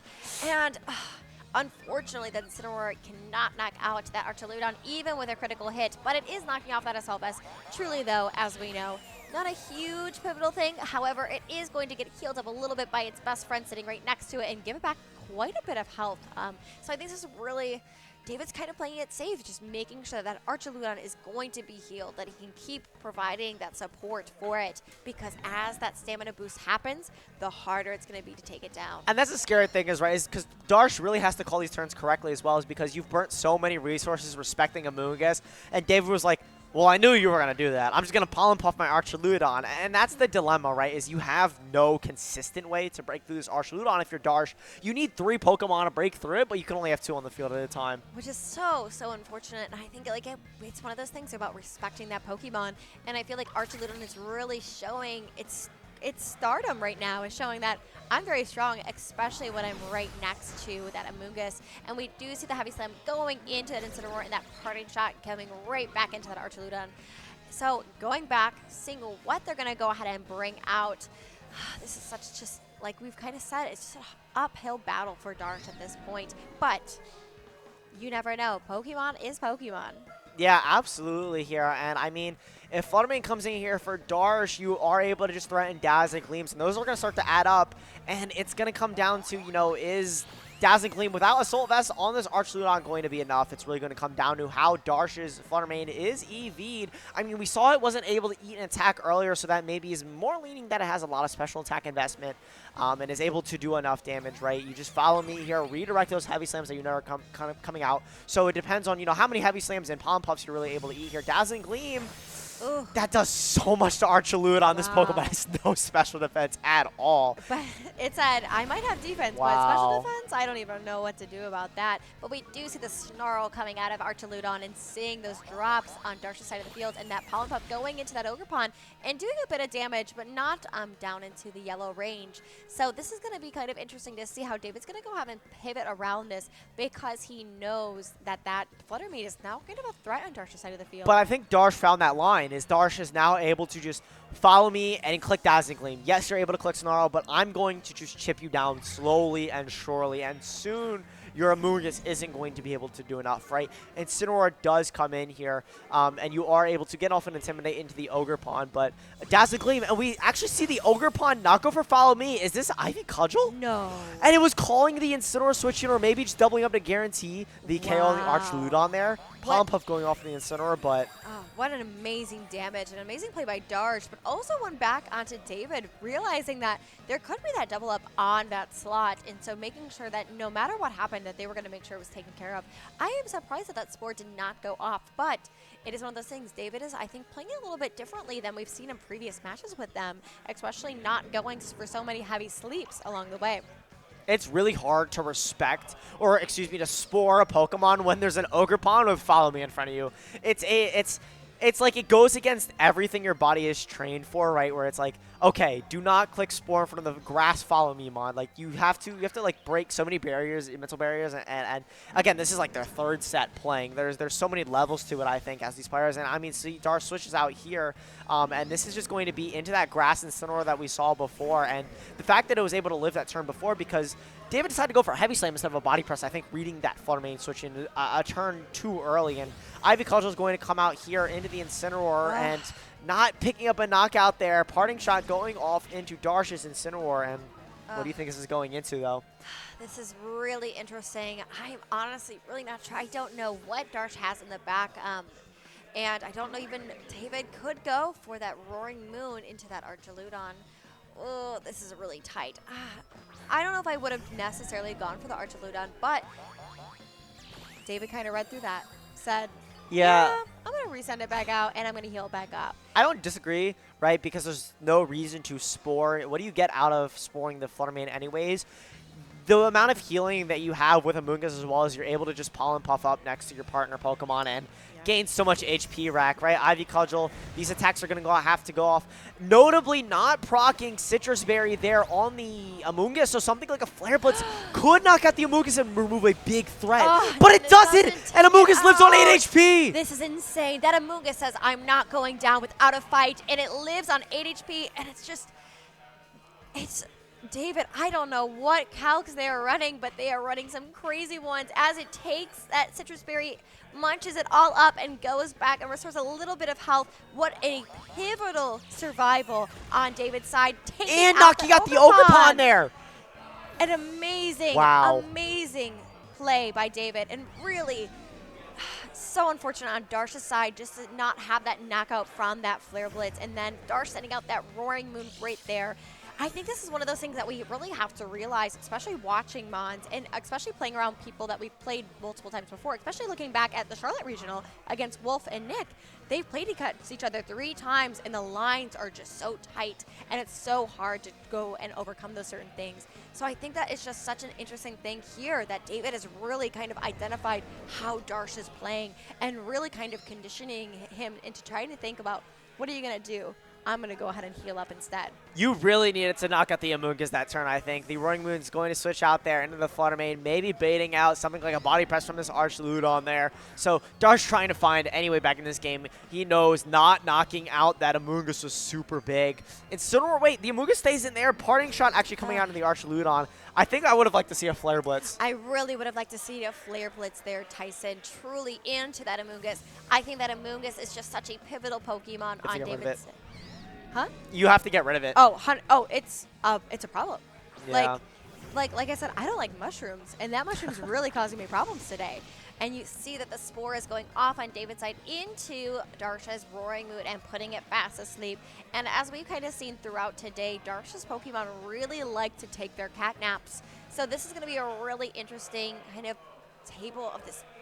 The state is just so interesting at this point. Yeah, and the problem with Grass and Incineroar, right, is now that you're weak to the Roaring Moon aspect of the team, and like the fact that you didn't get rid of Amoonguss that turn, and given that extra turn that David kind of gave you there, that Spore was a little risky. I think if you were Darsh, you need it to just attack it, regardless if Incineroar comes in, regardless if Roaring Moon comes in. You need to try to get rid of this Amoonguss if you're given the opportunity by David, which was given to them there. So the fact that they got that turn, like, semi-correct, right? The Roaring Moon is asleep, the Flutter Mane comes in. Shadow Ball is threatening off into that slot, but it's so scary because this Amoonguss is going to be able to regenerate her and heal back up. And as long as this Archludon is getting those defense boosts as well, it's really scary. It is -1 because of the Parting Shot from the Incineroar, so it shouldn't be able to one-hit KO this Flutter Mane, but the fact that it is a possibility is scary. And this Amoonguss with the Pollen Puff, as we know, is able to just over and over again. I mean, if you were to take a step in the right direction, right, knocking out that Incineroar is a great first step, right? Intimidate into this Roaring Moon, and you can start to claw your way back in. Darsh is definitely not out of this, but it's an uphill battle not getting rid of that Amoonguss. 100%, very much an uphill battle as we see that Roaring Moon on David's side hit the field, and seeing that Darsh's Pokemon is still asleep. It could wake up this turn. I'm sure Darsh is crossing their fingers right now, hoping that it does. And I just think it's going to be a really interesting play. I think they really need to identify what Pokemon they really want to get rid of at this point and seeing how they can navigate around this. David, like we've been kind of saying, is in a really good position. However, that Incineroar is down now, so he doesn't have any more of those Intimidate drops or any fodder to go ahead and switch out into. Yeah, absolutely. And this is such a scary end game. Like that turn, I'm gonna be hung up on that Amoonguss turn forever. But we do see the Flutter Mane switch out into the Incineroar there. Again, just trying to get Intimidated, just trying to find a way back in to where this Incineroar can maybe fire out of a fake out, maybe some Dragon Dances with Roaring Moon if you could weave one in or out. But Dragon Dance there coming from David's end, no Protect from Darsh's end there. If this is a body press into that slot on Darsh's end, this could be very dangerous. And the Roaring Moon takes another turn of sleep on Darsh's end of the field. David locking in body press on that Roaring Moon, knocking it out, and Darsh is now down to the last 2 Pokemon. what a bad situation for Darsh right now, only having that Incineroar and that Flutter Mane to go ahead and face 3 of David's Pokemon. One of them being that Amoonguss that has caused everyone so much trouble throughout the day. You do have David who has that Dragon Dance up on their Roaring Moon and going ahead and going to protect it just so that it stays a little bit safer. But that Archaludon is still just such a bulky Pokemon at this point, and that Incineroar really doesn't have a lot to do with it. Flutter Mane could try to come out a little bit more, but we see that that Fake Out is going into that Roaring Moon slot that is protected. And what are we going to see this Flutter Mane do? It looks like it's going for a Moonblast, doing quite a bit of damage onto the Archaludon. It does not matter, though, right? You're not really using it for a special attack right now. We've seen it really. I mean, Snarl comes out there, but body pressure just giving so many stamina boosts. I think the scary thing is, right, is because you have the Dragon Dance here on your Roaring Moon. I mean, it's at neutral, right? But you have the attack boost. I mean, last game we saw Acrobatics was able to pick up that Flutter Mane. You don't need to preserve it here. You can force the Moonblast to go off into that Archaludon, and you're faster. So this is a guaranteed end game, I think, here for David, and just masterfully play it as well, where David was able to really narrowly able to live some of those key attacks, and being able to sit there on the field and have your Amoonguss survive that turn and position this Archaludon amazingly in front of Darsh, and realizing that was your win con. Getting this Acrobatics, firing off into the Flutter Mane, picking up a KO there. Wow, what an amazing play by David. And I think really just holding on to that Terra till the end as well, really preserving it, understanding that they didn't need to go ahead and put it out at the beginning of the game. And we see that Incineroar in easy range on that side and not even taking that knockout. Yeah, Flare Blitz not even able to take out Archaludon. Come on, David, show us. I know it's at like +6 now. You got to show us. You can't tempt us like that. Right now. But we see the Acrobatics fire off. The battle's canceled, and David is going to be the winner of your BrookLAN MSS. Wow, what an amazing set between those two incredible players. And David and that Archaludon really just came full circle. Seeing the earlier match today and seeing them play today at this second one in the finals has just been so amazing. And just so, I guess I'm an Archaludon fan now. Yeah. I have to rescind my tweet. Yeah. He's no longer a toilet bowl. Archaludon actually put in the work. You heard it here, folks. If you do not see a tweet from Tyson later tonight about Archaludon, a fraud for real. It's okay. That Pokemon proved itself today. But more than that, I think the Roaring Moon is really what shined for me on that team. I think the Archaludon definitely helped in the mirror, but the fact that David was able to position the Roaring Moon in a way where Dragon Dances started to add up, and if you're able to get rid of the Incineroar and deal with the Amoonguss as well as you're able to. Oh. Okay. It's going to be a jersey special. It's going to be K-Sun versus Arvin. Okay, sure. Yeah. Love Perfect. that. I mean, but as I was saying before as well, is that the Roaring Moon, I think, in balance of, as long as you get rid of the Incineroar and the Amoonguss and deal with those threats effectively, you have so much presence with Roaring Moon. And, of course, Flutter Mane can be a problem if you don't terrestrialize as well, but it does so much damage. But Yeah. And I think, honestly, my fan favorite from today is that Amoonguss. Amoonguss just shined over and over and over again, and I think that's just one of those Pokemon that no matter where their percentage lies after all these different regionals, it is such a big Pokemon to have on your team just to be able to support, to heal. But I also really like the Sludge Bomb variants and all those different types that we've seen. I think it really shows just how— this was one of my favorites. Oh, I know, Yeah. right? And I think that just really shows the caliber of these players, is that they can take a Pokemon that seems to be very ordinary, but just really amplifying it. So I'm really, really excited. So happy for David for winning the MSS here at BrookLAN in the tri-state area. That's a major accomplishment. Yeah, and I really that's my favorite thing about OTS is I think is it really shows in spread building and in moveset selection, right? Even small adjustments like we saw Trista with the Sludge Bomb Amoonguss is that you don't really you get away with that stuff in close sheets, but you want a lot of I don't want to say consistent either. I can't find a word. It's not coming to me right now, but you have a lot of skill expression, I think, in your moveset selection and your spread building, and we really got to see that here today. I think that Amoonguss, in particular, lived on 10 or 8 HP each time, right? if I'm David, I'm thanking my Amoonguss. I'm like giving it the best bath. It's getting like the best sandwich later tonight in the picnic. Like I'm giving that Amoonguss everything. I'm giving it a crown. It's sitting in my box forever. I'm never using another Amoonguss again. I'm just saying, David, if you want to invite me to that picnic, I am there because I I need some of that luck. I need some of that luck too. Yeah. Like, let me tell you that, especially the sleep turns that you were able to get off of it.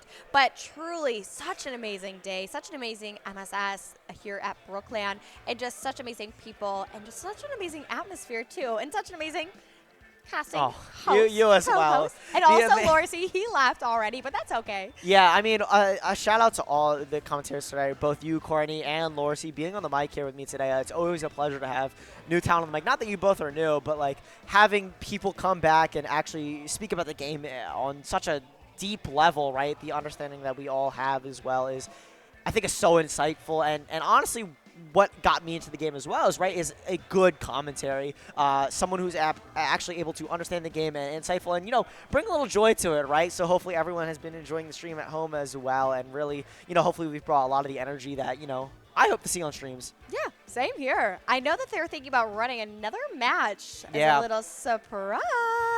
Yeah, do you need a break or anything? I think they're getting into it. I'm not sure I'm not sure the levels of like why this is happening, but it's happening.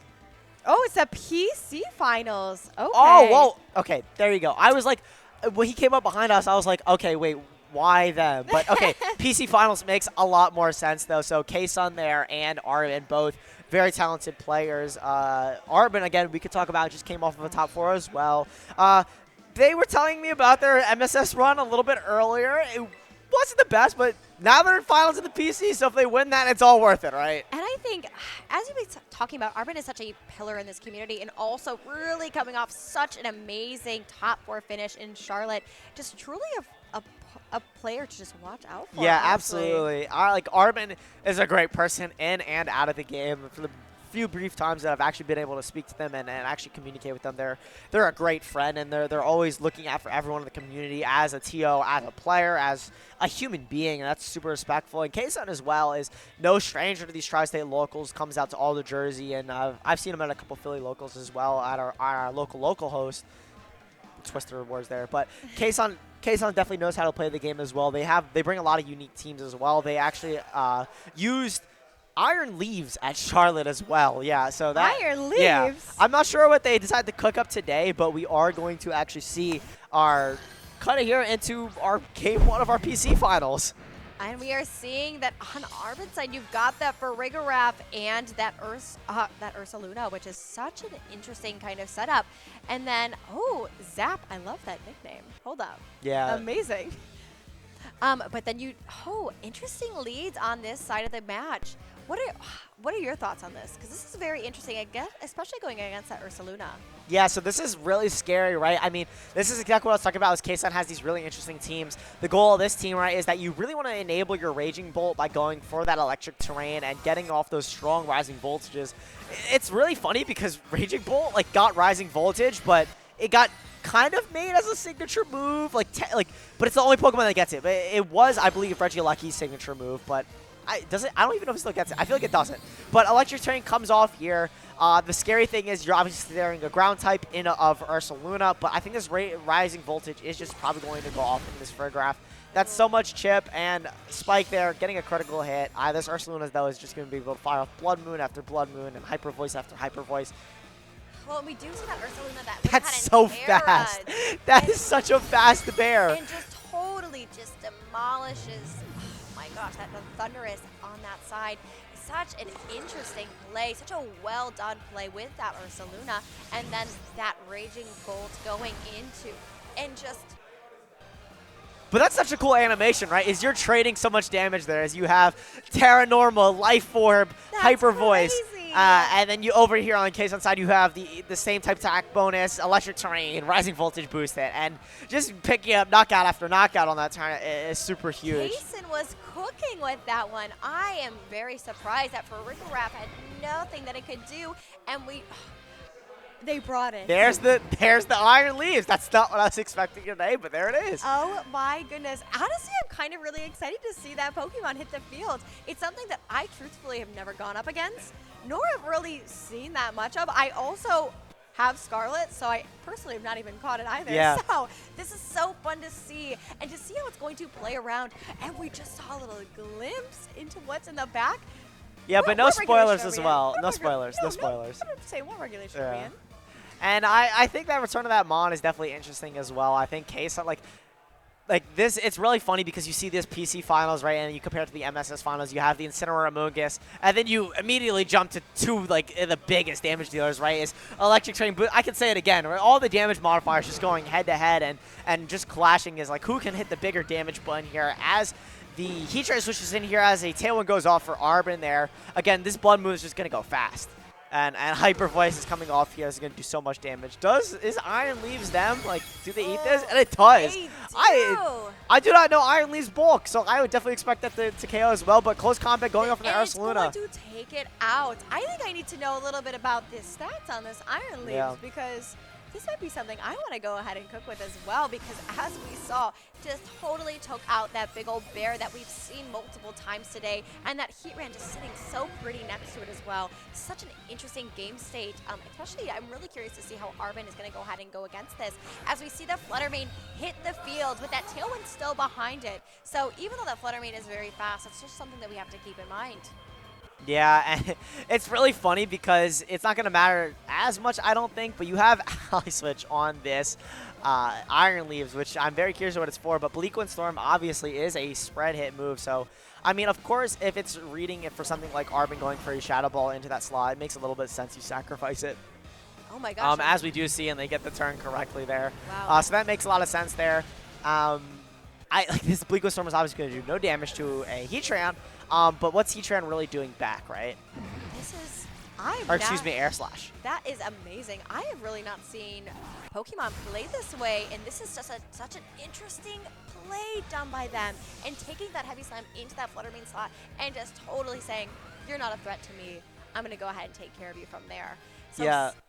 Wow. And the how this game has changed back and forth as well is really crazy. And I didn't even realize, I totally forgot that the Farigiraf got knocked out by Rising Voltage. Literally. So it's Right like, at the start. oh wait, okay, they don't have the Farigiraf to switch in. Now this is a totally different game, and now it's a Heatran and a Rising Voltage, or excuse me, a Raging Bolt staring down a Tornadus. Can I just say, Casson is cooking right now, because that was an amazing set that was just played. I don't even know what I witnessed, right? We just came out of it. It's Incineroar, Amogus, Roaring Moon Mirror, one of the slowest matchups into, again, just explosion buttons. Oh, it was so exciting. I am so excited right now. Yeah. I'm not going to lie, going through the Amogus and Incineroar and those Porygon 2 matches up today, it's a little tiring. It's fun. It's fun. But this, Yeah. electrifying.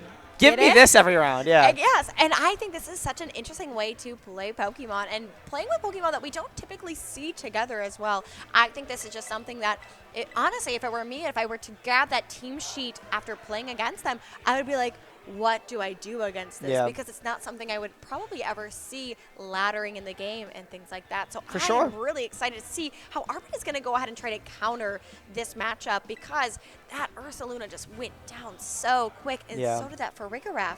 But I think what Arbin could do in this game, too, as well, is Arbin is no stranger to this, right? So I think Arbin, knowing that the Ursaluna is that much faster than a lot of Kayson's Pokemon as well, is that you're able to threaten off with a Blood Moon, right? Instead of going for Hyper Voice, maybe threatening a Blood Moon off into that slot, just getting rid of the Raging Bolt might just be what they go for in this game as well. As we see our leads here, as we get into this game, too, we see the Urshifu there on the side paired with, I can't really see it, but Raging Bolt and something else. Well, I think one thing to keep in mind that I think that we're seeing a lot in this match is that Raging Bolt has really kind of made a comeback and on these Mons, which is very surprising. But we do see on Arbin's side that Farigiraf and that Urshifu, and that on Kayson's side that we see that Thundurus and that Raging Bolt. So kind of the same setup that they had at the first game, but Arbin switching it up. They said, you're not going to fool me twice. Yeah, so I think Arbin realizing that they just have to make the better damage trades. Kayson knowing that they can get rid of this Farigiraf, they can't let Trick Room go up at all. If Trick Room goes up, I think the game is almost over. Of course, you have Scary Face for yourself that you can use, but it's not really applicable, I don't think, into a mon like Ursaluna, where you don't even have to Terrasilize, right? You can't hit any electric moves into this, this Raging Bolt, but Wicked Blow picking up the one-hit KO! Holy cow, what a wicked move on Arvin's side. But that was such an amazing play, and we see that for Rigraff not even worrying about Trick Room and going for that Hyper Voice and taking that Thunderous down to over half. What an amazing comeback on Arvin on that first play. Like you said, really understanding that they need to hit the damage. And I don't even want to mention what we just saw in the back. I thought the Iron Leaves was the craziest thing I saw on that team. Okay, wow. There's a lot to digest there. You will all see it very soon, I promise, because once it hits the field, you might miss it by all the mons around it, but I promise it will make a statement. Yeah. So we see that heat run going back to Kaysen, and then what we're going to go ahead and see, drum roll please, is that Kofi.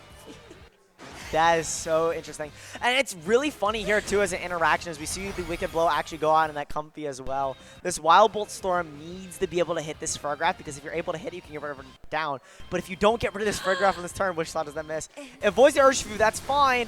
You're not KOing the Furgraph there. But the thing is really funny because you can't... Oh, and Hyper Voice just knocks out anyways. But I was going to say, the Furgraph is actually blocking the priority, the triage ability that Comfy has. You can't even priority Draining Kiss the Urshifu. And I think that's such a pivotal play. It's going to be so hard for Kaysen to come back with that. That for Rigraff saying, hey, I'm here this time. Don't worry about me. We'll figure this out, I promise. This is just such an explosive game, and I'm so scared of even cutting back to a debrief, because there's almost no time to debrief. I'm trying to understand turns that happened 10 minutes ago. I feel the exact same way. Like, I need this VOD because I don't understand what's happening right now. Like, I can't even catch my breath, because not only is so many things happening, not only do we not have sheets in front of us, which is like, we're like, wait a second, like the Kofi was crazy for us, but it is going so quick. Yeah. And these players are just making an explosion right now, and I think that is just so fun to see. I think that was the wake-up call I needed from the balance mirrors that we've been seeing all day. Yep. The Comfy Heatran, Rising Voltage, Iron Leaves team was definitely what I needed to see. And I love both of these the players, right? So seeing them both with their own respective teams that they kind of own up to, right? Kaysen is known for using kind of those off-meta picks, and June, coming off that top 4 as well, using their top 4 team, right? Using that Blood Moon team makes a lot of sense. I mean, it's really funny as well, because when we're talking in the MS as well, they were using Gouging Fire, and then they're like, okay, this mon isn't it. And when they go back to what they're using, right, now they're in finals of a PC, so it makes a lot of sense here. And I think Arbin's game plan made a lot of sense as well, being able to just go for Wicked Blow, knowing that the Terra Dark Wicked Blow was able to KO the Raging Bolt was super, super big, I think. Well, I will say that I'm a little bit worried to ever team build with Kaysen, because this team is a little bit insane to me, but I think if they really do position it well, that they could go against Arvin really, really well. But I think Arvin's really kind of figured it out. They've really decided that I just have to hit hard and see if that Comfy's going to come back. Yeah, I think their damage trades are definitely a lot better in that of the Terra Dark, Wicked Blow from that Urshifu. You have things like the Focus Ash, you have the Throat Spray on the Farigiraf, and as long as you just click the damage buttons into the right slot, which luckily you get to do with the spread damage moves as well, and I mean, Wicked Blow going through Protect as well, just guaranteeing that as well. You can very safely bring Ursaluna in the back, and into everything except the Iron Leaves, you're doing a very good chunk of damage to Kaysen's team. And the Iron Leaves, an amazing Pokemon to bring to this, and it makes me so excited to see it make its debut. But we are going into Game 3 of this BrookLAN PC, and we are seeing the leads on Arbin's side of that Torn Ursaluna, and on Kaysen's side ooh, wait a second, hold up. Had to read the screen a little bit first. That is what you think it is. That is what you think it is. Oh my goodness, that took And that is what you think it is on the Heatran as well. Oh my Lanta. Interesting movesets. This is so fascinating to me right now. So I'm really curious about how Arbin's going to play this, and if they're going to set up that tailwind to go ahead and gain that speed control on their side of things. Yeah, and we do see Earth Power going off the Heatran. calling that K-Sun has to terrestrialize there. But I think that makes a lot of sense from Arvin's side. Is I think from a player point of view, right? It's like, oh, K-Sun, if they go Terra Bug, it's a 50-50. But I think very realistically, Arbin is okay with them Terra Bug, or even if it was Terra Grass, right? Because then you're doing super effective damage with the Bleakwood Storm, and you're able to Hyper Voice next turn. So Arbin realizing that that's just the safest play in that moment. I mean, the Stellar Terra there, that does so much damage to the Ursaluna. You could be getting a knockout here. This is really interesting. And Yeah, it's not over for K-Sun yet. Oh, not at all. And I actually am a huge fan of the Stellar Terra. I think, first of all, it looks so pretty. Oh, so pretty. Look at that little turtle. Especially with Flutter Mane, like, come on. And so I'm really interested to see how this is going to play out. You do see the taunt going into that Thunderous. So this is really interesting. Just how K-Sun is going to go. Oh, they went for Scary Face as well. Yeah. I mean, that play makes a lot of sense as well. I do actually think if you're going to go for the taunt, I think Blood Moon into the Flutter Mane slot makes a little bit more sense because then you throw in a KO. But the fact that you're able to get a double KO now with that Stellar Terra is going to guarantee you a double KO if you are K-Sun here. And I mean, Heatran for a double KO on the Ursaluna and Tornadus, I think that's kind of worth it. Like, you could, like, it's like when you're trading Pokemon cards as a kid. Like, you're like, like someone had a really cool Pokemon card and you're like, hey, can I give you like 2 of these ones for that one? Yeah. So kind of the same thing, but maybe not in the favor of Arbin right now. But we do see that for Rigorath and that Urshifu hit the field on Arbin's side. So this is going to be a little bit interesting of how that K-Sun is going to go ahead and navigate around this because that Iron Leaves is still hiding in the back. Yeah, but the Iron Leaves in the back is actually really sad, I think, because it's not going to be able to take a Wicked Blow, I don't think. No. Unfortunately, it's Grass Psychic. It's not fighting. I couldn't tell you what type it was, but the fact that the Iron Leaves is Psychic type, it's going to be taking super effective from that Wicked Blow, super effective damage from that Wicked Blow. Flutter Mane is going to switch out here, maybe trying to catch Arbin on like a Sucker Punch, unnecessary Sucker Punch read, but you do just see that Arbin is going to lock in most likely a Terra Dark here and just try to just damage, right? So much damage. And I think one thing that we need to do after this, Tyson, is learn about these Paradox Mons that we might not know the types of that well, because let me tell you, you couldn't have asked me what the type of Iron Leaves was as well.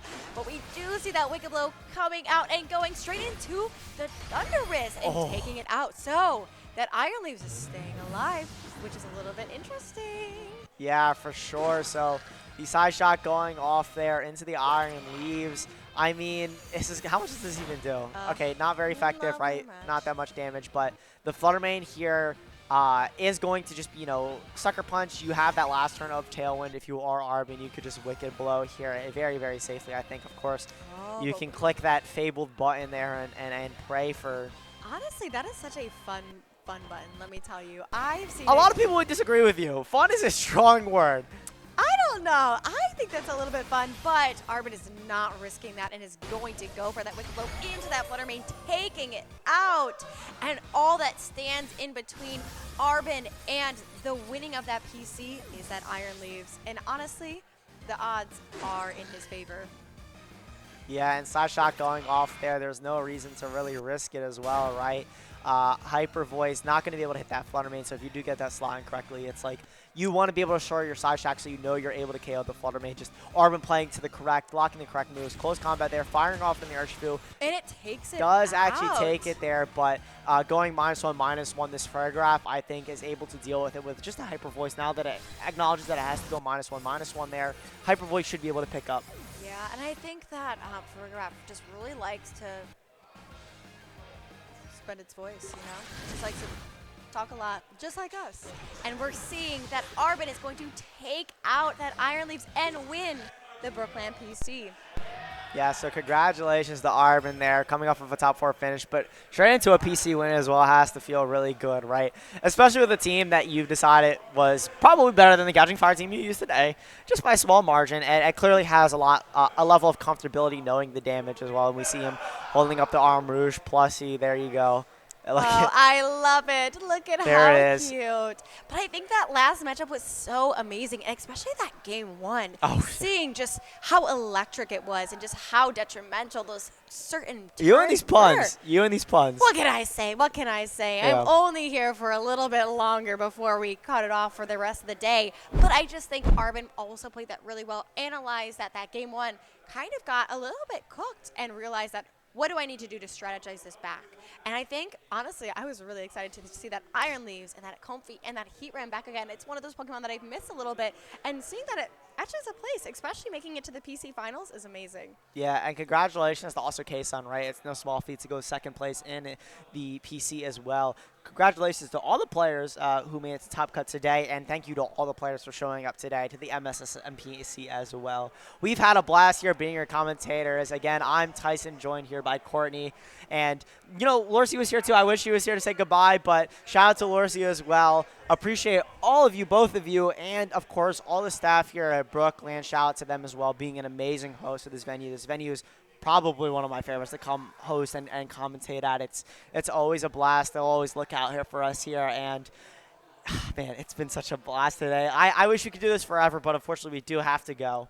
Yes, thank you all so much for joining us today. For all of those who have stuck around throughout the day and just maybe even popping in now, we really do appreciate it. We do appreciate everyone who has been here, all the amazing staff, and just the Pokemon community. Truly, you are some of the most amazing people I've ever met, and I just can't wait to continue to keep leveling up. Yeah, okay. Last pun of tonight, though, but thank you, BrookLAN, for showing up tonight. Thank you to everyone coming out to play the PC. We'll catch you soon. Thanks for watching. Hopefully you enjoy the stream, and we'll catch you later. Peace out, Girl Scouts.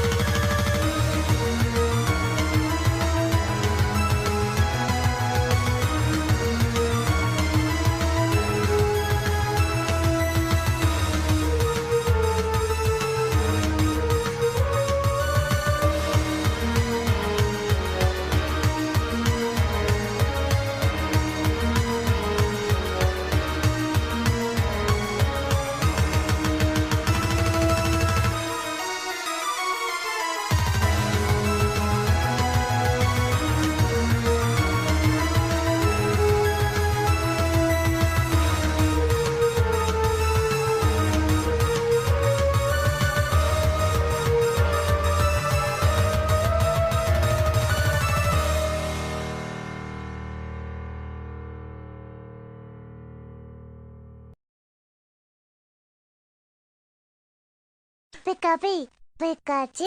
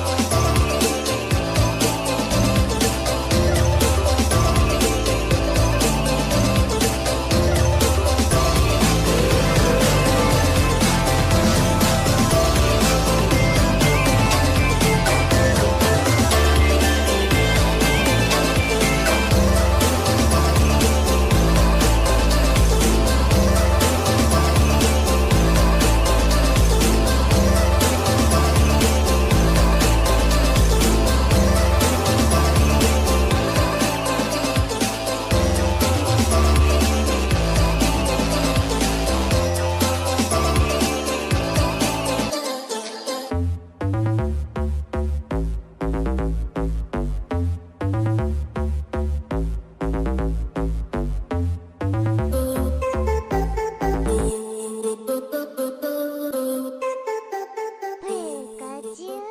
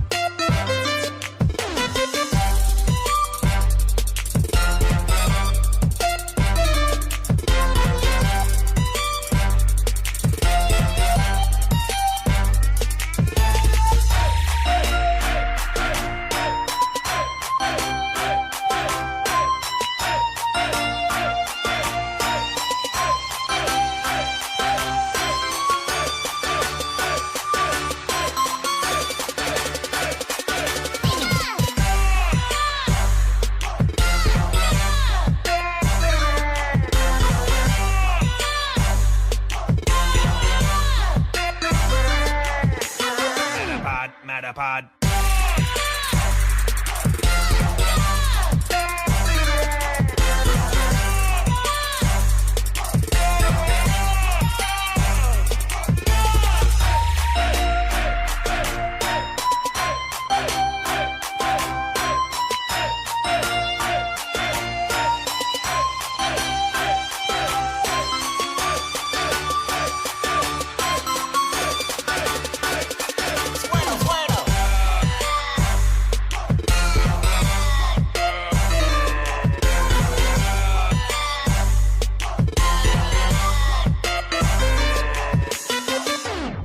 Porygon.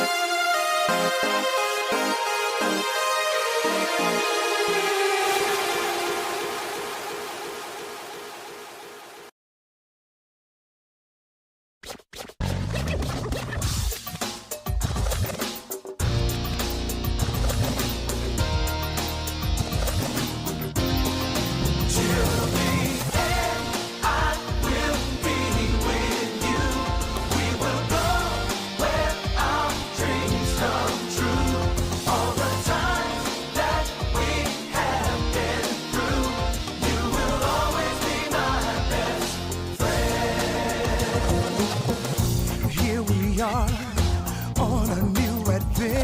danger, danger lurks somewhere in the darkness. We are set for surprises, even battle. We're a team, no one better mess with us. If we stand as one, there's nothing to fear. We'll beat the darkness and we'll stay right here. See, time after time.